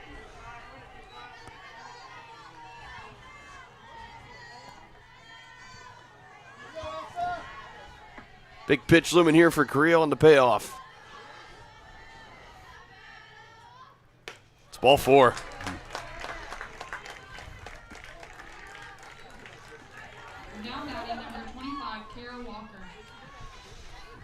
No bueno. Yeah. And that was the 100th pitch of the game as well for Elsa. And on cue, Coach Bratton Vulcans comes out, and the pitching change is going to be made. And the day is going to be done here for Carrillo. And we're going to see Kennedy Glassford. Kennedy Glassford is going to be coming on for the pitching appearance. It's going to be her 9th appearance of the season, has 12 innings, given up 11 hits across those 12 innings, 8 earned runs, 10 strikeouts, and 9 walks. It's been a while since she last pitched. And Carrillo, she's going to leave when it's all said and done. Her final line, now through 5 1/3, 7 hits, 4 runs, 2 earned runs, 2 walks, and 3 strikeouts. Of course, both runners, all runners aboard right now, will be tagged to Elsa. So if they do come in to score, she'll be responsible for them. Desmarato at third, Ruby at second, and McKinnon on that walk. Has the bases loaded with 1 out. It's a Walker coming up to the plate right now with Keys on deck. This is a tough task to ask here for Glassford to come in and bases loaded jam, yeah. Yeah. Keep this batting order at bay and hold on to this 1-run lead for Johnson County. If she's able to get through it, this could be all it is. I mean, you get out of this jam, you might take the wind out of their sails and hold on to get this doubleheader sweep. We'll just have to wait and see.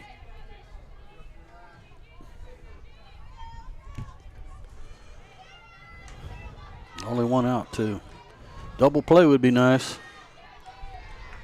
This young lady's got some wheels, though, in the box. Ball 1 from Kennedy.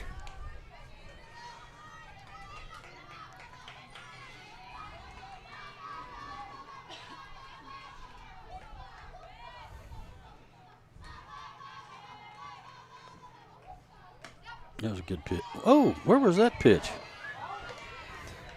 2-0. Glassford's last appearance was earlier this month, April 2nd at Cali, where she just pitched 1 inning. Before that, it was March 21st in the 14-1 loss in Game 2 to Indian Hills. Danger of walking the tying run in.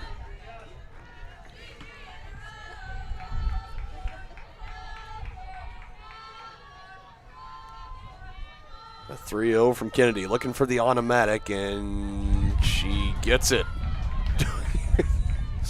That was the same pitch. I'll tell you, for McCannon, she got pretty far away over there at first base, and maybe lucky that Pattinson didn't throw her away. Of course, with the bases loaded, opting not to. That'll be pulled foul, and after being behind 3-0, Glassford has managed to battle back and fill the count up. Well, a strikeout would be huge.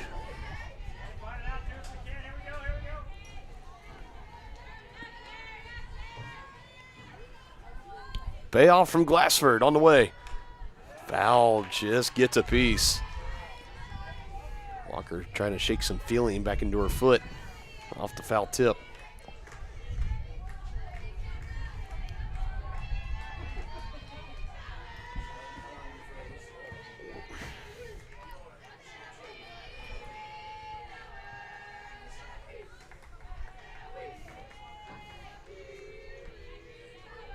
Uh-oh. Pulled out into left, and Ellis is not going to get it, and that's a fair ball. Yep. Everybody's going to run here for Allen. This game is tied. Allen with the lead. The throw to the plate is on time, and the tag out of McCannon trying to stretch it in. And McCannon a little shaken up. Nicely done to at least get it in. And again, damage already done. We're going to ask if Pattinson was blocking the plate there, which on she that was replay, not. she was not. Now batting number 17, Addie Keys. So they got 2 runs on that so far. Yep. It's a bases clearing double, and then advancing the third on the throw was Walker.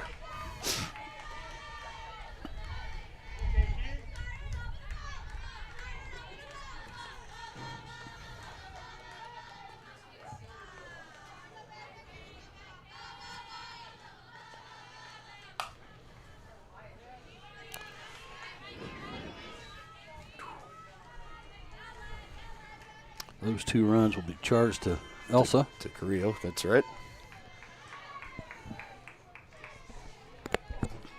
Again, it was McCammon. They were waving her around. It would have been a bases clearing double, but a good relay to get it to the plate. Patson securing it, putting the tag on. Got her out by not quite a mile, but a quarter mile, if you will. She was DOA. That's it. But Walker now over at third. If she does come in to score, that will be tagged to Glassford. The Devils have the lead 6-5 for the first time since it was 2-0 back in the second inning. Cavs are going to have to do it again in comeback fashion. 2 balls, 2 strikes, and 2 outs here in the top of the 6th inning. Oh, Glassford for the strikeout, not going to get it. With Dame looming around on deck, you would like to end this 6 here with Keys. Yeah, you would.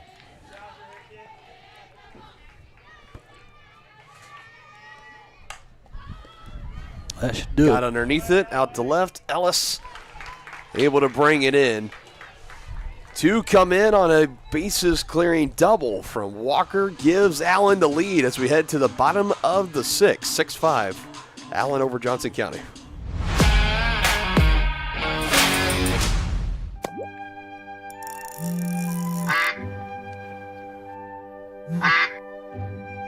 Oh, shoot.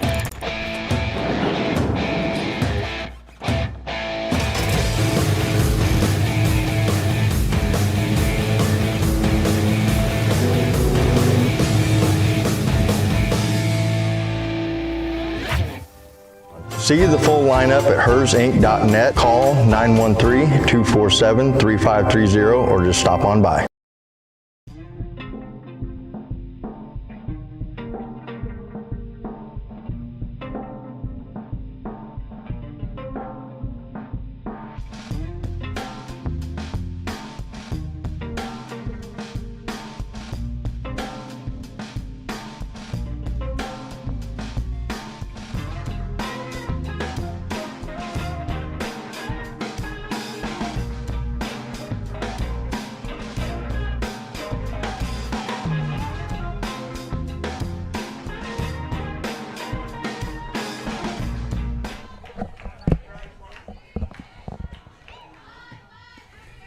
Yoder leading it off on by Quarter and Ellis. The 3 do here in the bottom of the 6th where it sits right now. Johnson County down to the last 6 outs. Would love nothing more than to get a couple of more across here, if not even more than that. With some insurance runs, send it back to the top of the 7th. And a chance to close out for a doubleheader sweep. And bobbled there at third. Throw to first, and Yoder getting tripped up. They call her out, too. That looked like that hurt. She landed hard. Whew. A tough landing for Yo. Hopefully she's okay. Here's another look at it. Bobbled by Sanchez. The throw over and stretch now is Abernathy. And just her and Yoder getting tangled up. Whew. Thankfully, McKenzie, everything appears to be okay. Now to Quarter. First pitch in for a strike.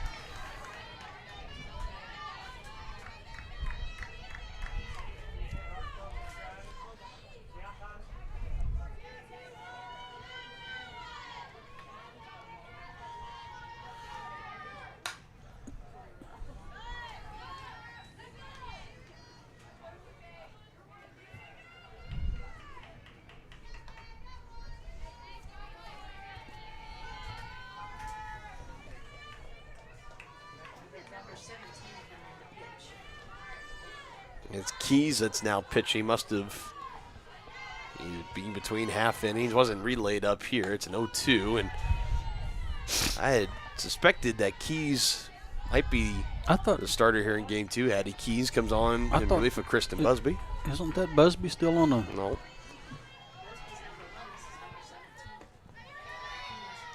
Huh, okay.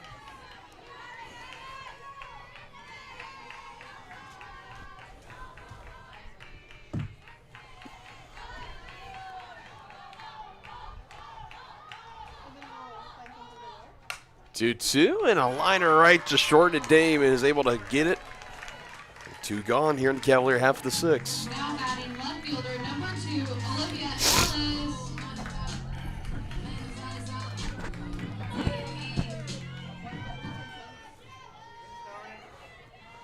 I'd love for a little 2-out rally here. That sounds good.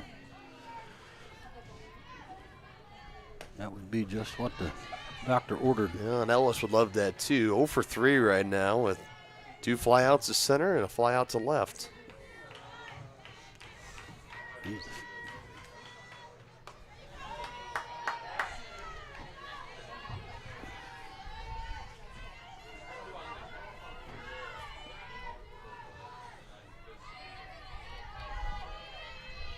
Cavaliers looking to come back, avoid a split doubleheader and back-to-back after doing it Thursday in the Osho.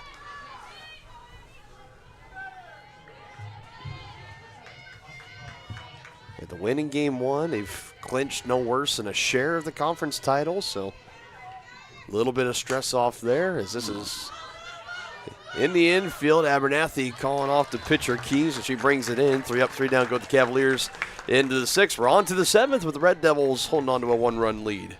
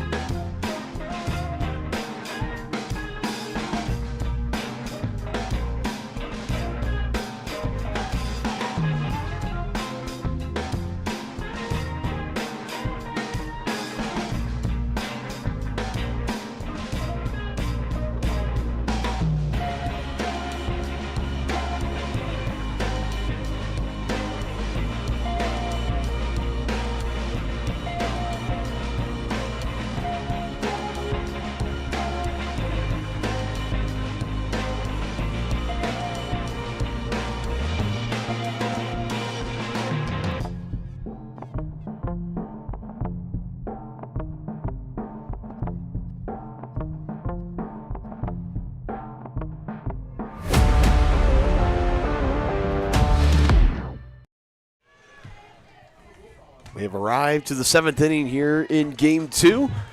Red Devils have had 2 in the 2nd, the 5th, and 6th innings and hold on to a 6-5 lead over the Cavaliers, who haven't scored since the 3rd inning on a 3-run home run by Katie Kolaric.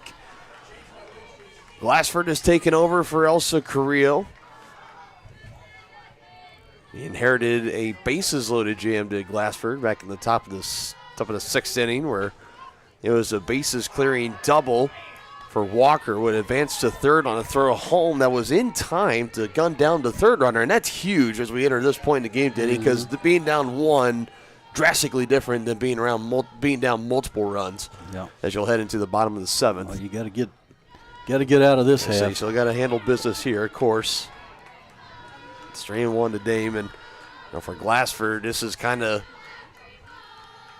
It's got to feel like a little bit of a deja vu moment here, facing a dangerous hitter at the plate that's had multiple home runs, thinking I can't give her anything good to hit. She does, and it's man, she just got off the that outstretched glove of Herrera, and the great day continues for Taylor Dame.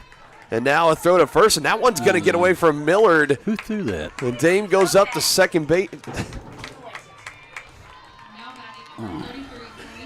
It was coming in. I think it was. Yeah, I think it was quarter. That could come back and haunt you. Good. No reason for that. Takes the double play out of order and gets her in scoring position.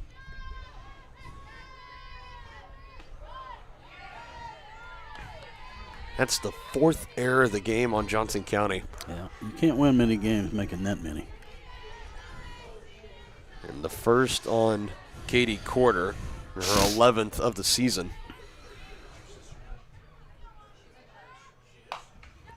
Fouled by Abernathy. And that one's really frustrating because it was a throw back to the bag at first. You're better off just just taking your lumps there, and it's a leadoff single, and then you throw to first, and Millard wasn't quite ready for it. Now it's just put it back. Just throw it back to the pitcher.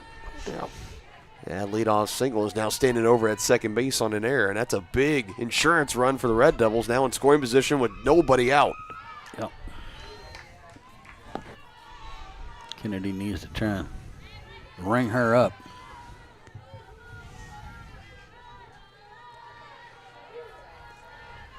One, two. Abernathy leans for it, a play to third, Nice but they're play. going to go to first instead, as she should have. Yep.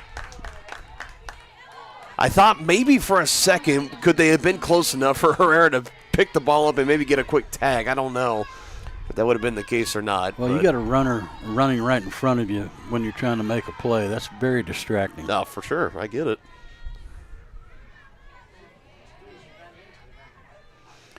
Yeah, you could. If you run into the runner, then the runner's out.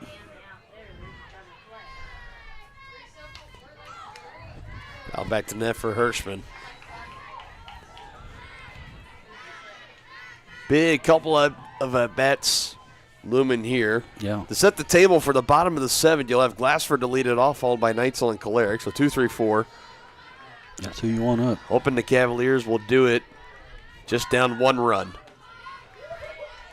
Off the plate, 1 ball, 1 strike. Hirschman 1 for 3 on that day. Struck out looking their last time up. Be a good time for another one. 1-1 from Glassford. Go to third. Back plenty of time is Dame.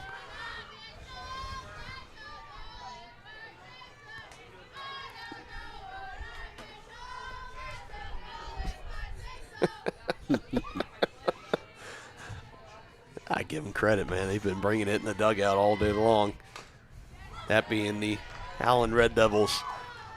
Really the number 4 team in the conference. Were favored in the preseason, voted at least to finish 6th. And going down with a week to go in the regular season. Could possibly have the 4th seed. Could even go up to as high as potentially the 3 seed if some things were to get really chaotic.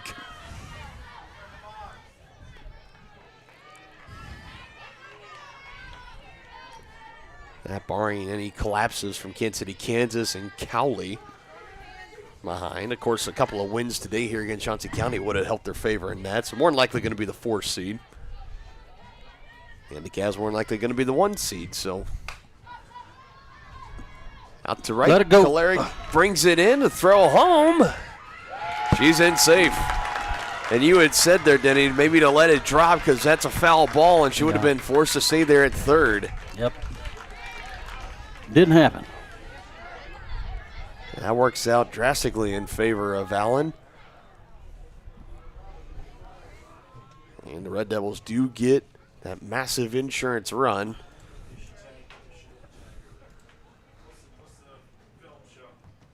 Did she tag up?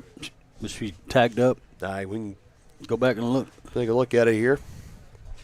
So you got the fly ball looking at, did she tag up there at third? Yeah. Nope. I thought he was making the outside.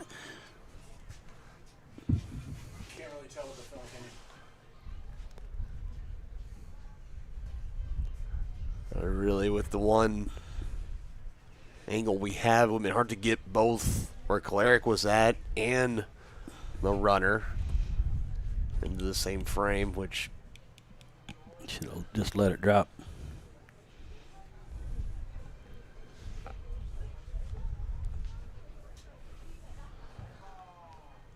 And again, this is the best look that we have on it here. Yeah, it looks pretty close. Yeah, it looked like she was tagged. And again, these umpires, the replay that we're showing for you folks at home, they don't have access to it. It's not like they can call New York or anything like that. So this is purely... They can call Ghostbusters. They could. It's not going to do them any good, though. Coach Bratton Vulcan's pleading, and he's just trying to go to bat for her team, no pun intended.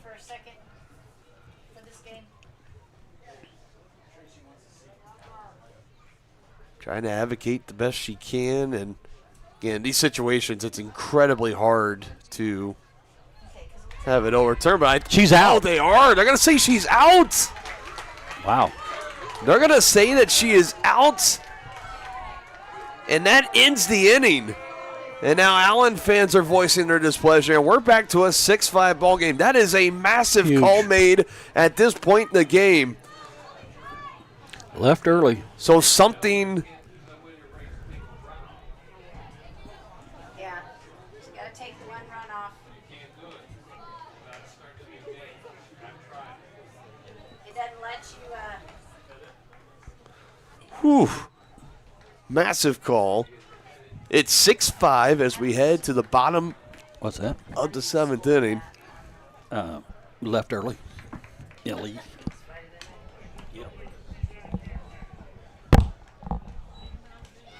Leaving the baser. That is just a. I was going to say, you should be able to, like, hit the correct button or whatever it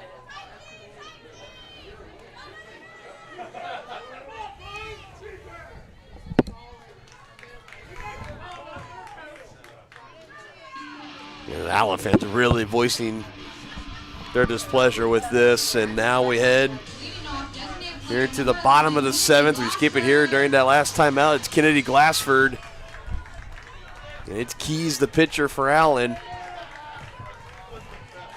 Glassford, of course, the Game 1 hero with a 2-run walk-off home run in the bottom of the 9th inning. She swings at the first pitch here to open the 7th, and that's going to get out of play, foul into the Johnson County dugout.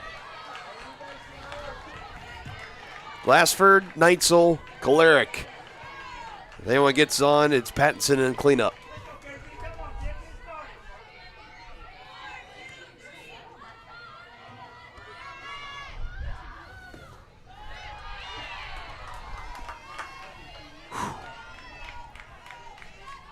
High stakes, high drama, not just in Game 1, also spilling over here in Game 2.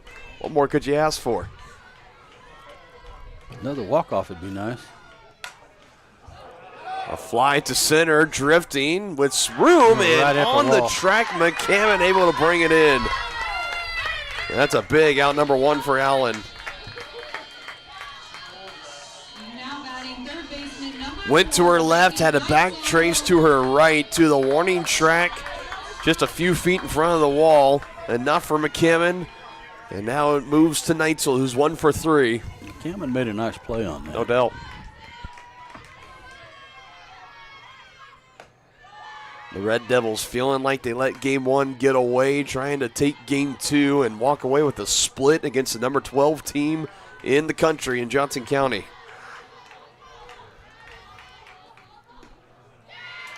1-0 pitch, that's in. They're called strike 1.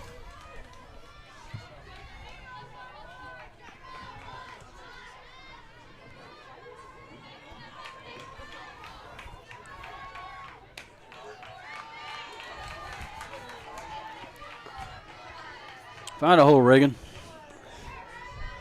I'm surprised that there's not a single rally cap on. All of our Johnson County fans in attendance today. Ooh. 2 balls, 2 strikes.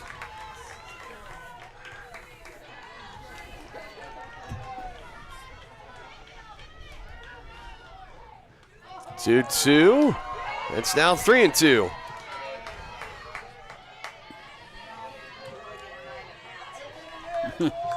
Called it a strike on the last pitch. Gets it right that time. Neitzel pulled it, goes foul.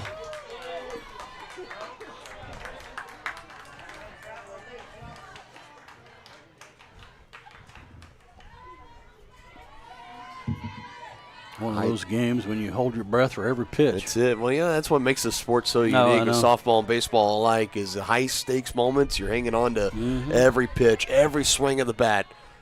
Neitzel's on with a 1-out walk. And she represents the tying run, and here comes the go-ahead run in Katie Kolaric. She homered in the second. Let's see if she's got one more in her Back today. in the third. That 3-run Yeah, home it was in run, the and the third. Cavaliers have not scored since. 3 straight goose eggs on the scoreboard in right field. Katie can find Does a hole Katie here. have one more in her potentially? Called strike on the first pitch.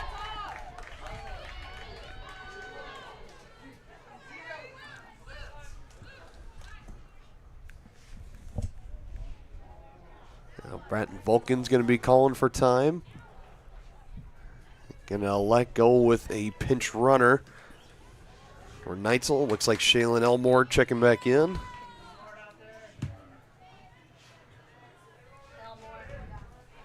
He appeared in game one as a pinch runner as well, so 3 for 4. Come on, Katie.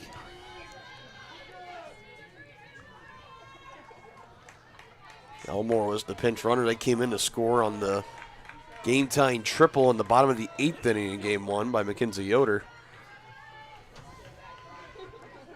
Would be something if history can repeat itself here somehow. Very, very recent history repeating itself. 0-1. One thing you can't do here is run yourself out of an inning. Don't want to make any base running errors here.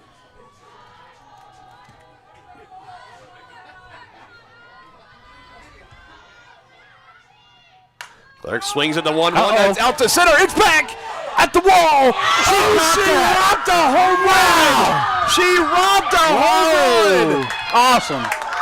What a catch.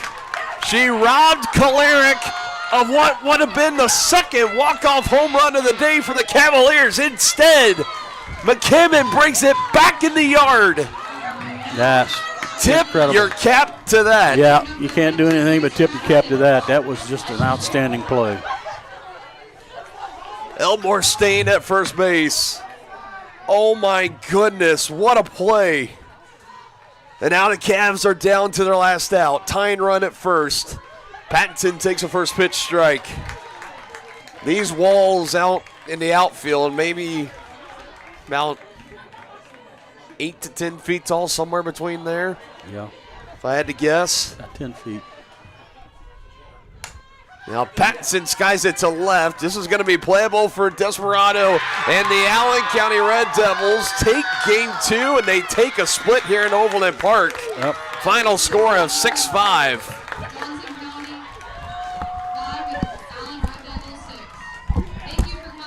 A big win for Allen, continuing their quest to be the 4th seed in the Region 6 tournament. They split with Johnson County, and the door is still open for Blue Devil fans over in KCK in hopes of a potential regular season title split with Johnson County. And it's all going to go down to our final home doubleheader coming up in a week's time.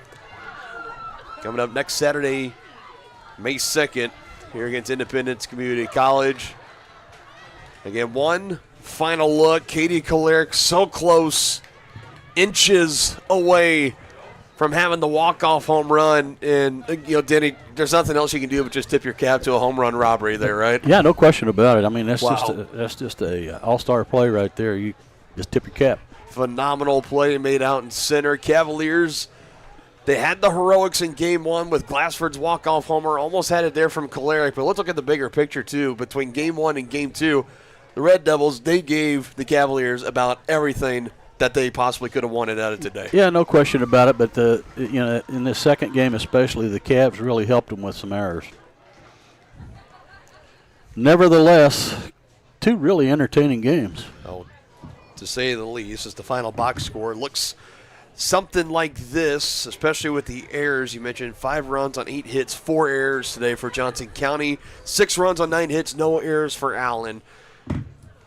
Had plenty of errors in game 1, too. I think it was 3, so that'd be 7 total in the doubleheader for Johnson County, and one that they definitely feel like they let get away. They were able to take it back in game 1, nearly did it again here in game 2. And I'll tell you what, sports has a very unique way of just making these matchups kind of happen.